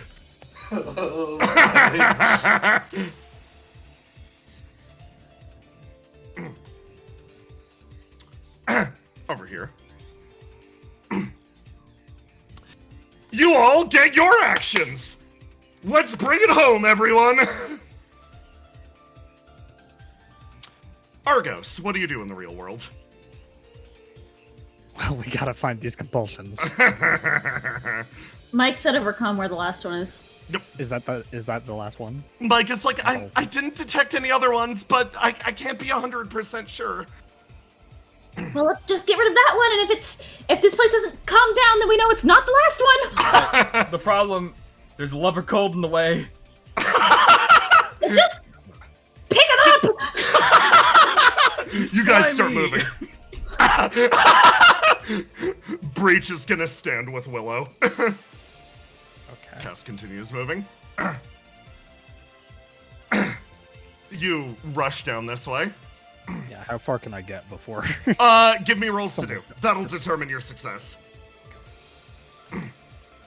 Boom! Argos, you are moving. Theo's life is in danger. Oh, Circuit! You're fucking schmoving! You're like, you both move? Tell me how you deal with the lover cold in your way. Argos, she looks at you and she goes, deal with it. And then she bursts the door open and full body tackles Lover Cold, lifting him in the air and throwing him towards Ace. Boom! Projectile coming your way, Ace. Roll to do. She's a member of the Undercity. She knows the strat. Two, fuck. Ace, tell me what you do. Do you get him out of your way? Do you, like, slap him down? I throw him into scope. You, boom, boom, boom! Slam him back. She rockets backwards through the door. Argos, you slide around the corner. You see a compulsion over this device. All right. Hacker mans. All right, I'm gonna do something crazy and scan her. Lovely. Give me a roll to do. You're Burn King! You're Burn King! That's okay. I have the improved scanner. I roll twice and take the higher Yeah, result. you sure fucking go! And by the This is way, what you get for specking into the trouble plotline. when I scan, I also get to extract a soul color bullet. You sure do get to extract a soul. Jesus Christ! You pull Tell a me Yeah. about this person. Tell me about a stat. I'll choose the stat that rolled highest, if that's all right. Mm-hmm. In this case, it is a stat that is boiling to the surface so clearly this time. This is a stat that screams anything for the means of survival, anything for that distant tomorrow, giving up life, limb, identity, the self, throwing it all behind so that one day they might see a future in which they can live. This is a stat, not of hope. No, this is a stat that recognizes the misery and survival of the world. You gain the stat misery equals survival. It is, and I am happy to say this, a steal stat. It will clash with everything. So long as it's a physical attack. You extract this back, and from the scan, because you rolled high enough, you can tell that this is indeed a person in a simulacrum. However, they seem to be almost similar to your AI friends, most clearly. But you turn around, very similar to that one. Multiple bodies, controlled all at the same time. It seems, however, that this was accomplished through raw science. She is puppeteering all of the bodies in this facility. This facility is not connected to the main hive mind of compulsions. You can tell that the ones interlinked here are all working in tandem, and with that roll, I will reveal there is one yet to be discovered compulsion on this map. Okay. Guys, there's one more somewhere. Riddle's gonna like turn around. If we kill them all here before they can sync with the other compulsions, they won't know to kill Theo. Riddle's like, okay. She's gonna turn around and How many? Okay, here's the thing. We only, after this turn, we only have 2 turns to get back to the door. Yeah! This is about to be very dangerous. I'm gonna roll for Cast. I'm going to roll for Riddle. Jesus Christ. Riddle's like, you feel... Oh boy. You feel a brush past you, Argos. As Riddle sprints in this direction, her eyes are wide, almost unfocused. You don't see any light necessarily behind them, and she moves as gracefully as the wind. She goes, she turns to you and is like, all right, only a few seconds, no problem. She moves her way over here, snaps her fingers, summons ESP, and then gracefully floats into the air for a moment, and then you watch her warp through the wall and wind up over here, where she starts running. One of the most beautiful motions you've ever seen from her. And she starts to sprint off in this direction. Now, Cast is going to move down this way to keep looking. Argos, you scanned. So, everybody's accounted for. I tick down. Jesus Christ, every turn mattered this game. Holy shit. The compulsion at the top is dead, right? The compulsion at the top is now dead, yes. Okay.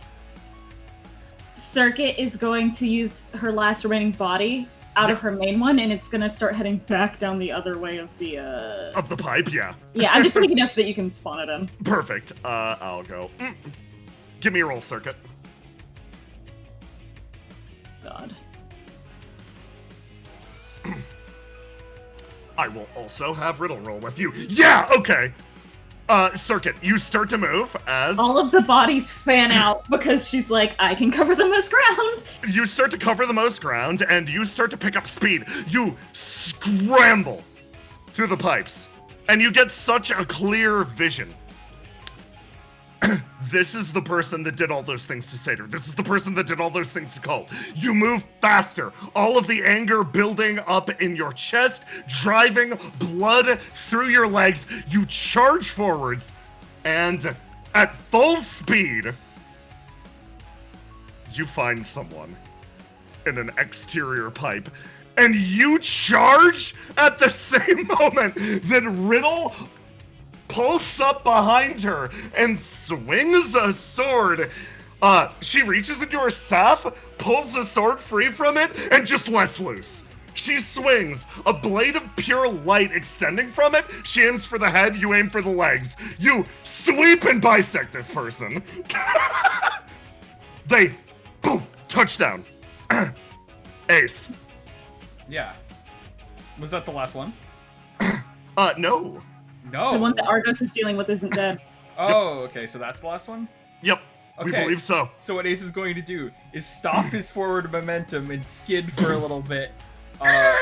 You rip up the metal. Drop this body, and he's gonna run over here because they got the bodies handled. So what he's going to do is touch these two and teleport outside of here with them. Give me 2 rolls to. Give me 3 rolls to do. These are all very important. All right. Boom. Good. Good. there we Okay. Only one of these will need to. Fuck. Ace, Yeah. you. This is so fucking funny. Ace, you warp out of there and you're like, boom. You let out a little bit of flame, almost your last little segment of flame. I can pull them free. I can save the people here. And then you feel a heavy hand on your shoulder. Ka-chung! He slams through the walls, and as he touches down, you all vanish! Oh, fuck. I was gonna leave him in here and let him warp out. He came with me. Next! You two still gotta go. Oh, yeah. Well, I didn't see that just happen.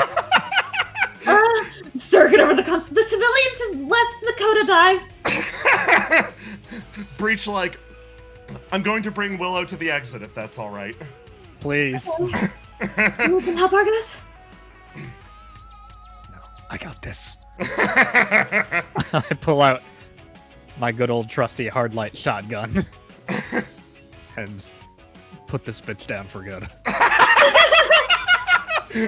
Argos, roll to do. You lower the shotgun and take the shot. Hey, Circuit, also give me a roll to do. Okay, that'll do. as if this was only left up to you. Circuit, what firearms do you have on you? Oh god, probably a sniper rifle. That's the one she carries. She's got a sniper rifle and a pistol. You all roll into the room and just unload. Rattle 'em, boys. Rattle 'em, boys. She drops to the ground. Thump. It seems like this segment of the collective has been successfully dealt with. Up here. All of you need to haul your asses towards the exit. We're towards Riddle. List is like, where is Riddle? Okay, Circuit, here goes. I'm gonna break the wall down. Is that okay? Yeah. I'll help. Through this door. Circuit, like, I have super strength. This wall here is very thin. She's just gonna start punching. List is gonna reach into her bag and pull out what appears to be a long hammer with a skull at the end of it. She swings it in. Boom! The two of you sweep in and blow a hole straight through this wall. Riddle over here puts the sword back in its sheath and is like, oh. List's like, come on, this way. Yeah, all the circuits. These two disappear, and the main body it goes in because she doesn't want to fuck up List being able to get in. Over here. Let me. Final turn. Cass, you need to get to the fucking door. Cass is gonna. I don't believe Cass got a roll last time, so I'm gonna have them go here, and then they needed it. Jesus. Cass is going to extricate themselves the old-fashioned way. Everyone else, Argos, you're in a bad spot.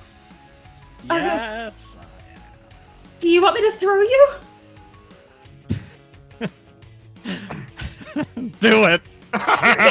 This last ESP on. This last circuit picks Argos up, and then she just fucking throws him with all of her might. Argos, telekinesis is possible in this state. Exactly. Give me a roll to do. You love it. Boom! You slam into the walls. It's one of the most graceless flights you've ever seen. You try to duplicate Riddle's like dolphin swimming through the air. You slam off the walls, ping, ping, ping, driving yourself into this room, and you skid to a halt as from here you see 3 people leap through the wall, land, skid, and slide. Riddle is going to extend her hands and slap down an ESP barrier. Hey. And Can yeah, I get another action? Because it seems like everything's of course, wrapping up. Of course. So obviously I'm outside with the guy. Yeah. I have a little bit of flame left. So what I'm going to try to do. Wait a second. Yeah. Yeah. Oh, sorry. No. Go ahead. Is I'm going to try to, because I don't want that guy still in the city. Yeah. I need this guy to be inside the building. So what I'm going to try to do is try to like kick this guy and teleport us like next to Riddle's barrier or inside if we can, and like kick him out of it as it coda dives, so we get out and everything's fine. Okay, we still have actions in the barrier, so this is doable. Let me move you back. Just really quick, I gotta mention something. Yeah. Mike. I assume Mike can get out because of her ESP, but Yeah, I just We figured I'd skipped her bring turn it up. like 100 times. Yeah, no. So. Let me actually I can catch up with Mike in 1 second here.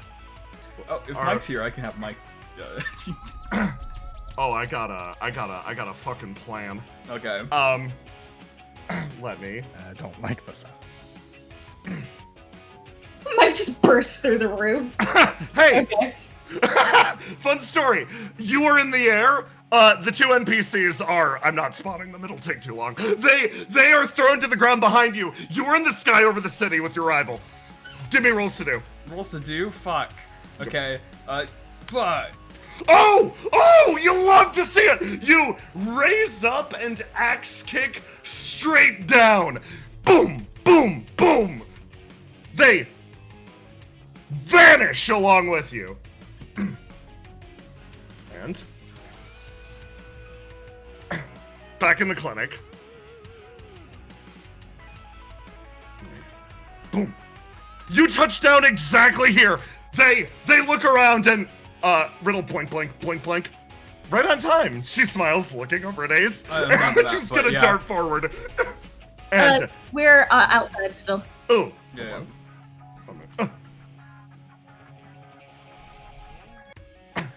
Yep.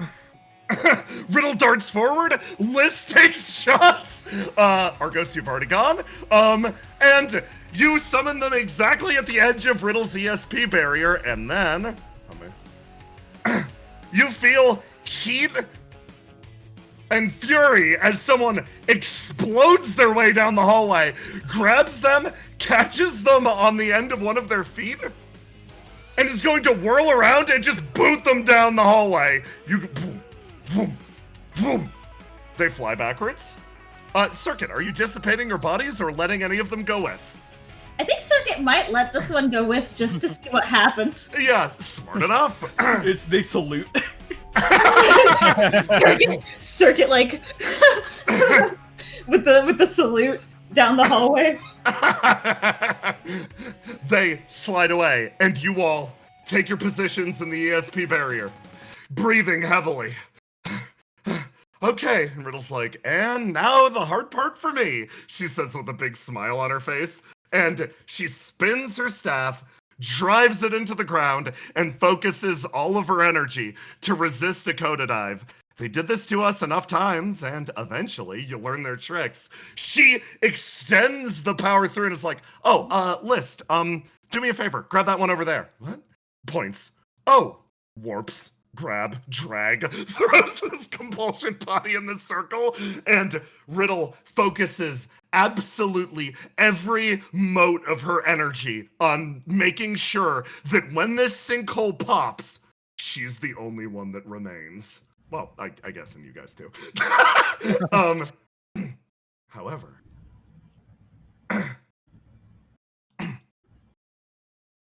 this, and so.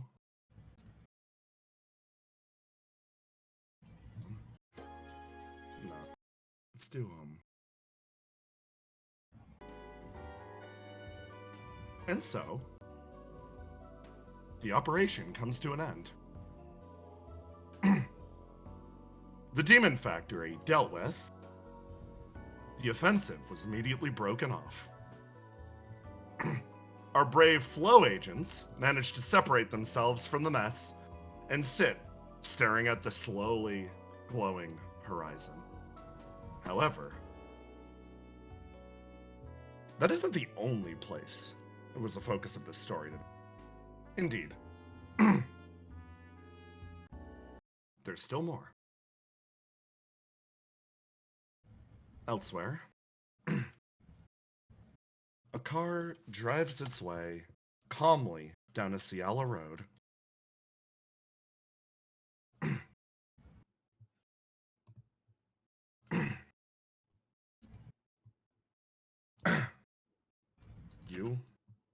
You all arrive here, in the middle of a great graveyard, surrounded on all sides by roses.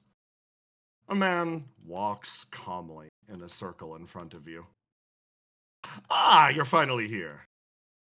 Yeah, I got lost, sorry. Ruth hops out. What the hell is this place?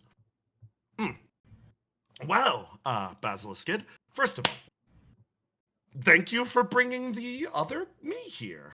I'm very considerate of you. I figured because it was filled with bombs, I didn't want it going off at my brother's tower. Completely. She wipes her eyes.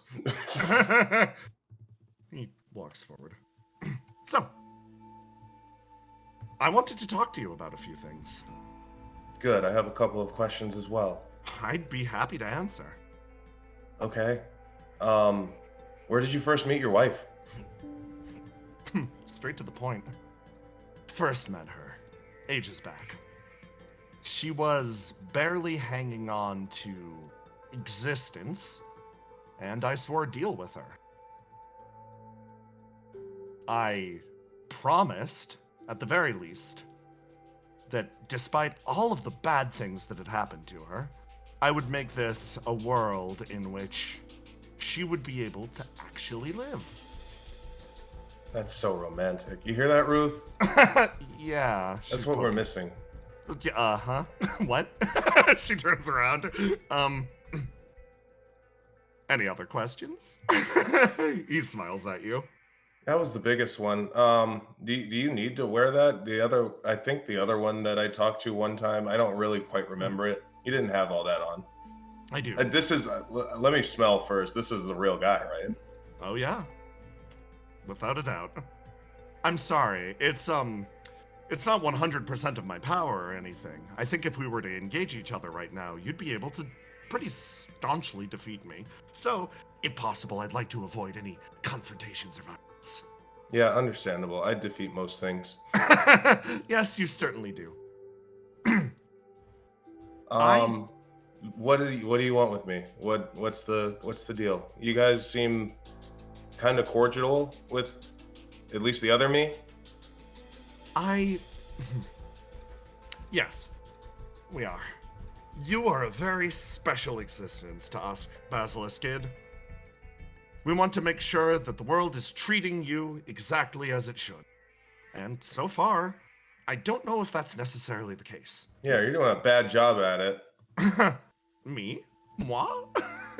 Yeah, if your job's to make sure that everything's going nice and easy, it's not. I'm I trying. get like leaky eyes. I get like sick. I have to deal with like horrors. This sucks. Being alive sucks. Well, I was worried that you'd say something like that. You have in the past. Are you disappointed with your existence so far? She thinks about it. It's like, not entirely. Not entirely. I mean, if I didn't exist, if I didn't go through all this pain and stuff, then I wouldn't have met people like Ruth. Oh, Ruth sort of smiles. I see, so it's not all bad. It's not all bad. I guess that's part of it. There's good and bad. Given the chance, would you want to redefine your existence? He says, sliding himself forwards. I do all the time. That's like kind of my thing. I've noticed, he gestures around. You look at all of the coffins assembled in this area. Basil, do you want to know why I brought you here in particular? Yeah, I'd love to. He moves his way forward.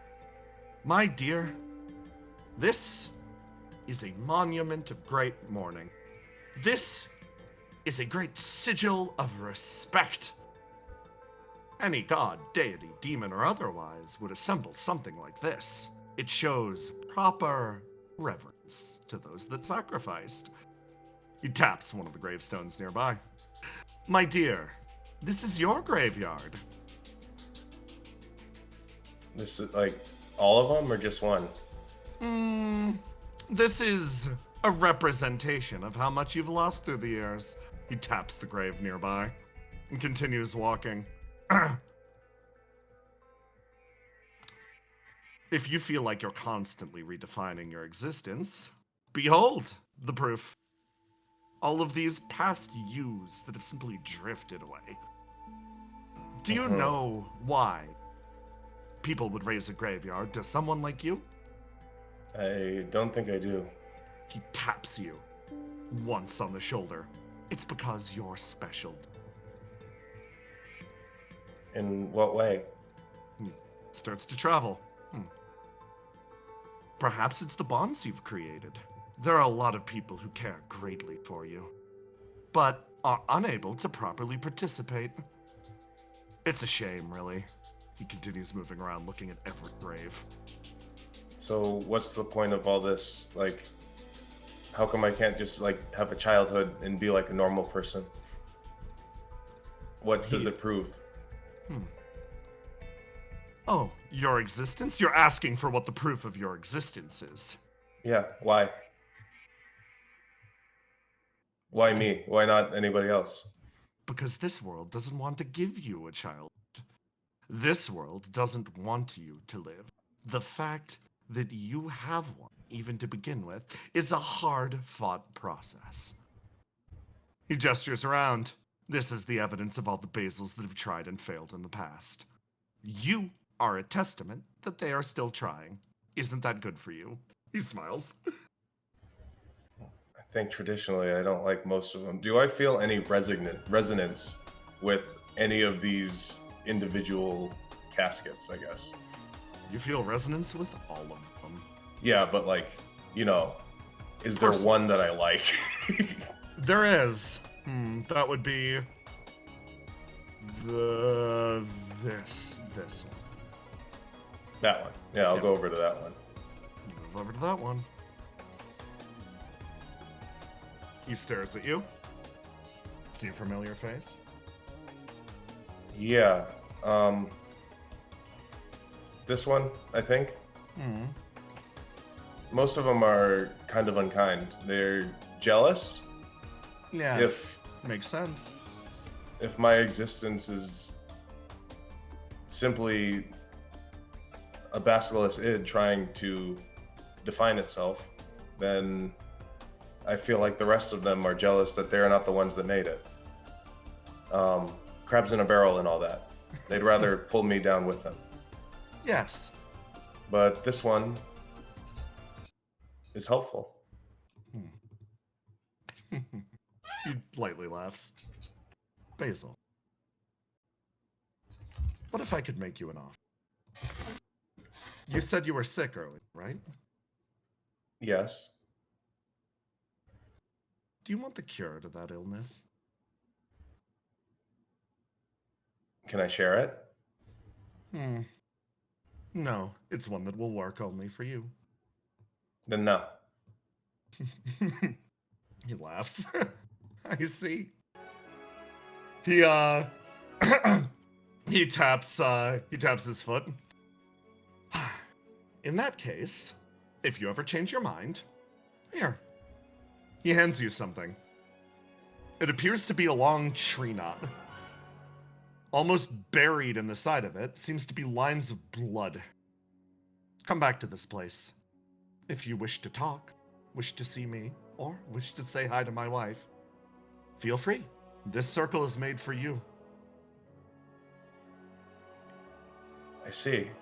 Well, I guess it's nice that it's close to home.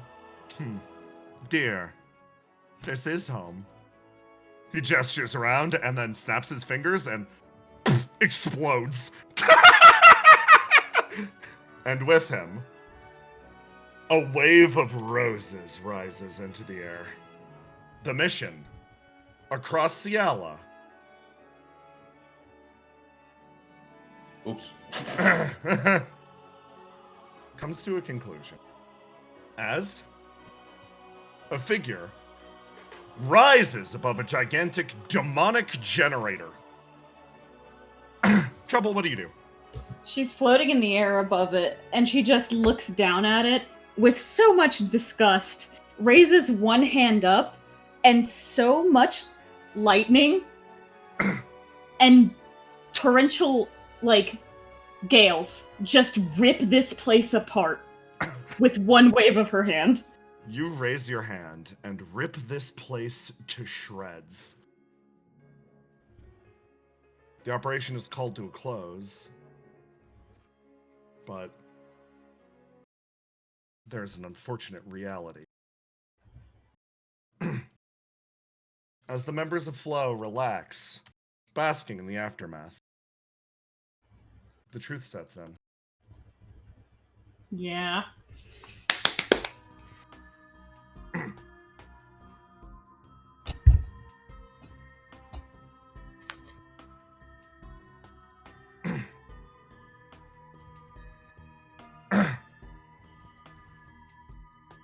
Three people now sit, occupied in prison cells. Damn it! Danger throws a fit. No use beating yourself up. Just take some time, relax. We gotta come up with a plan for this. Colt, shit. Circuit's gonna kill me. He drums his legs. They're just like, what are we supposed to do? And then you feel the presence of someone on the far side of the door.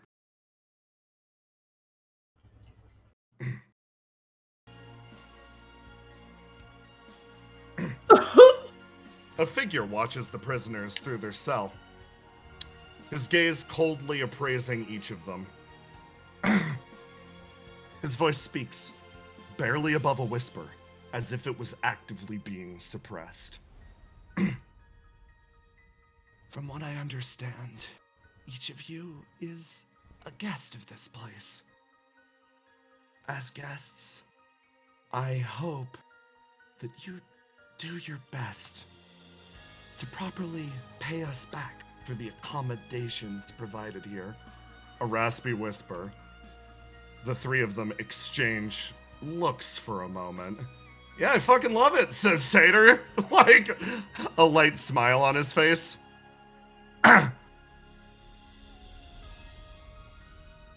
Do me one kindness.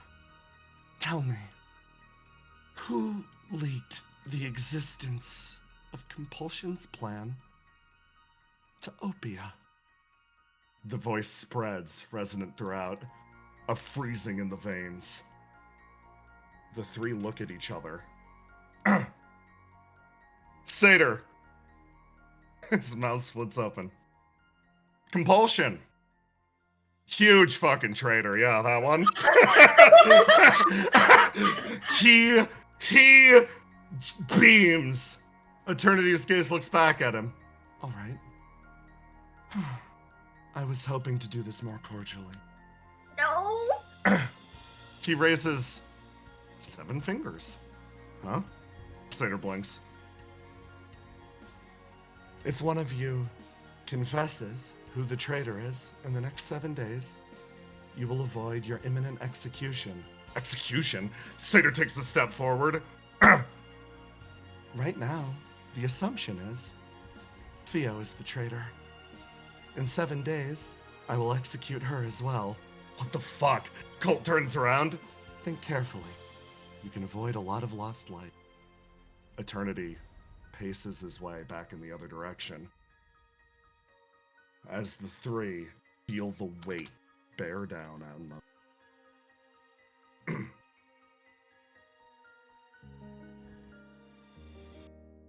Grab this.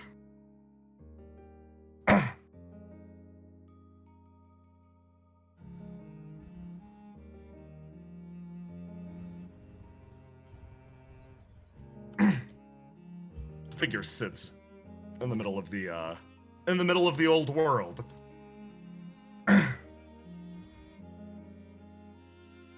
Drop. Sorry about that. What is gonna happen to the others? Based on the reports that I'm getting, I think they're set to be executed in the next 7 days. You can see she's immediately trying to think of something to do. Right, yeah. I'm not sure what I'm gonna do about that, if anything, but for now, apologize for the rough treatment. The area ahead should be mostly livable. Just lay low. Teleporter's useful. Not much else I can do but work with you now that you've kidnapped me. I, again, apologize. The Golden Knight, in a moment of panic, made a decision. Call it desperation, or maybe something else. But he made a call that in this moment, a teleporter was more useful to him, independent from the pyromancers, than working with them. For a moment, a seed of rebellion sparks in his chest.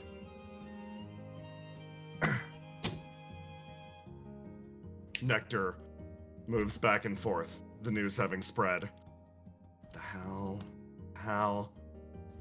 Someone drags her way forwards. Eyes occupied elsewhere. She moves. Why are the comms down? I need to report empirical evidence. She shifts her way forwards. Nectar stops. Hey, Compulsion, how's it going? She turns and looks. Maintenance worker, return to the ducts. She takes a few steps forward. She quietly looks at Compulsion. The frame in front of her is almost perforated heavily with bullets. It seems to be weighing heavy. It's barely moving, barely holding on. Nectar. Her eyes flash for a second, and the inside of Compulsion's suit begins to give way and ignite. She turns around with a look of horror on her face. None of that. She straightens her hair, gets ready. Okay, Argos. Ball's in your court, I guess. Let's see if that world you're fighting for really does exist. Nectar straightens herself up and quietly returns to her work within the ducts. And with that, the first major operation is concluded! Everybody give yourself a round of applause! Holy shit! God. Congratulations, fucking everyone. You did wonderful. You did the best you possibly could. Y'all are fucking heroes. Holy shit, I'm sorry for keeping you up so late. Oh, let's do fan art. Yeah, I'm gonna zoom through this. Just like Ace. I got a lot of work to do. Alright, so first off from Dungeon Master Zero, yeah. Ooh. Let me see. Let me see. Yeah, it's Wait, did I stream? Am I streaming it to you guys? Yeah, I am. Whoa! Yeah. Thank you, Kai the Warrior, for 10 subs. Yeah. No, Cal the Warrior! Thank you for the subs. Yeah. And then from Rion, Pokemon Mystery Dungeon Stranger Maker. And then we Do you have want a stranger or not? And then we have a bunch of mermaids. Yo! Yo! And then. Oh. Oh. Oh, yes. It does neat things when it has electricity. Look, it's a normal can. and a Look at that mermaid. normal. You forgot about me. You forgot about me, Session 2 Dance. I'm so sorry. Embarrass my competition. Okay, nice job, by the way, Argos. Nice job, nice job. But these science eyes wouldn't have it any other way. Yeah. And Smokey the bear crying. No, Smoky. Smoky, no. Oh, Steve, above my pay grade. Yeah, that was awesome. And then we're just normal women. Just normal women. The kidnapped satyr. Oh. Are you ready for Murder Circuit us. to go ballistic when she finds out that both Colt and Satyr have been kidnapped by Compulsion? Oh yeah. Are you ready for her to go absolutely turbo nuclear? Danger, you're in good hands. I'm so sorry. I blew it. It's literally her little brother, her boyfriend, and her partner all got kidnapped in one swift movement. Chad, the We got fuck. Chad, yeah. Yeah, okay. Okay. And we got a trouble. Yo! Lovely. Lovely. Or Melly are stranded. She's twiddle. Fantasy the Beyond 2 where he shoots a bow out of a bow. Legend of the great. Dual Wielder. Get over here. Yeah. That's my thing. No. I mean, you can do that in jail. Yo! Oh, lovely. Bro, like, I protected base. I did. God of Wargos. God of Wargos. Wagos. You can just. Oh, that's great. And then fucking Legends of the Hidden Temple. Temple, yeah. Yep. Oh, you'll love to see it. Speedrunner. Yeah, running. running. Normal Cam and Mermaid Look, it's Basil. normal cam. Normal mermaid Cam and basil. Mermaid Basil. Helena. Oh, shit. Gun. Oh, God. I figured it out. Thanks, Mike. God, then the fucking drift. Drift. Did you just say curiously? Definitely a niche market for this. Liam Train, yeah, boy. Liam Train. And then Argos. Argos. What are you doing? You guys are fucking so good at this.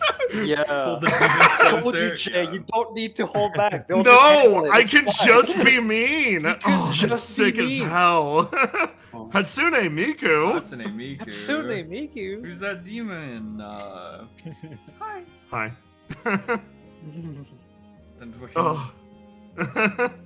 crushed to bits. Yeah. Yo! Oh, nice. Goat Man and the Handsome Man. Which one's which? So don't lie. So it looks like Argos and Basil are dating. It's a big leak. It's a huge leak. Hello. Hey. Yeah. Oh, yeah. Oh, nice. Willow may have died. It's just going to be throwing trains. Everyone pray for her. Roma. Yo! Oh, hell yeah. Amazing. Yo! Yeah. Yo! God. Screaming, crying. Sabato was having a bad time. He got ordered to do that, and he was like, "Oh God." Automatic XP farm. Oh, the Oh, nice. Lug. Oh, fucking Ridge Racer. It's a new Ridge record. Racer. Another normal and chill session of reflection. Truly the chillest session of reflection. My voice held out! Yeah! You Against fucking all did odds, it! 'cause you Against were, all fucking odds, it you was were going friggin' off. vroom, So I vrooming. think there's Yeah. one more. Yeah. Let me grab it. Look at those cats. I'm just gonna. Look at those cats, dude. Look at them cats. Look at About them. They're the feeding. cats. They're feeding. It's about this. Fighting. Like, let me just. I didn't want to refresh the thing, but yeah, from Leaf. Yeah. No, I can't see. Oh. I mean, it's. Oh. I had to pull it up on Chrome to pull it up, but yeah, like I'm Oh. React amazed. Oh! Wow. Oh, I'm gonna go look at it in live fan art right now. Wow. Oh Woo! damn. That's really good. Holy shit. Nice. That's a good That's basil. really good. That's a really good oh man. Oh, there's one more I believe also. God, let me pull it up. Oh, there's two. There's two from Leaf.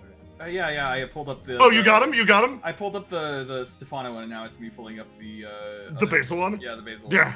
Lovely. Fuck yeah. Fuck Yeah, yeah. there we Fuck go. yeah. Fuck yeah. Oh my god. Good job, everyone. Good work with the session. Y'all are the fucking best. Next week we're gonna do bonds, obviously. And we will just be cleaning up aftermath of this for a while. Forest fires, Yeah. bro. Forest fires. Thank you all for coming out. If you want to support the show, make sure to support the Sentiment TTRPG Patreon that you can find down below in the description. And join the Discord if you want to talk about the show with other people who want to talk about the show. And we're also there. Yes.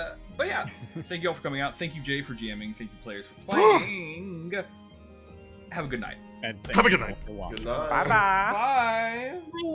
Bye. Bye, yo.